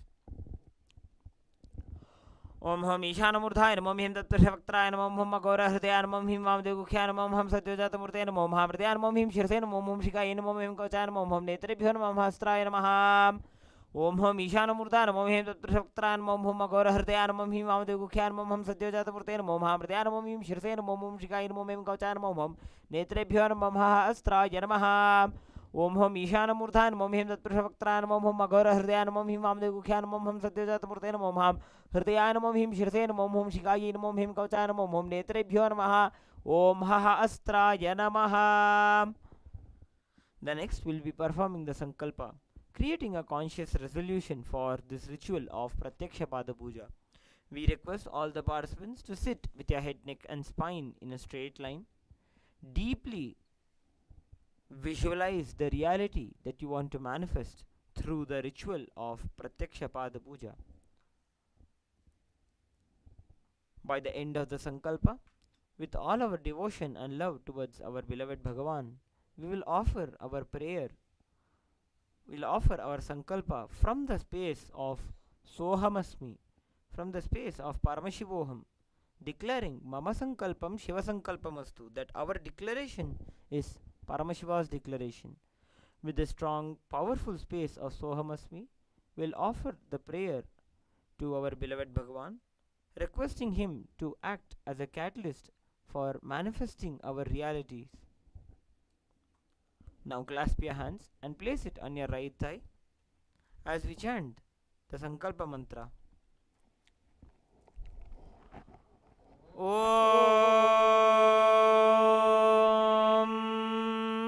Mamopata Samasta Duridakshayadvara Bhagavat Shri Nithyananda Paramashiva Prityartham Shri Nithyanandeshwari Paramashiva Shakti Sameta Shri Nithyanandeshwara Paramashiva Prityartham cha Shubhe Shobhane Muhurte Adya Brahmanaha Dvitiya Pararthe Shri Shveta Paraha Kalpe Vaivasvada Manvantare Ashtavimshati Dame Nitya Yuge Prathame Pade Jambudvipe Bharatavarshe Bharatakhande Meroho Dakshine Parshve शकाब्दे अस्मिन् वर्तमाने व्यवहारिके प्रभवादीनां षष्ट्याः संवत्सराणां मध्ये शोभकृतनाम संवत्सरे दक्षिणायने लक्ष्मी वेंकटेश्वर ऋतौ कटकमासे कृष्णपक्षे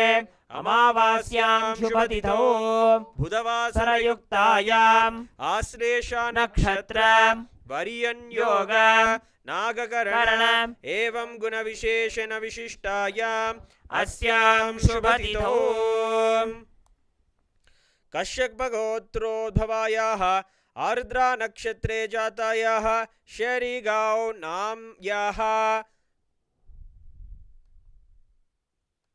सकुटुम्बस्य चुंचुमी नाम्याः जन च्याङ्लिन् नामधेयस्य Xiao शियोन् Lynn नामधेयस्य च्वान् min Lynn नामधेयाः चुन्पै मी नाम्याः चुन्चिङ् मी नामधेयस्य सकुटुम्बस्य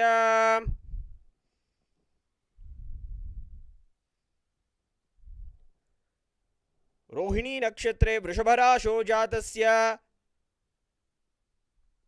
सेल्वनयगराज नामधेयस्य Revati नक्षत्रे मीनराशो जातायाः सत्यरूपिणी नाम्याः तिरुवोणं नक्षत्रे मकरराशो जातायाः सुगीर्थिनी नाम्याः तिरडं नक्षत्रे मकरराशो जातायाः शमनी नाम्याः सल्लेया नामधेयस्य सकुटुम्बस्य मिह्री तोठी नाम्याः ओज्रेन् जुनिक नामधेयस्य Olivia नाम्याः सकुटुम्बस्य च श्री कैलासोन्नत द्वादशांत श्यामला पीठारूढ़ श्री मीनाक्षी सुंदरेश्वरा भिन्न स्वरूप परशिव पुत्र रत्न कुमार गुरुमण्यतुल्यावतार श्री पार्वती स्तन्यपान लब्ध दिव्य ज्ञान विश्रुत सकल निगमागम सारभूत द्राविड वेद प्रवक्त्रे श्रीमत् परमशिव करुणा समधिगत मुक्तामय चतुरश्रयाण गीयमान छत्र चामर श्री चिन्ह काहलादि समस्त बिरदावल्यलंकृत ज्ञान विज्ञान चक्रवर्ती सर्वजन संग सद्यो निर्वाण दीक्षाव्ययाप वर्ग वर्ष विश्राण जीमूत परमदकलभकेसरी शैव सिद्धांत स्थापनाचार्य श्री राजाधिराज पांड्य महाराज गुरु क्षपन शाक्यादि महांधकार निवारण ज्ञान भानु वीक्षणा नरार ध्वजोच्छेदन पूर्वक श्रीमद् वृषभध्वज स्थापक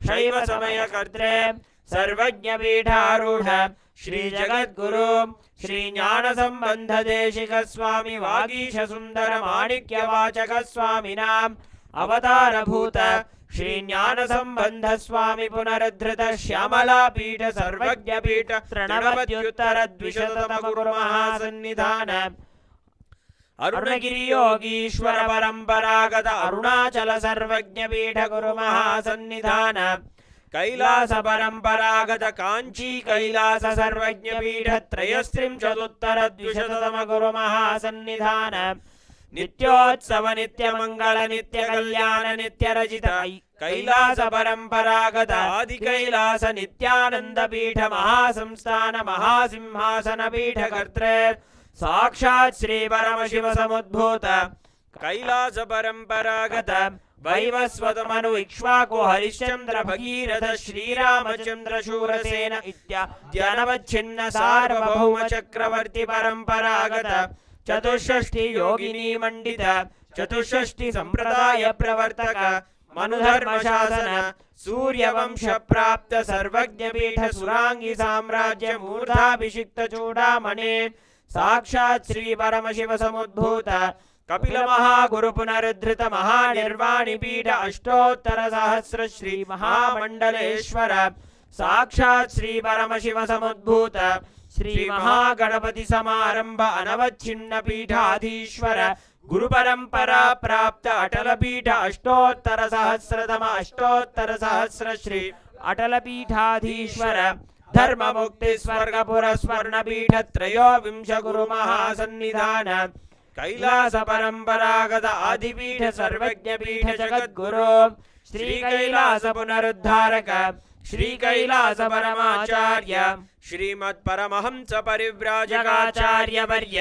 सच्चिदानंद प्रणव स्वरूप श्रोत्रिय ब्रह्मनिष्ठ श्रीमद् जगद्गुरु श्रील श्री भगवत् श्री नित्यानंद परमशिव श्री ज्ञान संबंध देशिक परमाचार्य स्वामिनां प्रीत्यर्थम तेषां पादारविन्दयोः भक्ति सिद्ध्यर्थं गुरुकृपा कटाक्ष सिद्ध्यर्थं क्षेम स्थैर्य वीर्य विजय आयुरारोग्य ऐश्वर्याणाम् अभिवृद्ध्यर्थं धर्मार्थ काम मोक्ष चतुर्विध फल पुरुषार्थ सिद्ध्यर्थं समस्त दुरितोपशान्त्यर्थं समस्त मंगलावाप्यर्थं भगवत् श्री नित्यानंद परमशिव प्रसादेन सकुटुम्बस्य ज्ञान वैराग्य जीवन मुक्ति प्राप्त्यर्थम श्री नित्यानंदेश्वरी परमशिव शक्ति समेत श्री नित्यानंदेश्वर परमशिव अवतार भूत श्री सर्वदेव देवी स्वरूप भगवत् श्री नित्यानंद परमशिव प्रत्यक्ष पाद पूजां करिष्ये। ओम अपौपस्पृश्य। The next is the Ghantanada, ringing of the bell. Now please take the bell in your left hand, hold it above your heart center and ring the bell along with the mantra. Om Agamarthantu Devanam Gamanarthantu Rakshasam Ghantanadam Karomyado Devata Kvanalanchanam Ghanta Devatabhyo Namaha. The next is the Manasa Puja, the internal worship. This is one of the most special parts of the Pratyakshapada Puja. In our inner space, we offer the ritual to Swamiji. We offer the place where we believe our being exists. That is the place for the seat for the Guru. Very air that we breathe is offered as the dhupa, the incense. All of the good thoughts, the auspicious and powerful cognitions given by Swamiji, all of those are the Syad Sudham Buddhi, the food. To my master, who is the very cosmos, we offer the whole space as the clothing. The Anahata Dhvani, the unstruck perennial sound, is offered as the bell. The Sahasrara, the 1,000-petal lotus on the top of our heads, is offered as the umbrella for his shade. The Shabdhatattva, the principle of sound, is offered as the music. All the actions of the senses are offered as the dance for Swamiji. The 7 chakras along the Shushumna Nadi are all offered like a garland of beautiful lotus flowers. The different kinds of flowers of the beautiful qualities that have been given to us by Swamiji. Freedom, then the freedom from desires, the freedom from arrogance and ignorance, and the freedom from deceit and hatred. All of these are also offered as beautiful flowers to Swamiji. Finally, the Panchapushpa of non-violence, the mastery over the senses, compassion, forgiveness, and enlightenment are offered at his divine lotus feet. In this way, we impart every aspect of our consciousness, every aspect of our being, and accommodate Swamiji, who is already there inside of us. Please sit straight, close your eyes, and visualize Swamiji in your inner space and offer the Manasa Puja. Please take a flower in your hands and hold your hands in the Kurma Mudra. Offer the flowers at Swamiji's divine lotus feet at the end of the mantra.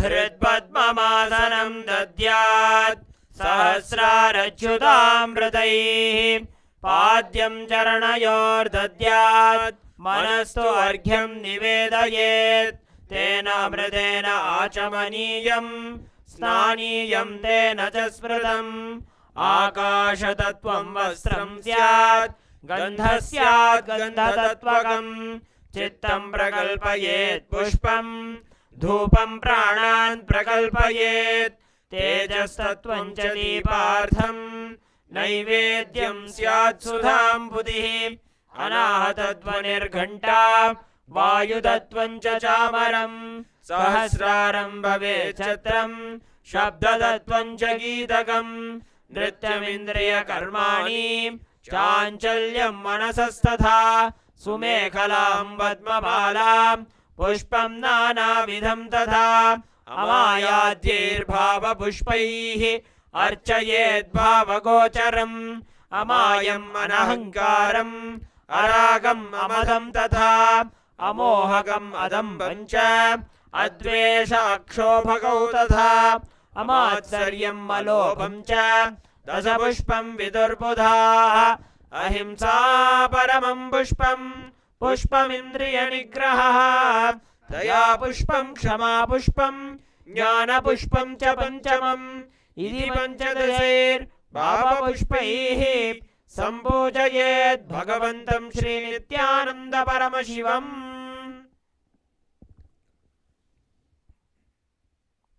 We will now offer the Upachara Puja, the external worship. The first offering is Asanam, the offering of the seat.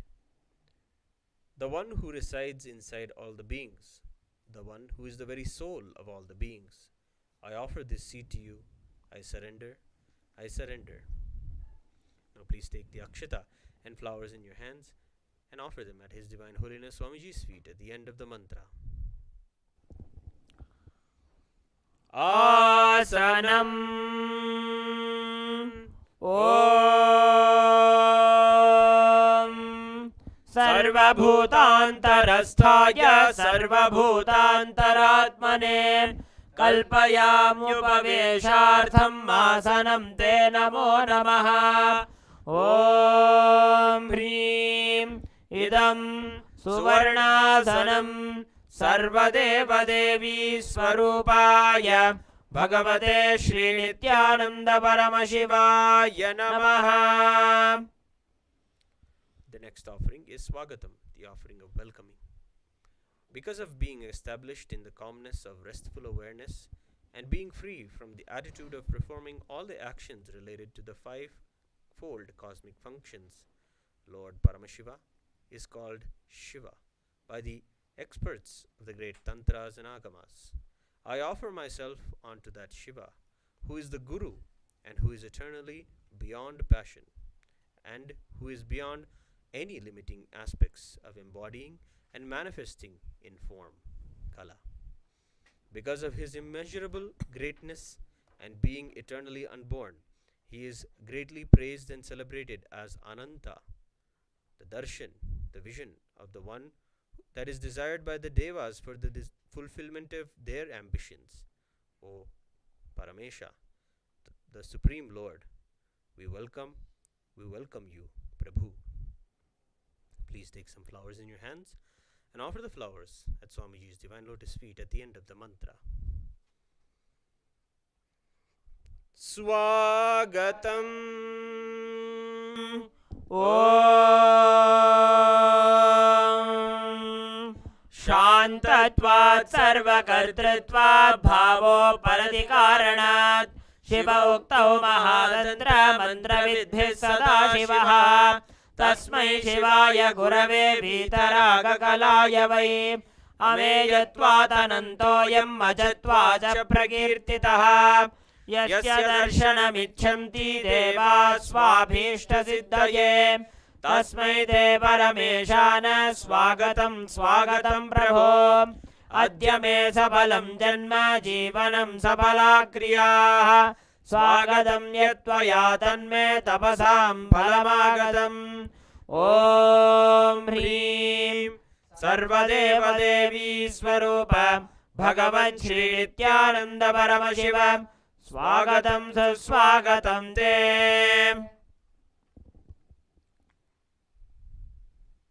The next offering is Padyam, the offering of water for washing the feet. I offer Padyam, that is the water for washing the feet of Paramashiva, the supreme divinity, the very devotion to whom brings the ultimate bliss. Now please take the Padyam water in your hands and offer it at His Divine Holiness Swamiji's feet at the end of the mantra. Padyam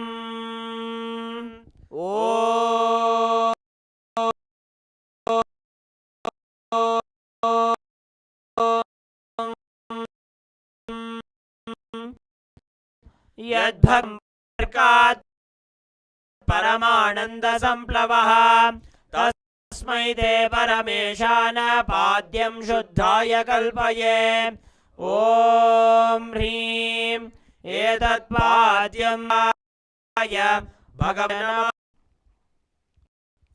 Arghya, the offering of the traditional bouquet.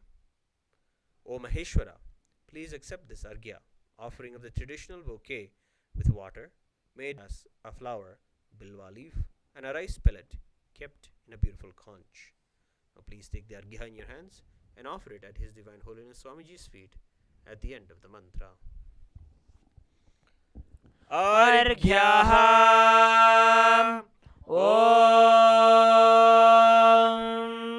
दूर्वाक्षतसमायुक्तं बिल्वपत्रं तथा परं शोभनं शङ्खपात्रस्थं ग्रहाणार्घ्यं महेश्वर ॐ ह्रीं एषोऽर्घ्यः सर्वदेवदेवी स्वरूपाय भगवते श्री नित्यानंद परमशिवाय स्वाहा. The next offering is Achamaniyam, the offering of water for washing the hands and the mouth.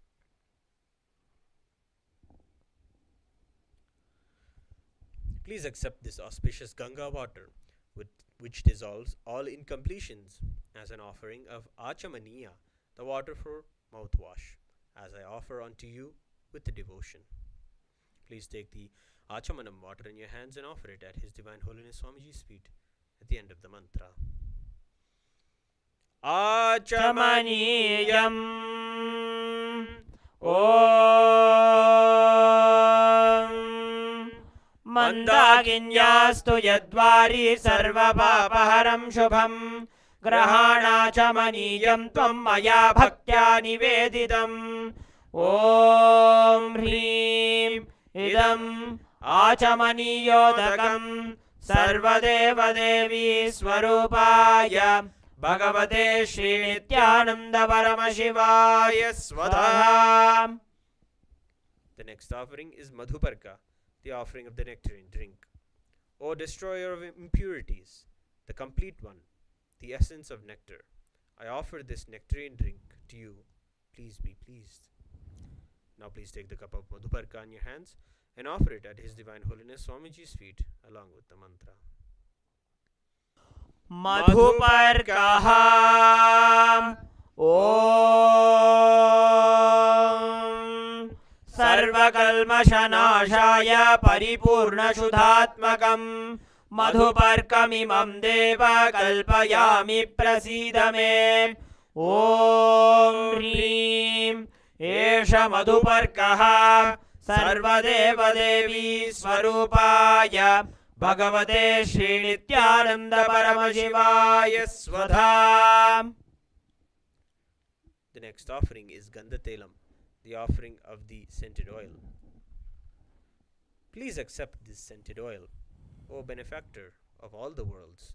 You are the purest among all the worlds. I offer to you the most sacred scented oil. Please take the Gandhatelam in your hands and offer it at His Divine Holiness Swamiji's feet at the end of the mantra. Gandhatailam Om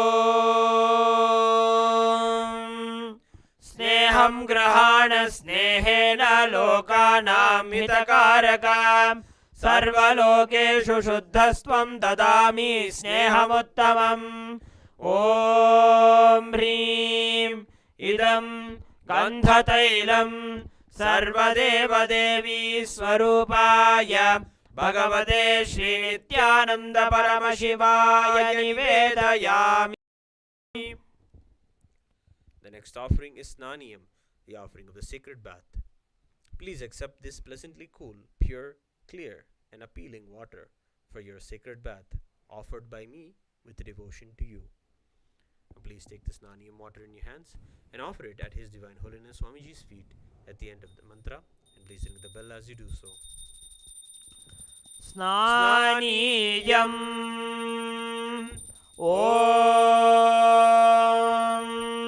Idam Sushidalam Vari Swachham Shuddham Manoharam Snanartham Te Maya Bhaktya Kalpitam Pratigrihyatam Om Hrim Idam Snaniyodakam Sarvadeva Devi Swarupaya Bhagavate Shri Nithyananda Paramashivaya Nivedayami.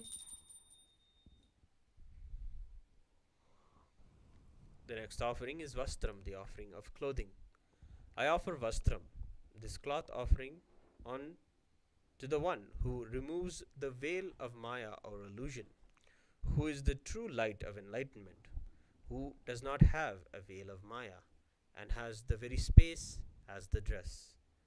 Please take the Vastram in your hands and offer it at His Divine Holiness Swamiji's feet at the end of the mantra. Vastram Om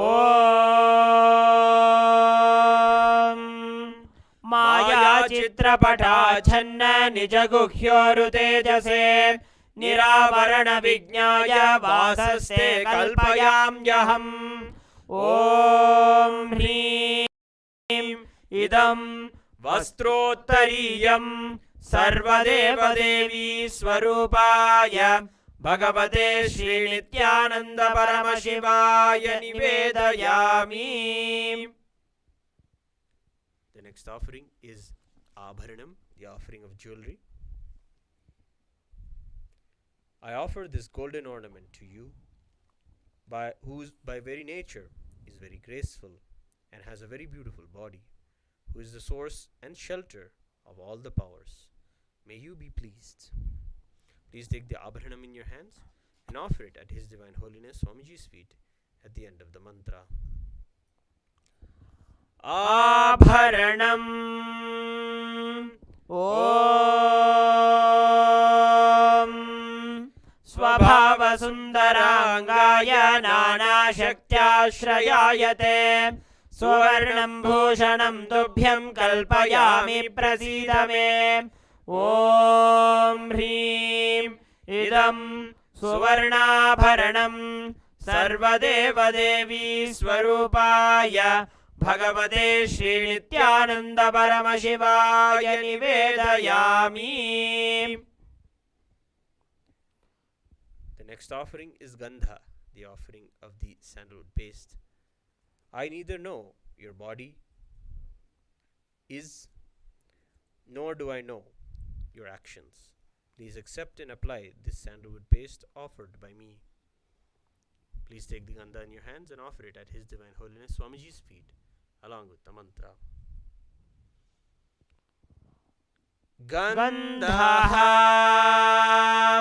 Om Shariram te na janami cheshtam naiva cha Maya niveditan gandhan pratigrihyya vilipyatam Om Hrim Esha Gandha Sarvadeva Devi Swarupaya Bhagavate Shri Nithyananda Paramashivaya Namaha.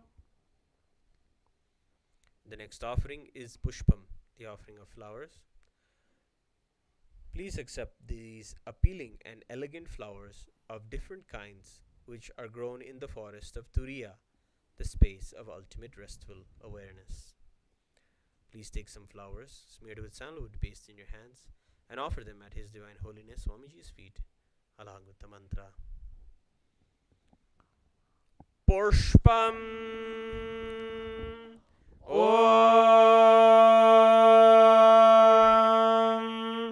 Turiyavana Sampannam Nana Gunamanoharam Ananda Saurabham Pushpam Grihyatam Idamuttamam Om Hrim Etanim Sachandana Pushpanim Sarvadeva Devi Swarupaya Bhagavate Shri Nithyananda Paramashivaya Bhaushate. The next offering is Bilva Patram, the offering of the Bilva leaf. I offer to you, O Lord of all the Devas, the holy Bilva leaf in which dwells the Devi of riches and which is most loved by Paramashiva. Please take the Bilva leaf smeared with sandalwood paste in your hands and offer it at His Divine Holiness Swamiji's feet along with the mantra. Bilva Patram Om Amridadbhavam Sri Vriksham Shankarasya Sada Priyam Bilva Patram Prayachami Pavitram Te Sureshwara Om Hrim Etanim Sachandana Bilva Patranim Sarvadeva Devi Swarupaya Bhagavate Shri Nithyananda Paramashivaya Bhaushate. The next offering is the Tulsi Patram, the offering of the Tulsi leaf. Let this offering of the Tulsi leaf be unto the Supreme Soul, who has unlimited forms and who is the bestower of all the boons. Please take the Tulsi leaf smeared with sandalwood paste in your hands and offer it at His Divine Holiness Swamiji's feet at the end of the mantra. Tulasi Patram Om Namaste Bahurupaya Varadamurtaye Paramatmane Swaha Om Hrim Idam Sachandana Tulasi Patram Sarvadeva Devi Swarupaya Bhagavate Shri Nithyananda Paramashivaya Namaha. The next offering is Dhupa, the offering of lit incense. This incense smoke is made of sacred herbs of intoxicating fragrance. Please accept this incense smoke, fit to be inhaled by all the devas. Now please take the lit incense in your hands and slowly wave towards His Divine Holiness Swamiji along with the mantra. Please ring the bell as you do so. Dhupaham Om Vanaspatiraso Divyo Gandhadyassu Manoharaham Agreyas Sarvadevanam Dhupoyam Pratigrihyataam Om Hrim Esha Dhupaham Sarvadeva Devi Swarupaya Bhagavate Shri Nithyananda Paramashivaya Namaha. The next offering is Deepa, the offering of the lit lamp. Please accept this light of inner and outer worlds, which is very bright and removes the darkness from everywhere. Please take the lit lamp in your hands and slowly wave it towards Swamiji along with the mantra. Please ring the bell as you do so. Deepaham Om Suprakasho Mahadeepaha Sarvatastimiراpaha सबाह्याभ्यन्तरज्योतिर्दीपोऽयं प्रतिगृह्यताम् ॐ ह्रीं एष दीपः सर्वदेवदेवी स्वरूपाय भगवते श्रीनित्यानन्द परमशिवाय नमः. The next offering is Naivedyam, the offering of food. These different kinds of food offerings are prepared from sweetener and other ingredients. O Lord, please accept this food offering prepared by me with devotion. Please take the Uddharani water and hover it around the Naivedyam 3 times. And offer the water at Swamiji's divine lotus feet at the end of the mantra. And please ring the bell as you do so. Naivedyam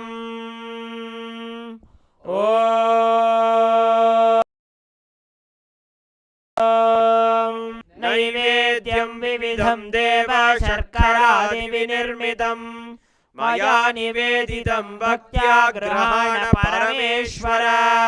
ॐ ह्रीं इदं शोपकर्णनैवेद्यं सर्वदेवदेवी स्वरूपाय भगवते श्रीनित्यानन्द परमशिवाय निवेदयामि. The next offering is Paniyam, the offering of drinking water. O Supreme Divinity, the Lord of all Devas, the one who bestows complete fulfillment upon us, please accept this water full of complete non-stop bliss. Now please take the Paniyam water in your hands and offer it at His Divine Holiness Swamiji's feet at the end of the mantra. Paniyam ॐ समस्तदेवदेवेश सर्वतृप्तिकरं परम् अखण्डानन्दसम्पूर्णं ग्रहाणजलमुत्तमम्. ॐ ह्रीं इदं पानार्थोदकं सर्वदेवदेवी स्वरूपाय भगवते श्रीनित्यानन्द परमशिवाय नमः.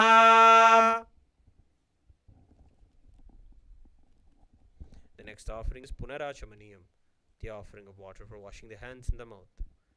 By the mere recollection of whom the purification and cleansing happens, may that person accept the Punarachamaniyam meant for obtaining purification. Please take the Punarachamaniyam water in your hands and offer it at His Divine Holiness Swamiji's feet at the end of the mantra. Punarachamaniyam Om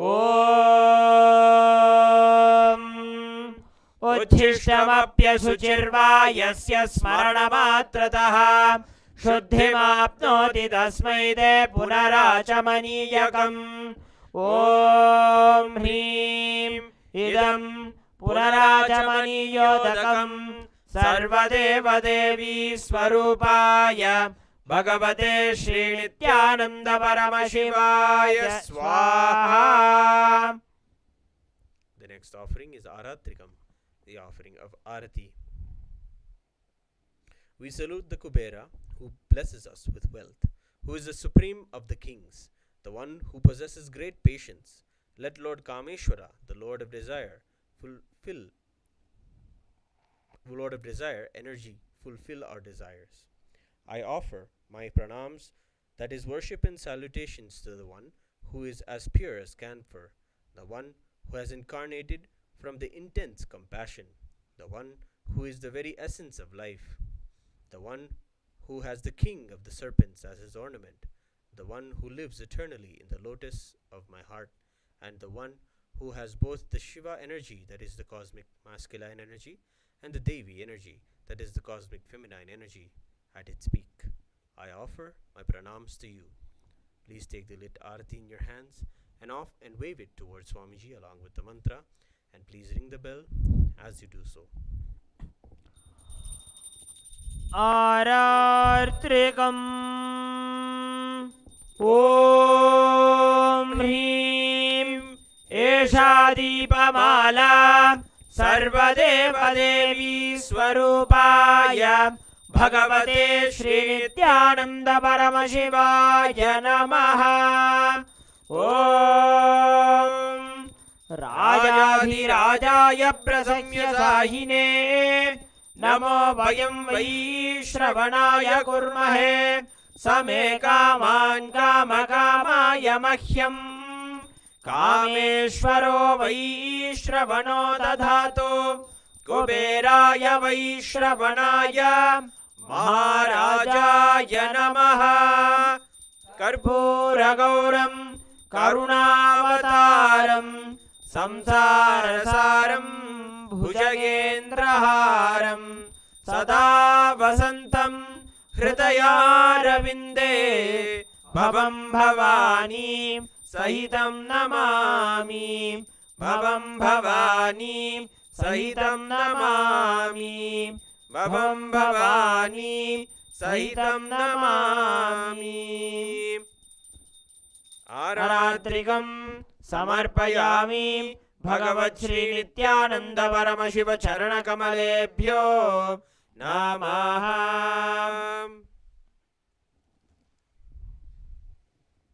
We'll now offer the Pushpanjalim, the final offering in the Pratyakshapada Puja. The Guru is the Brahma, who is the source of creation of the universe, Vishnu, who is the source of sustenance of the universe, and Shiva, who is the source of rejuvenation of the universe.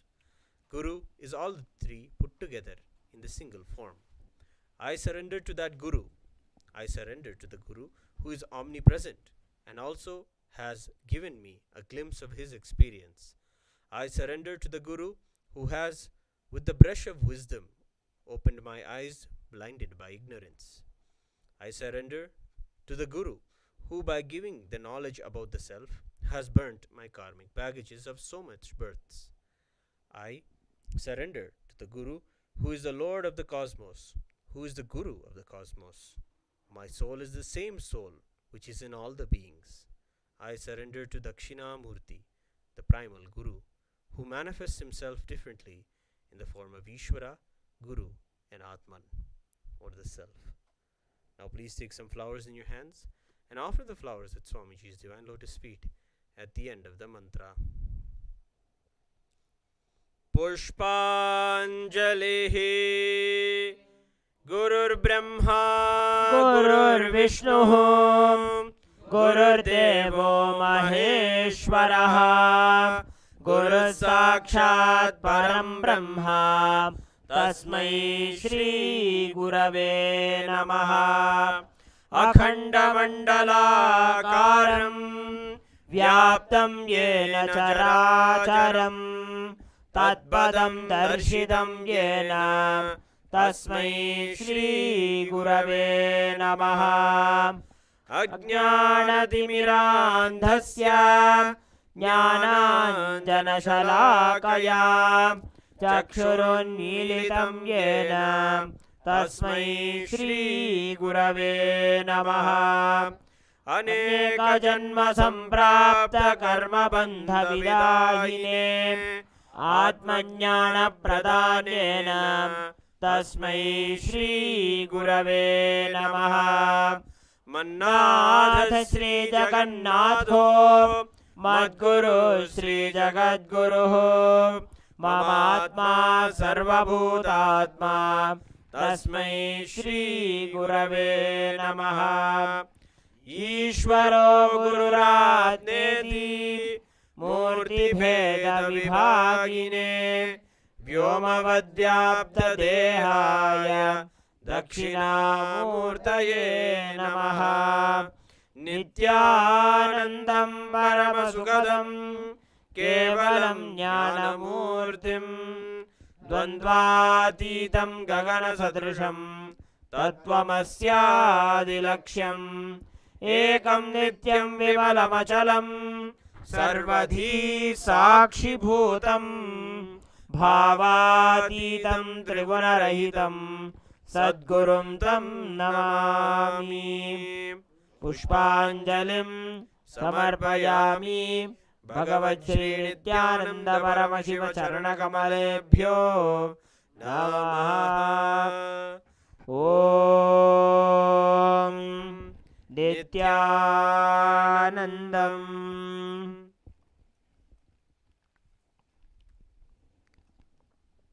We'll now chant the sankalpa of those who are offering the Guru Dakshina. Mamopadda samasta duridakshe dvara Bhagavat Shri Nithyananda Paramashiva Pridyartham Adhya Purvokta Evam Guna Viseshena Visishtayam Asyam Shubhadito Kashyapa Gotrodhavayaha Sharmi Patel Nitya Vamadevananda Namyaha Girish Patel Namadhesya Damian Bhai Patel Namadhesya Nupur Ben Patel Namyaha Kaya Patel Namyaha Reya Patel Namyaha Jason Bhai Patel Namadhesya Julie Ben Patel Namyaha Jaya Patel Namyaha Devin Patel Namadhesya Sakutumbhasya मनसेप्सित सकल सदभीष्ट काम्यार्थ सिद्ध्यर्थम ज्ञान वैराग्य जीवन मुक्ति प्राप्त्यर्थम श्री नित्यानंदेश्वरी परमशिव शक्ति समेत श्री नित्यानंदेश्वर परमशिव अवतार भूत श्री सर्वदेव देवी स्वरूप भगवत श्री नित्यानंद परमशिव परिपूर्ण कृपा कटाक्ष सिद्ध्यर्थम श्री सर्वदेव देवी स्वरूप भगवत श्री नित्यानंद परमशिव प्रत्यक्षपाद पूजाख्ये कर्मणि गुरुदक्षिणाम् अहं संप्रददे। हरिः ओम तत्सत्। सर्वं भगवत् श्री नित्यानंद परमशिव पादुकार्पणमस्तु। ओम नित्यानंदम्। Thank you for joining the Pratyaksha Pada Puja today. Nithyanandam.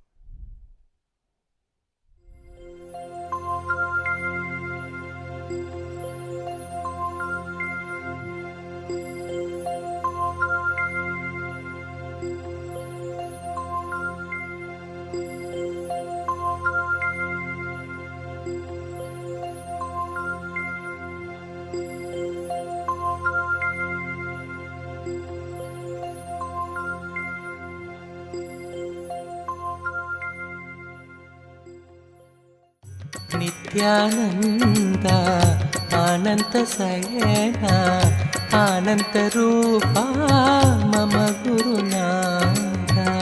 Nityanand अनंत शयना अनंत रूपा मम गुरुनाथ।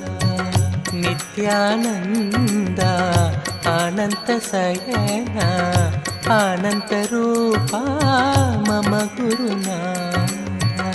नित्यानंद अनंत शयना अनंत रूपा मम गुरुनाथ।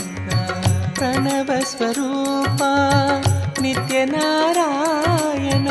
प्रणव स्वरूपा नित्य नारायण। प्रणव स्वरूपा नित्य नारायण। प्रणव स्वरूपा नित्य नारायण। प्रणव स्वरूपा नित्य नारायण। प्रणव स्वरूपा नित्य नारायण। कमल मनोहरा नित्यानंद। कमल मनोहरा नित्यानंद।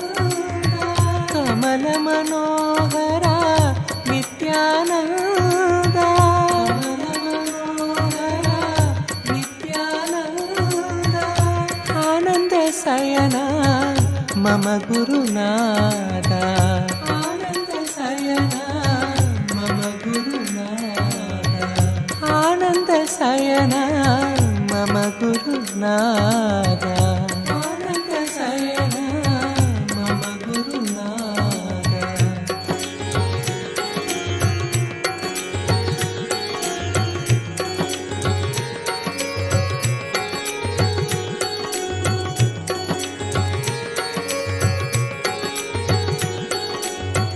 नित्यानंद अनंत शयना अनंत रूपा मम गुरुनाथ। नित्यानंद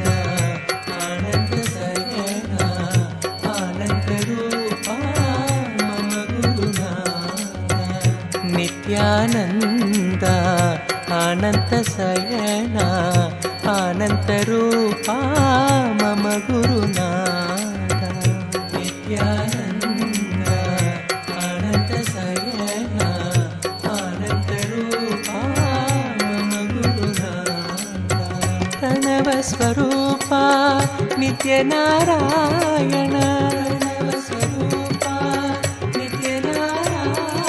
ಪ್ರಣವ ಸ್ವರೂಪ ನಿತ್ಯ ನಾರಾಯಣ ಸ್ವರೂಪ ನಿತ್ಯ ನಾರಾಯಣ ಕಮಲ ಮನೋಹರ ನಿತ್ಯಾನಂದ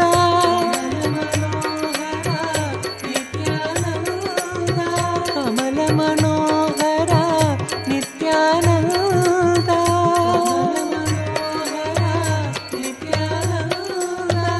ಆನಂದ ಶಯನ ಮಮ ಗುರುನಾಥ ಆನಂದ ಶಯನ ಮಮ ಗುರುನಾಥ ಆನಂದ ಶಯನ ಮಮ ಗುರುನಾಥ ಆನಂದ ಶಯನ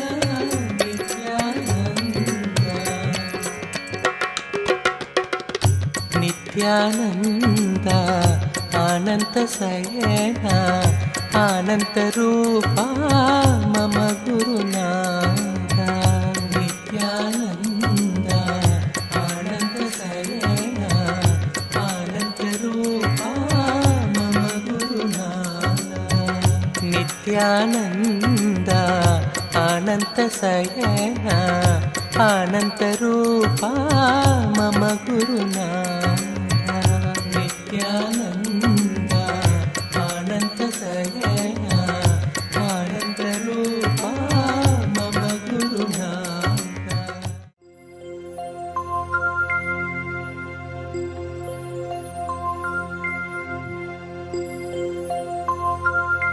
Welcome you all with my love and respects.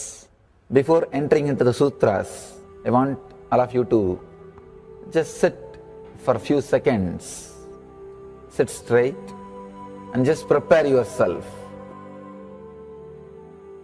Because this understanding about which I am going to talk gave me the courage to leave the home. Today's subject is Maya. Actually, many times, the young age I used to think I should leave the home, go around, live a sannyas life. Suddenly, one day, when I was reading one of the Shankara's work on this Maya, somehow the concept clicked. The word Maya cannot be translated into English. Thinking the lesser reality as the higher reality is what we call Maya. What you are seeing, you can't say this is illusion. No, this is not ultimate. Your understanding this is ultimate is illusion.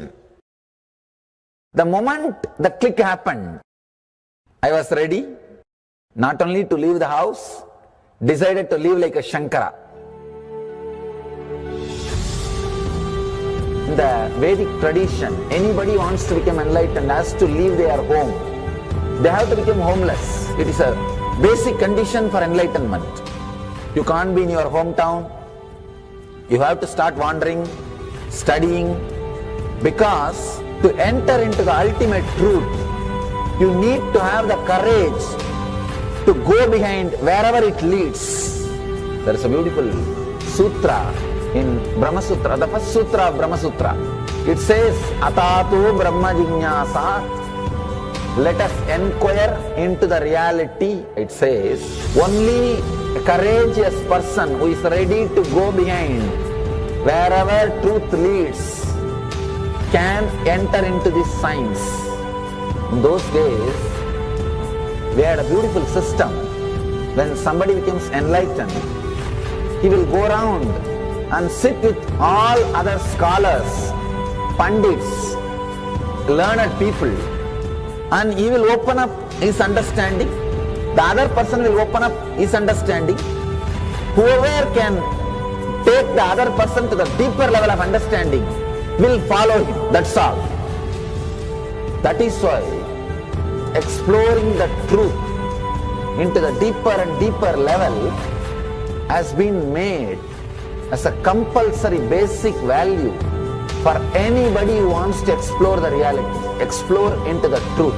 What we need to understand from this story, courage to go behind the truth, wherever it leads. Even they are ready to gamble with their life, but they are ready for truth.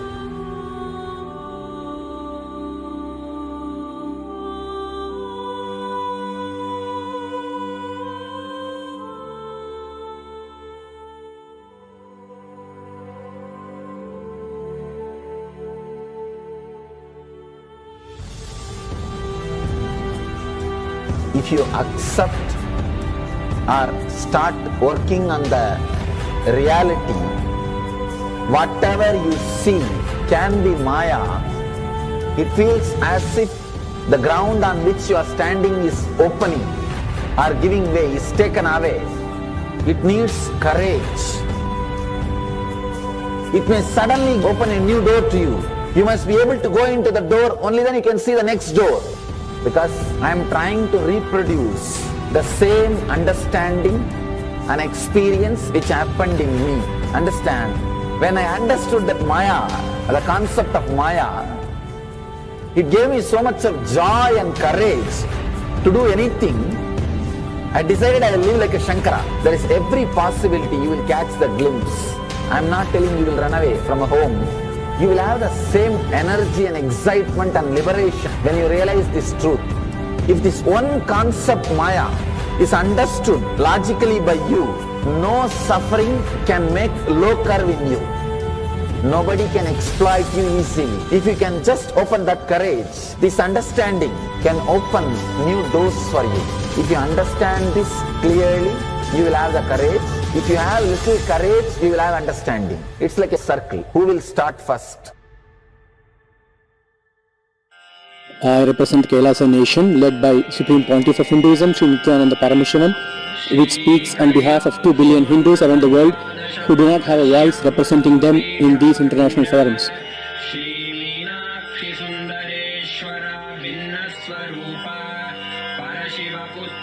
Alright, I'll start from my side first. I'll give the understanding. Let you add courage to it. Let's enter into the sutra. Illusions deceive, colors circumscribe, even divisibles are indivisible. Look becomes Shiva.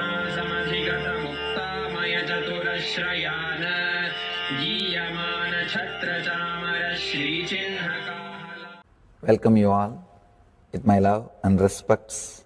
Before entering into the sutras, I want all of you to just sit for a few seconds. Sit straight and just prepare yourself. Because this understanding about which I am going to talk gave me the courage to leave the home. Today's subject is Maya.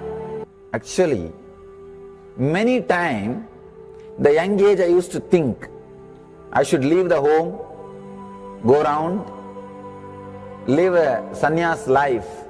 Suddenly, one day, when I was reading one of the Shankara's work on this Maya, somehow the concept clicked.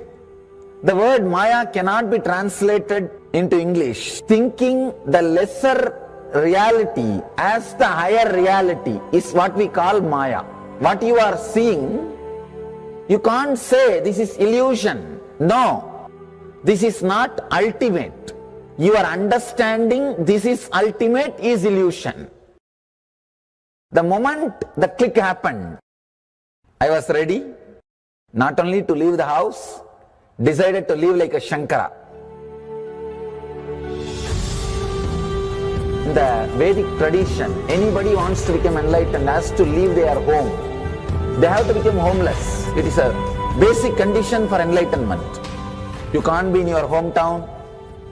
You have to start wandering, studying, because to enter into the ultimate truth, you need to have the courage to go behind wherever it leads. There is a beautiful sutra in Brahma Sutra, the first sutra of Brahma Sutra. It says, Atatu Brahma Jignasat. Let us inquire into the reality. It says, only a courageous person who is ready to go behind wherever truth leads can enter into this science. In those days, we had a beautiful system. When somebody becomes enlightened, he will go around and sit with all other scholars, pandits, learned people, and he will open up his understanding. The other person will open up his understanding. Whoever can take the other person to the deeper level of understanding will follow him. That's all. That is why exploring the truth into the deeper and deeper level has been made as a compulsory basic value for anybody who wants to explore the reality, explore into the truth. What we need to understand from this story, courage to go behind the truth, wherever it leads. Even they are ready to gamble with their life, but they are ready for truth.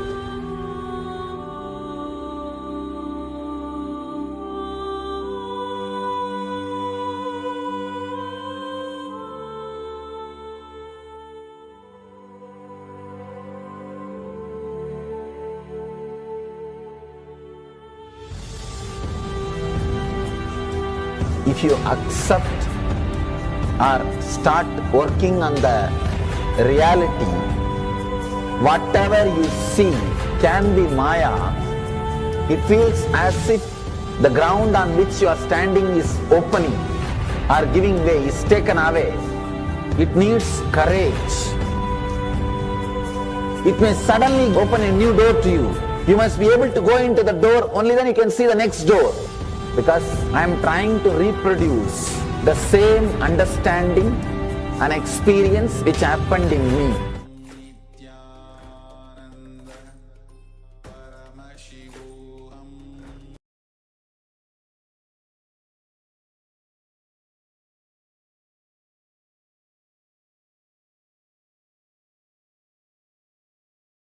Nithyanandam Paramasukadam Kevalam Jnanamurtim Dvandvatitam Gagana Sadrusham Tattvamasyaadhilaksham Ekam Nityam Vimalamachalam Sarvadhi Sakshibhutam Bhavatitam Trigunarahitam Sadgurum Tam Namami. Nithyanandam. In a few moments from now, we are going to be receiving the Supreme Pontiff of Hinduism, Bhagavan Nithyananda Paramashivam, in the Gangadhara Murti Darshan, where he will grace us in one of the most powerful forms of Paramashiva, who captured the powerful river of Ganga within his jatas and released the Ganga for all of us on the planet Earth.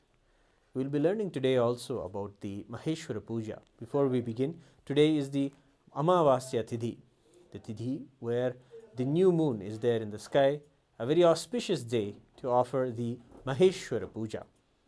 Yes, the Maheshwara Puja is one of the oldest rituals in Sanatana Hindu Dharma, and it is done to heal our ancestral connection. Whether we believe it or not, or understand it or not, we have a connection to our ancestors after they have left their body. We may not see them in our body, but still there is remnants of that relationship, some incompletions that need to be healed. The rituals, as per Sanatana Hindu Dharma, help us connect with them, nourish them in whichever realm they're in, and heal the component that they have contributed inside of us. Yes, these rituals are also known as Shraddha and Pinda Tarpana. And it is the duty of Hindus to take care of their ancestors, to ensure that they are really on the path towards their enlightenment. May not have worked for their enlightenment when they are alive, or we may have not been in the ecosystem that helped them work towards their liberation or enlightenment. But after knowing the Supreme Pontiff of Hinduism, who is reviving these very important rituals in Hinduism, that must be done to bring the best blessings for the individual, for the healing of the community and the family, and finally for the whole country itself. These rituals are not to be missed.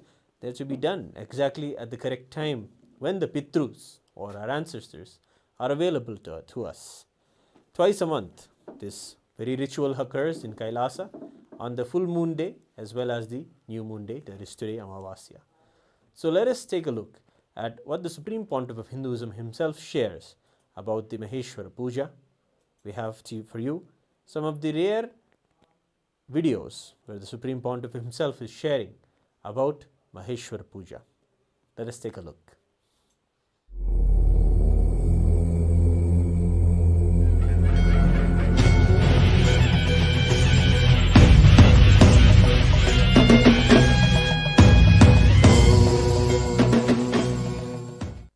Few things you guys can learn from this whole Maheshwara Puja. One is,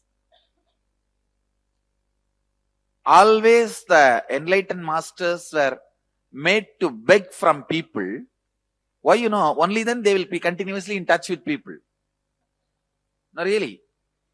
Otherwise, I have nothing to gain from you. Why will I bother? I'll just be there wherever, and you come, go. So, that is why the tradition says no. For every meal you have to be with people. That's why Buddha made begging as mandatory. Even in Shaivite tradition, means our Hindu tradition, begging is mandatory. Nowadays, for various practical, impractical reasons, we beg once in a while, that also in the internet. So, the principle is that food which is begged from all of you, it has to be muted, means the taste mutation. By mixing everything, the taste has to be muted. So that you will not eat for tongue. The person who eats should not be eating for the tongue, should be eating for the stomach. If the taste mutation is done, you will never overeat. That's the second principle. You will see now I'll mix the whole thing, sweet, spicy, everything. I'll mix it together. That's called taste mutation. Once the taste is muted, you will not be able to eat for your tongue. You see, all overeating is because the tongue tastes, not for stomach. Stomach never overeats. Tongue overeats. So when the mutation is done, you will never overeat. You will never have the problems of overeating. Overeating means that is where everything starts, including death.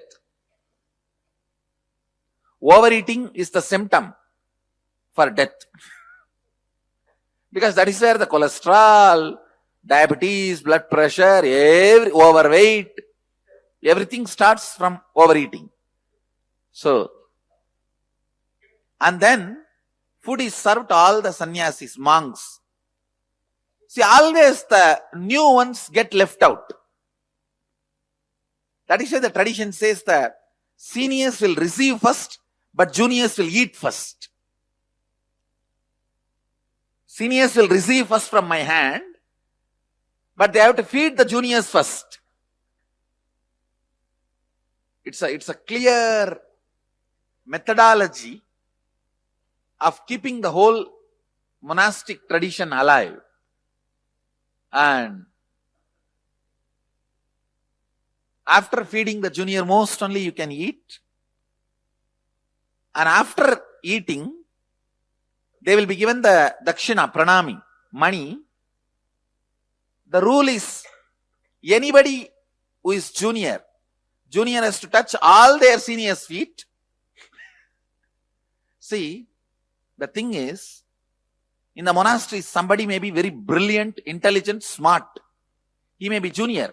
He will be having a high power position in the organization, but that does not matter here. Here the power position you are holding doesn't matter. You will see Sri Mahants touching the feet of the junior sannyasis here. Because she is the junior most Swami. So here the sannyas matters, not the power position you hold. So in one place where they drop all their incompletions, because when you live together, always there will be incompletions.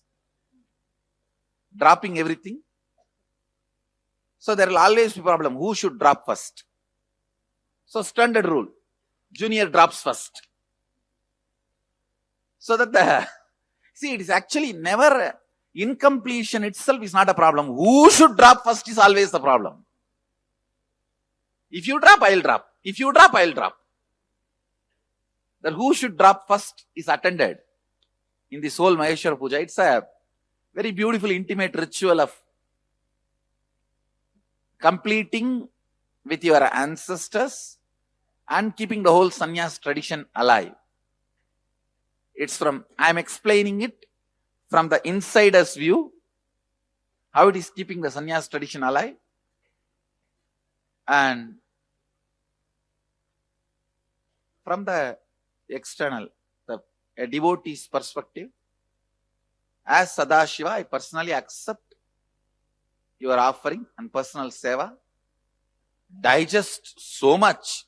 Not only you, your generations' karmas are digested.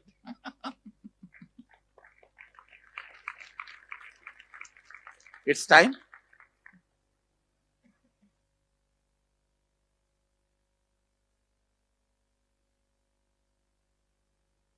So, let's now go and start the Maheshwara Puja. Today the Annadata means the person who is responsible for cooking and feeding will have equal seat with me. Once a devotee calls a saint, Shiva Yogi, for the Maheshwara Puja, the Shiva Yogi says, whatever I ask, if you agree to feed me, I will come and accept the Maheshwara Puja. The devotee says, sure. He accepts and commits. Then Shiva Yogi comes and sits in the house. Actually, Mahadeva himself came in the form of that Shiva Yogi to test the devotee's strength. And he says, the best thing you like in your life, to the devotee, the best thing you like in your life is your 4-year-old child. Cut him and cook him and bring him. And the devotee did not even have 1 second of he was not perturbed at all. He said, yes, Prabhu, I'll do it. Then he adds one more condition. No, your wife and you both have to cut. He says, yes. Both have to stand, hold the body each side and cut. You can't have tears. If you have tears, I will not eat. He says, yes. And finally, when they cut, the moment, immediately Mahadeva appears and says, enough, stop. I have just to come to test your authenticity. And he gives life to the kid and enlightenment to all the 3. So traditionally the ritual is very powerful and very old, very oldest recorded ritual.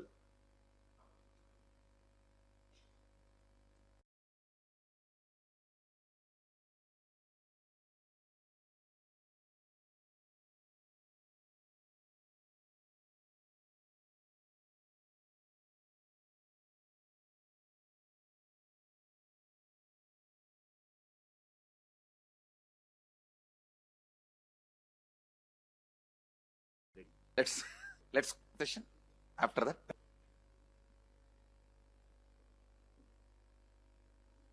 प्रेम मुदित मन से कहो नित्य नित्य नाम, प्रेम मुदित मन से कहो नित्य नित्य नाम, प्रेम मुदित मन से कहो नित्य नित्य नाम, प्रेम मुदित मन से कहो नित्य नित्य नाम.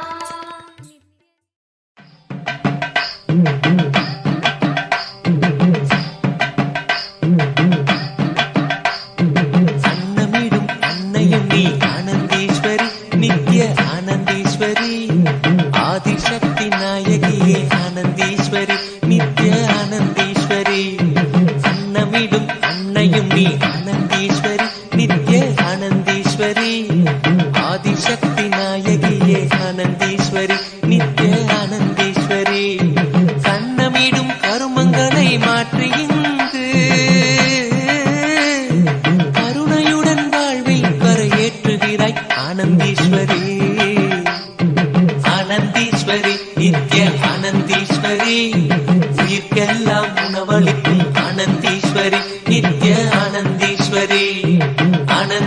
ஆனந்தீஸ்வரி நித்ய ஆனந்தீஸ்வரி உயிர்க்கெல்லாம் உணவளிக்கும் ஆனந்தீஸ்வரி நித்ய ஆனந்தீஸ்வரி சம்ஸ்காரங்கள் கரைந்து இங்கு ஆனந்தீஸ்வரி நித்ய ஆனந்தீஸ்வரி நாங்கள் சம்சார கடல் கடக்க ஆனந்தீஸ்வரி நித்ய ஆனந்தீஸ்வரி ஏழுடல்கள் கடந்து நித்ய வாழ்வினிலே நிலை பெறவே நித்யானந்த ஸ்பூரணம் தந்தாய் ஆனந்தீஸ்வரி ஆனந்தீஸ்வரி நித்ய ஆனந்தீஸ்வரி உயிர்க்கெல்லாம் உணவளிக்கும் ஆனந்தீஸ்வரி நித்ய ஆனந்தீஸ்வரி ஆனந்தீஸ்வரி நித்ய ஆனந்தீஸ்வரி உயிர்க்கெல்லாம் உணவளிக்கும் ஆனந்தீஸ்வரி நித்ய ஆனந்தீஸ்வரி தெய்வத்திற்கு படைத்த உணவை ஆனந்தீஸ்வரி நித்ய ஆனந்தீஸ்வரி பிரசாதமாய் உண்டதுண்டு ஆனந்தீஸ்வரி நித்ய ஆனந்தீஸ்வரி தெய்வம் இங்கு உணவு படைக்கும் ஆனந்தீஸ்வரி தெய்வம் இங்கு உணவு படைக்கும் ஆனந்தீஸ்வரி வரப்பிரசாதம் பெற்றிடவே பெற்ற வரம் யாம் அறியோம் ஆனந்தீஸ்வரி ஆனந்தீஸ்வரி நித்ய ஆனந்தீஸ்வரி உயிர்க்கெல்லாம் உணவளிக்கும் ஆனந்தீஸ்வரி நித்ய ஆனந்தீஸ்வரி ஆனந்தீஸ்வரி நித்ய ஆனந்தீஸ்வரி உயிர்க்கெல்லாம் உணவளிக்கும் ஆனந்தீஸ்வரி நித்ய ஆனந்தீஸ்வரி இட்டிலியை நீ அளிக்க ஆனந்தீஸ்வரி நித்ய ஆனந்தீஸ்வரி வாழ்வில் இடர்கள் நீங்குதம்மா ஆனந்தீஸ்வரி நித்ய ஆனந்தீஸ்வரி இட்டிலியை நீ அளிக்க ஆனந்தீஸ்வரி நித்ய ஆனந்தீஸ்வரி வாழ்வில் இடர்கள் நீங்குதம்மா ஆனந்தீஸ்வரி நித்ய ஆனந்தீஸ்வரி சட்டினியை நீ அளிக்க சட்டனவே சங்கடங்கள்.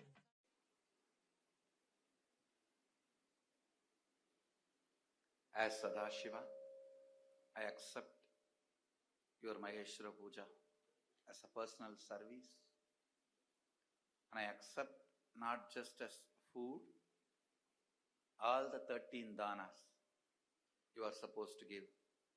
The cow, land, gold, grain, cloth, umbrella, paduka, all the 13 dana you are supposed to give. I accept all 13 in the form of this Maheshwara Puja and commit with you all. I liberate all of them and all your ancestors and bring completion to all of you. And if you are doing it on your own, for yourself, I commit with you. I liberate you from all the sins and karmas other than Guru Droha. So don't do only that. That nobody can liberate. Other than that, I liberate you from everything else. Blessings. The monastics can receive the pinda. This is the food offered to the departed souls. The pinda prasada.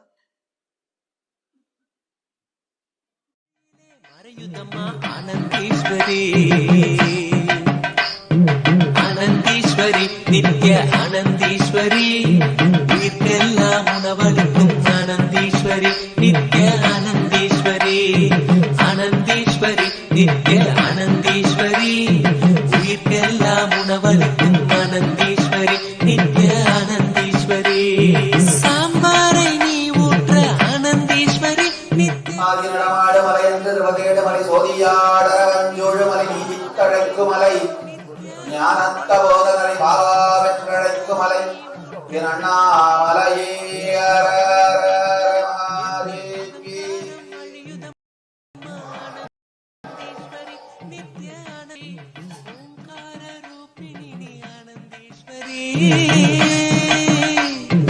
ஓங்கார ரூபிணி பாங்காக பரிமாற பாவங்கள் கரையுதம்மா ஆனந்தீஸ்வரி ஆனந்தீஸ்வரி நித்ய ஆனந்தீஸ்வரி உயிர்க்கெல்லாம் உணவளிக்கும் ஆனந்தீஸ்வரி நித்ய ஆனந்தீஸ்வரி ஆனந்தீஸ்வரி நித்ய ஆனந்தீஸ்வரி உயிர்க்கெல்லாம் உணவளிக்கும் ஆனந்தீஸ்வரி நித்ய ஆனந்தீஸ்வரி உங்களை நீ பரிமாற ஆனந்தீஸ்வரி ஆன்ம ஆனந்தம் பொங்குதம்மா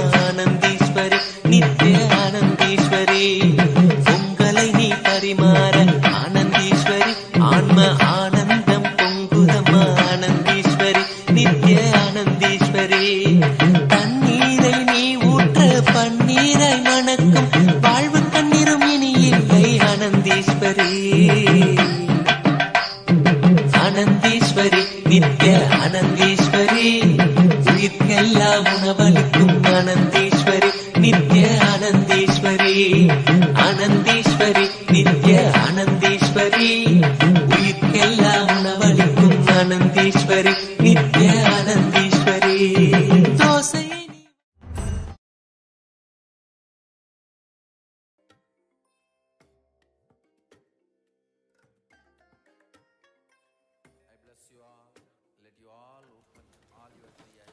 Yes, beautifully.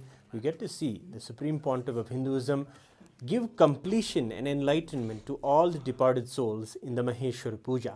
And this is a celebration that happens very regularly in Kailasa. Yes, feeding the Jataragni of the living incarnation of Paramashiva is the best way to give the karmic relief and to put our ancestors on the path of enlightenment. They'll already get there, and ourselves also to be on the same path of living enlightenment. And this is how the Supreme Pontiff of Hinduism gives the departed souls Videha Mukti and blesses us with the Jivan Mukti. This is a beautiful way that we connect with our ancestors and do the process of healing. There is always the story. In fact, today, the story of even the reason why Devi Ganga, the river, came onto the planet Earth was to heal the ancestors, to liberate the ancestors of a saint known as Bhagirath. So he prays and gets the boon to have Ganga come and wash of the sins of all of his ancestors, clear their karmas, and lead them on the path back to Paramashiva. Of course, this is to be done, and it has lesson to be learned. Even at the place where Ganga is, many of the Pinda, Tarpana, Shraddha rituals happen. Regularly, Hindus go, and every year even go to Ganga and Varanasi and all of these sacred kshetras to offer the Pinda to their Pitrus, to their ancestors, healing them. It is one of the duties that must be done by a Hindu to perform the proper dharma and the artha. As Swamiji was sharing also, there are 13 danas that are to be done by a person in their lifetime. By offering the Maheshwara Puja, you can literally fulfill the quota of all the 13 danas in your lifetime, because you have the living enlightened master in your life, the incarnation of Paramashiva himself accepting the dana, literally swallowing all of our karmas. And you can see the way and the body language with which Swamiji was just now showing how the Maheshwara Puja is. It is literally taking on and healing of all of the karmas and healing of all of the departed souls and giving them and bestowing them with Videha Mukti. It's a beautiful process, and today it's going to be manifesting with the divine grace and blessings of the Supreme Pontiff of Hinduism. We're going to be doing Maheshwara Puja, and of course right now we're going to be getting ready for the Gangadhara Murti Darshan, a beautiful manifestation of Paramashiva. When Bhagiratha was told that Ganga would come to the planet, the doubt came that the force of her waters will bring ruin to the whole planet.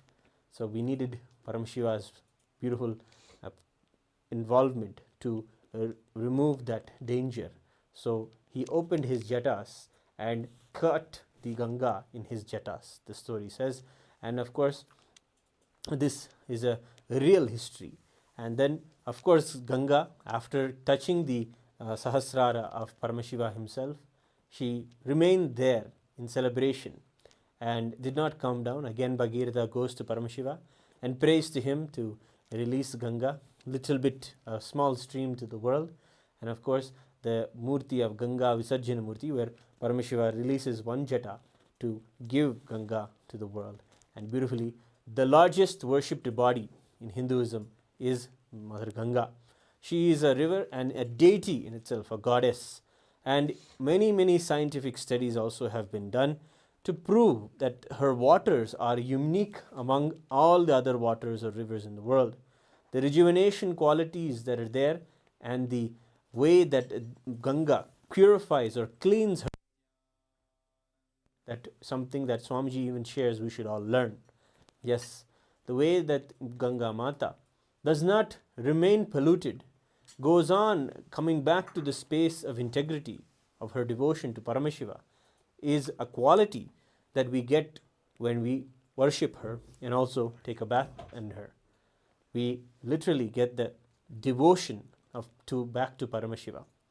And we have another clip for you before we go to the darshan preparation. We wanted to share about how Swamiji shares that no matter how much pollution Ganga may be having, she can rejuvenate herself. But the only thing we must not do is continuous pollution. In the same way, he says, for our own integrity with our Guru or with our own words, we should not do the continuous pollution by not fulfilling the words that we tell. There is an inter-organ like Devi Ganga that is there in the world. There is a goddess within us known as the Vak Devi, the Vak Shakti. Aligning with her again and again, restoring our integrity with the words we tell ourselves and others, will purify the Vak Devi, and she will manifest in our lives in a powerful way. Let us see the Supreme Pontiff of Hinduism himself sharing about this very goddess within us. Listen, you may be uttering completely different words in the morning, in the noon, in the night, in the middle of the night, in the early morning, but you have something called Vak, which connects, which is responsible for all your words. Please listen. Listen. You may have fast breathing, slow breathing, shallow breathing, but there is something called lungs which is responsible for all your breathing. Same way,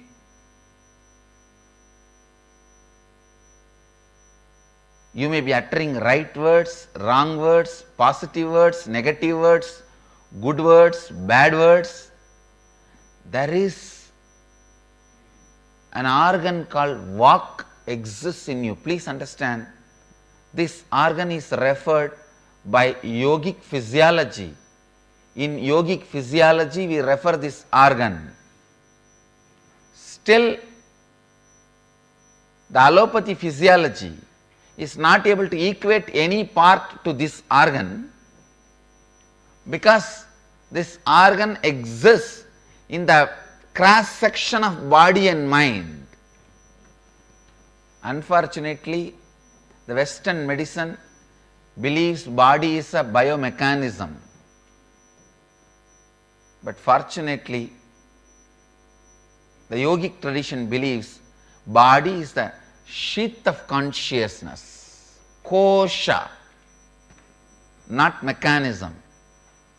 Kosha means living, independent, intelligence responds to the consciousness. This Vak, the organ I am introducing to all of you, please listen. This organ, I wanted to use the word organ so that you understand it exists very solid. Just like your lungs, heart, kidney, liver, intestine, eyes, ears, you have an organ at the intersection of body and mind. It is somewhere between the heart and the throat, in that region. The intersection happens, but it happens in a slightly different places for every human being. But for every human being, it is between the throat and the heart, in this area.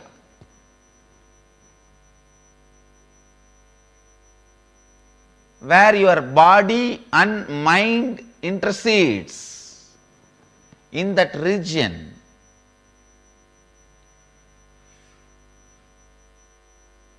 This organ exists.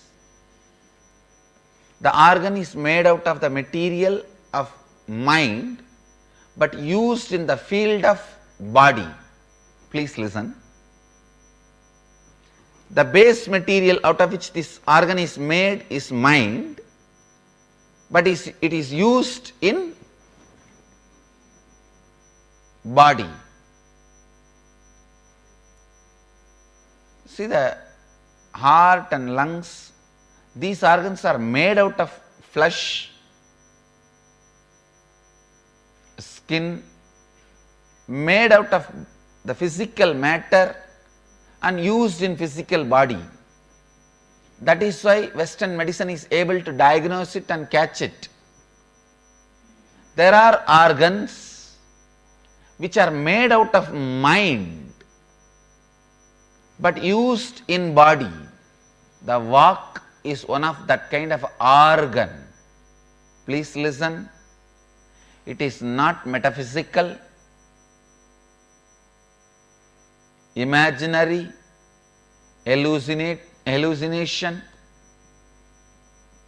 It is an organ which is inside you, responsible for all the words you utter.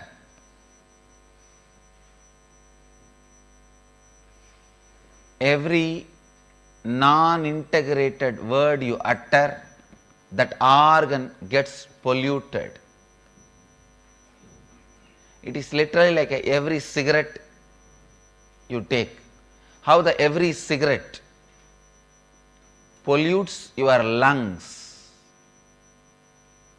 Every non-integrated word you utter pollutes your vak. Good news is, because it can be polluted easily, it can be cleaned easily. One lie, the vak will get polluted, will be loaded. Just if you complete it, immediately it will be healed. It will be free. Even one lie, one word which is non-integrated. For example, if you tell, now time is 8 o'clock, that's all, it will be polluted because it is not 8 o'clock. And same way, cleaning it also is not a big job. Oh, I withdraw this word which I uttered, time is 8 o'clock, I complete with it, now time is not 8 o'clock, is enough. Because the word corrupts the vak, the word can purify the vak. Understand? The diseases which are created in your body because of wrong breathing can be completely healed by the right breathing. The disease created in your body due to wrong way of handling the body, means the wrong way of sitting, wrong way of lying down, that can be healed by the right way of sitting and right way of stretching. The disease created in your system by wrong usage of the body can be healed by the right usage of the body. The disease created in your system by wrong usage of the word can be healed by the right usage of the word. Understand? The whole science of integrity is based on this. The whole science of vak siddhi is based on this.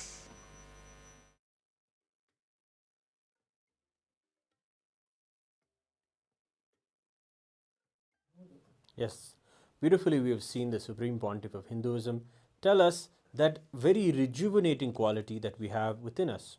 The same energy that we put into maybe doing and holding on to and cherishing the negative thoughts that we have, that do the pollution of the vak energy that is there inside of us. The same energy and thoughts can be put into restoring ourselves into the decision to be integrated and to be loving and life positive in our lives. And that is the refreshing energy that is Ganga in our lives. Ganga Devi is one of the largest worshipped deities in Hinduism. Everyone along the Ganges, along the Ganga, celebrate her in and out. And of course, the Supreme Pontiff of Hinduism celebrates Ganga whenever he sees Ganga. He's always at her feet and bowing down for her. Because of her, so much of life, so many possibilities are there for us to transcend all barriers, all sufferings, all karmas, and finally be one with Paramashiva. She's the one leading the whole way for all of us as well. She's a beautiful example of rejuvenation. As he's saying, continuous pollution of our walk needs to stop just to restore and put ourselves back into the space of integrity. In this beautiful evening, we're having the opportunity to have the Darshan of Gangadhara Murti, Ganga Visarjana Murti, beautiful forms of Paramashiva, where he manifests so beautifully along with Ganga. This very deity, this very Murti, is going to be gracing us in a few moments in the form of the Supreme Pontiff of Hinduism. He is the very embodiment and manifestation of the Gangadhara Murti. We encourage everyone who is watching to be a part of this very darshan in the Paramashivam sessions. Yes, all day the Paramashivam sessions prepare us powerfully to learn and receive the Supreme Pontiff of Hinduism in the darshans. When we prepare ourselves through the process of healing our inner words that we tell ourselves, becoming aware of them and making the powerful decisions with powerful cognitions by Swamiji to live a life in oneness with Paramashiva. After doing these beautiful sessions and processes in an active way, in a practical way, and making the decisions to be settled in devotion to Paramashiva, in oneness with Paramashiva, having the darshan of Swamiji is the best. That is why we recommend for this Chaturmasya alone, the Supreme Pontiff of Hinduism is giving the Paramashivoham program absolutely free to anybody and everybody. Yes, it is a time for us to look within ourselves and realize our Paramashivatva, our true nature. The Chaturmasya period is a time when Hindus traditionally do this. It's a time when Hindus set for themselves, take a vacation from their day-to-day mundane problems and decide to look inwards and find all the solutions inside and understand the truth that we are to be living an enlightened life. And all of these powerful cognitions, specifically the studying of the Hindu Shastras, is done in this Chaturmasya period. Behind every teaching of the Supreme Pontiff of Hinduism is not even that he has come up with it himself. It comes from the original Shastras. Yes, the Hindu scriptures are filled with life solutions to live an enlightened life, whether it is Bhagavad Gita, or the Vijnana Bhairava Tantras, or the Netra Tantars, or the Kamikagamas, various scriptures given to the world by Paramashiva in the Vyakta form or the Avyakta form, whether he manifested physically and shared to the world the Guru Gita, or he remained in his Avyakta form and revealed the Vedas to the world through the listening of the Rishis. In all ways, Paramashiva gave the solutions and the right lifestyle to the world. It is in this Chaturmasya where we can really work on reviving that first at a personal level to ourselves, whether what is the cognitions we carry for ourselves, about the world around us, and about the gods in our lives, about the Godel in our lives. This Chaturmasya is beautifully the period to do this. The 4 months, the 4 full moons that are there between Guru Purnima and the Vijayadashmi event. In this time alone, the usually priced $21,000, this Paramashivoham program is now being offered free to anybody. As is why should not miss the opportunity to take the privilege to have the darshans and also be in the Paramashivoham sessions. Yes, right now if you go to the link below and register for the Paramashivoham session, you can find yourself in a Zoom room in a beautiful ecosystem where you'll be able to have the Guru see you, Nayana Diksha. Being in the eyesight of our one's Guru or the deity when we go to a temple is known as an initiation in itself in Hinduism and is practiced by hundreds of millions of people. Billions of Hindus sought the darshan of the deity. Not that the deity should be, not that we should of course see the deity and feel rejuvenated, but the deity's eyes, which is a living being, it should see us. And when he sees us, so many of the karmas, so many of the sufferings are simply removed from our lives. And it's a treasure to have the Nayana Diksha of Swamiji. So that's one very important reason why you should be inside the Paramashivam session right now. Another is that you can personally ask your question to Swamiji. Any healing that you want, anything that you need as in your life, that you feel you need the blessings of, you need the guidance and the spiritual support for. That is what Swamiji is there, extending himself beautifully. So each and every person who's coming to the program, he's giving the blessing, the personalized blessing to each person, and dictating the response that that person needs, and the guidance that person needs to have in their life. Swamiji himself is available to all of us beautifully. These are the beautiful reasons why you should be in the Paramashivam session right now. So without further ado, go to the link below and see the yourself in the Paramashivam session. Of course, when you're there, remember for one more thing, put Swamiji on the biggest screen in your house. That is the best way to bask in the beautiful, bright darshan that we're going to have. And of course, gather everyone. There's a beautiful group energy can be created when we sit in darshan together, beautifully being having the cosmic energy being transmitted to each person in their own unique way. And of course, share to as many people as you can about the darshan that is going to be happening in a few moments. Share with everyone about the very Gangadhara story, the story of Ganga. She's coming, and we want to be available to receive this divine in this auspicious moment of Gangadhara Murti darshan. So you can all go to the link below or scan the QR code to see the darshan. Let us get ready to prepare ourselves to have the darshan. Please be seated with your head, neck and spine in a straight line. Inhale and exhale as slowly as possible and as deeply as possible.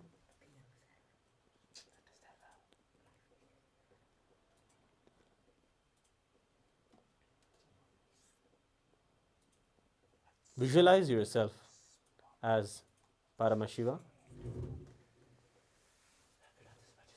with 25 heads, 50 arms and 75 eyes.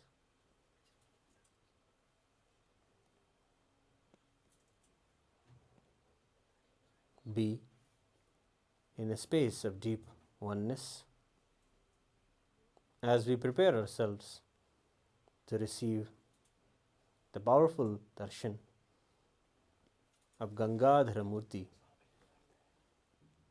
in the form of the Supreme Pontiff of Hinduism, Bhagavan Nithyananda Paramashivam, our beloved Swamiji. Inhale and exhale as Paramashiva in deep restful awareness.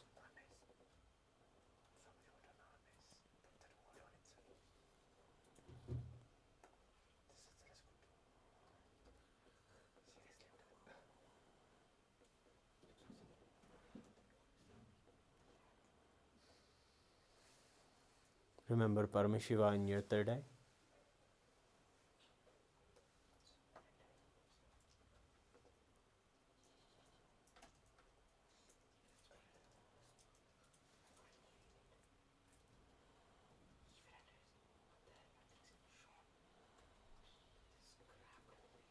Let us now chant the Mahavakya.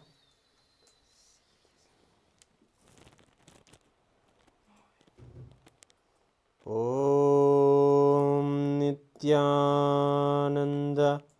Paramashivoham. Om Nithyananda Paramashivoham. Om Nithyananda Paramashivoham.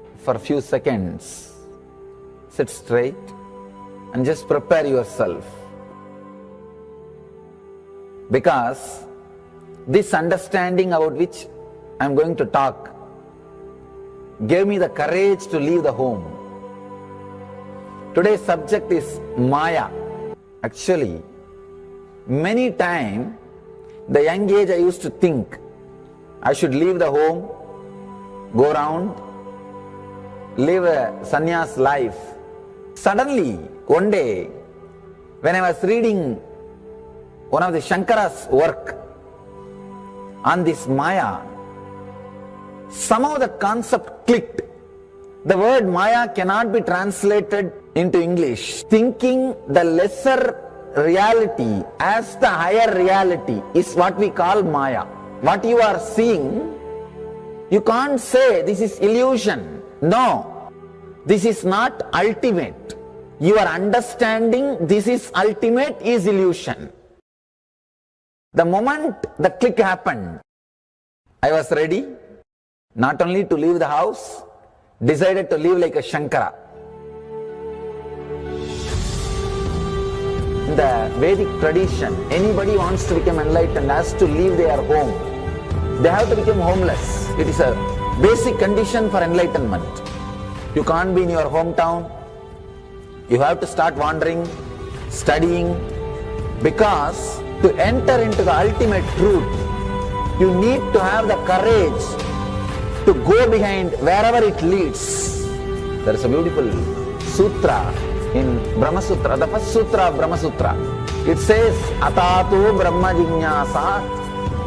Let us inquire into the reality. It says, only a courageous person who is ready to go behind wherever truth leads can enter into this science. In those days, we had a beautiful system. When somebody becomes enlightened, he will go around and sit with all other scholars, pandits, learned people, and he will open up his understanding. The other person will open up his understanding. Whoever can take the other person to the deeper level of understanding will follow him. That's all. That is why exploring the truth into the deeper and deeper level has been made as a compulsory basic value for anybody who wants to explore the reality, explore into the truth. What we need to understand from this story, courage to go behind the truth, wherever it leads. Even they are ready to gamble with their life, but they are ready for truth.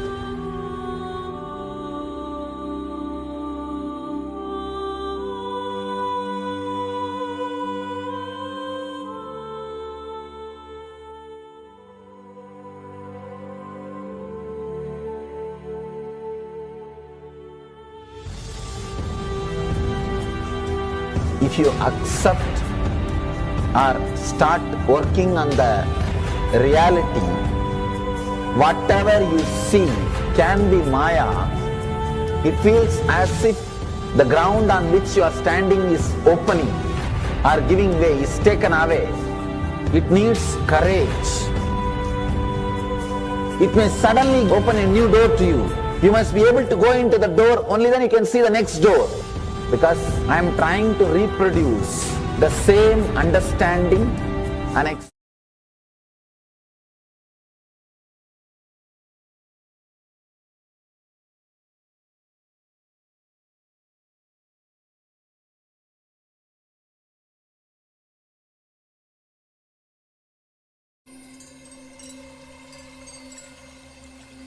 welcome you all with my love and respect. Let you all open all your three eyes. Om Nithyananda Paramashivam.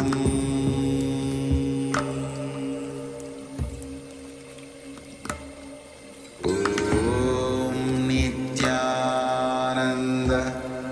Paramashivam.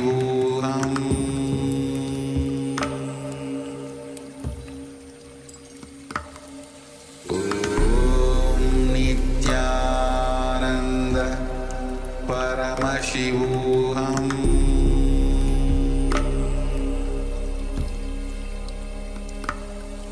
Om Nithyananda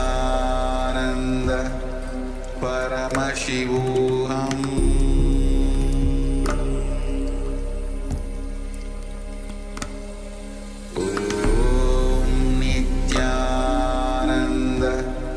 Paramashivoham.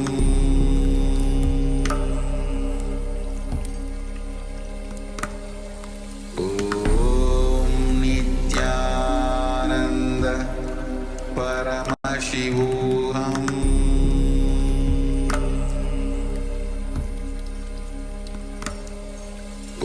Om Nithyananda Paramashivoham.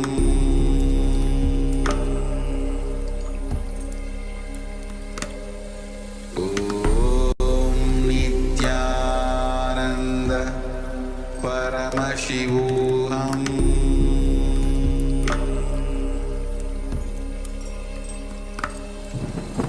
Om Nithyananda Paramashivoham.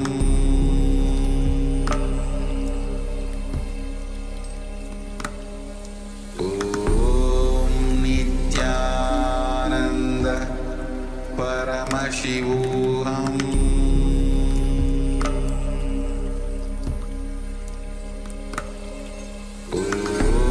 Om Nithyananda Paramashivoham.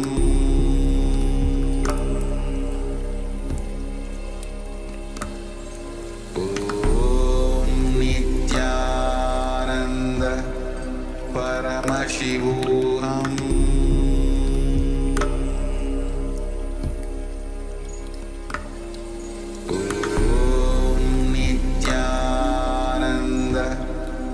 Paramashivoham. Paramashivoham.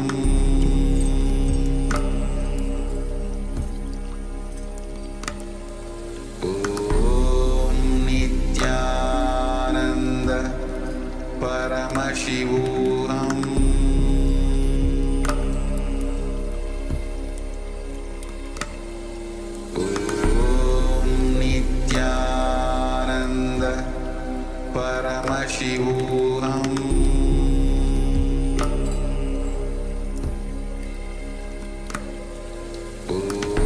Om Nithyananda Paramashivoham.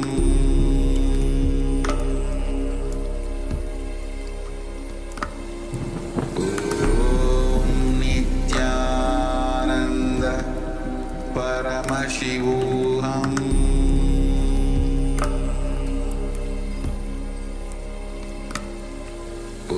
Om Nithyananda Paramashivoham.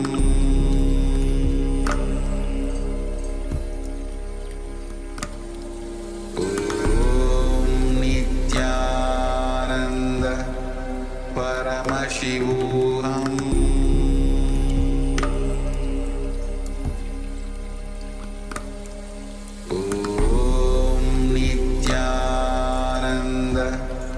Paramashivoham.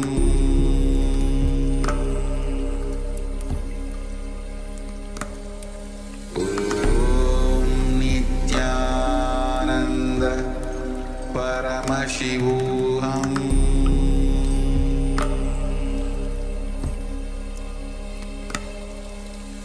Om Nithyananda Paramashivoham.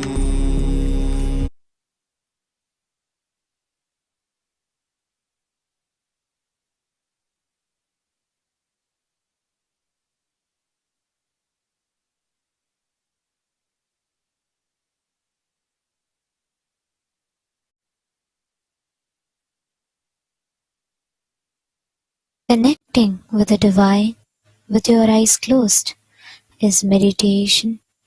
Connecting with the divine with your eyes open is darshan. Come, let us all now move from meditation to darshan. Slowly, very slowly, please open your eyes.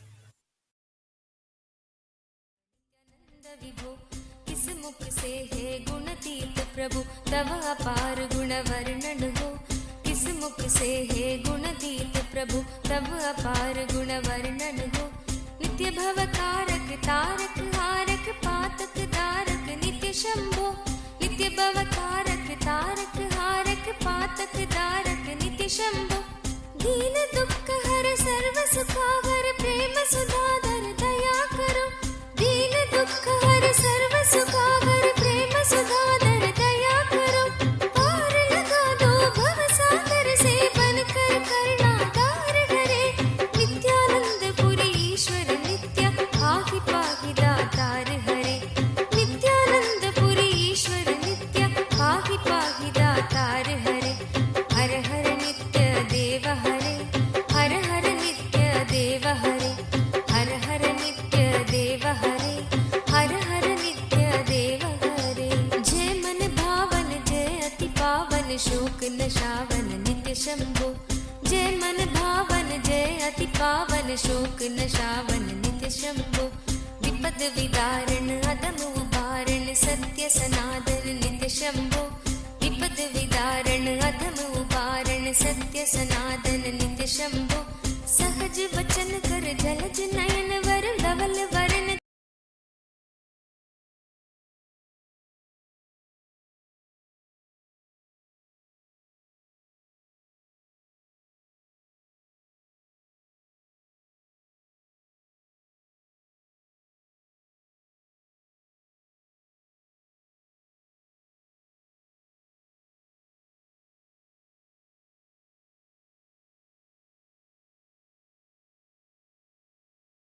दातार हरे, नित्यानंद पुरी ईश्वर नित्य पाहि पाहि दातार हरे।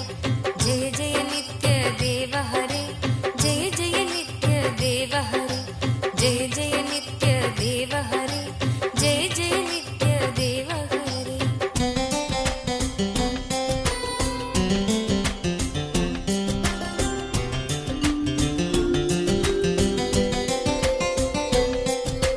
भोलानाथ कृपालु दयामय voter दानी नित्य योगी, भोलानाथ कृपालु दयामय voter दानी नित्य योगी। सरल हृदय अति करुणा सागर अगत कहानी नित्य योगी, सरल हृदय अति करुणा सागर अगत कहानी नित्य योगी।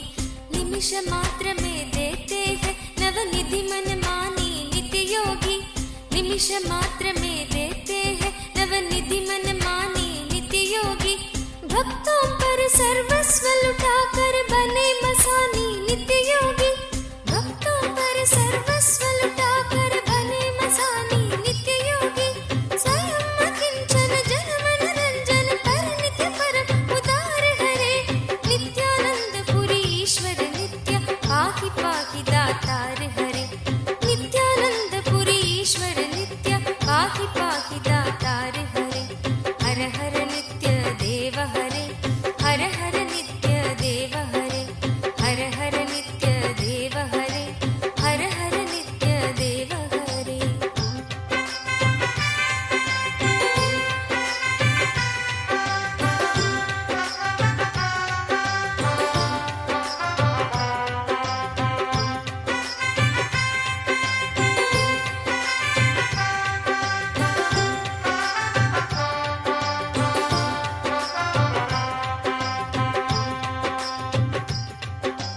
आशुतोष इस मोहमयी निद्रा से मुझे जगा देना, आशुतोष इस मोहमयी निद्रा से मुझे जगा देना। विषम वेदना से विषयों की मायाधीश छुड़ा देना, विषम वेदना से विषयों की मायाधीश छुड़ा देना। रूप सुधा की एक बूंद से जीवन मुक्त बना देना, रूप सुधा की एक बूंद से जीवन मुक्त बना देना।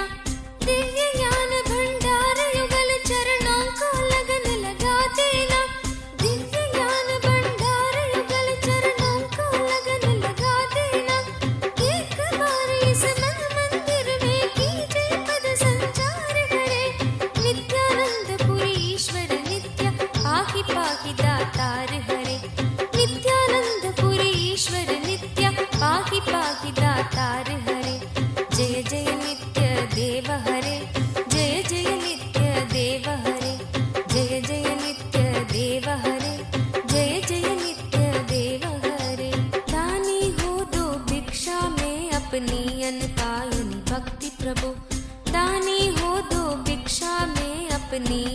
गायनि भक्ति प्रभु।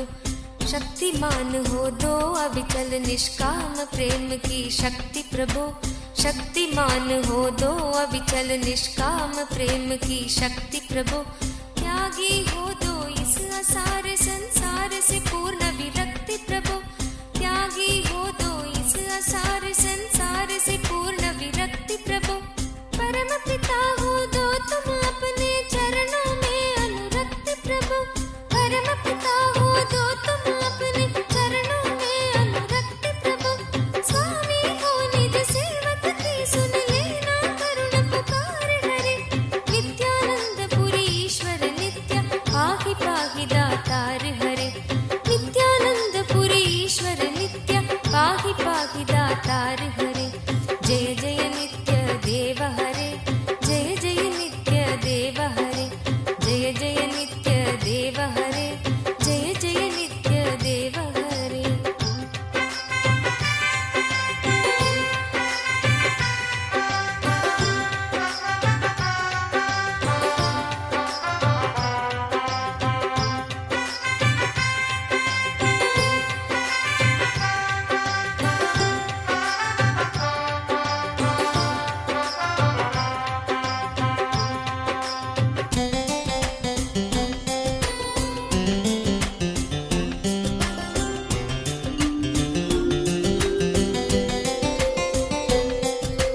तुम बिन बेकल हूँ प्राणेश्वर आ जाओ भगवंत हरे।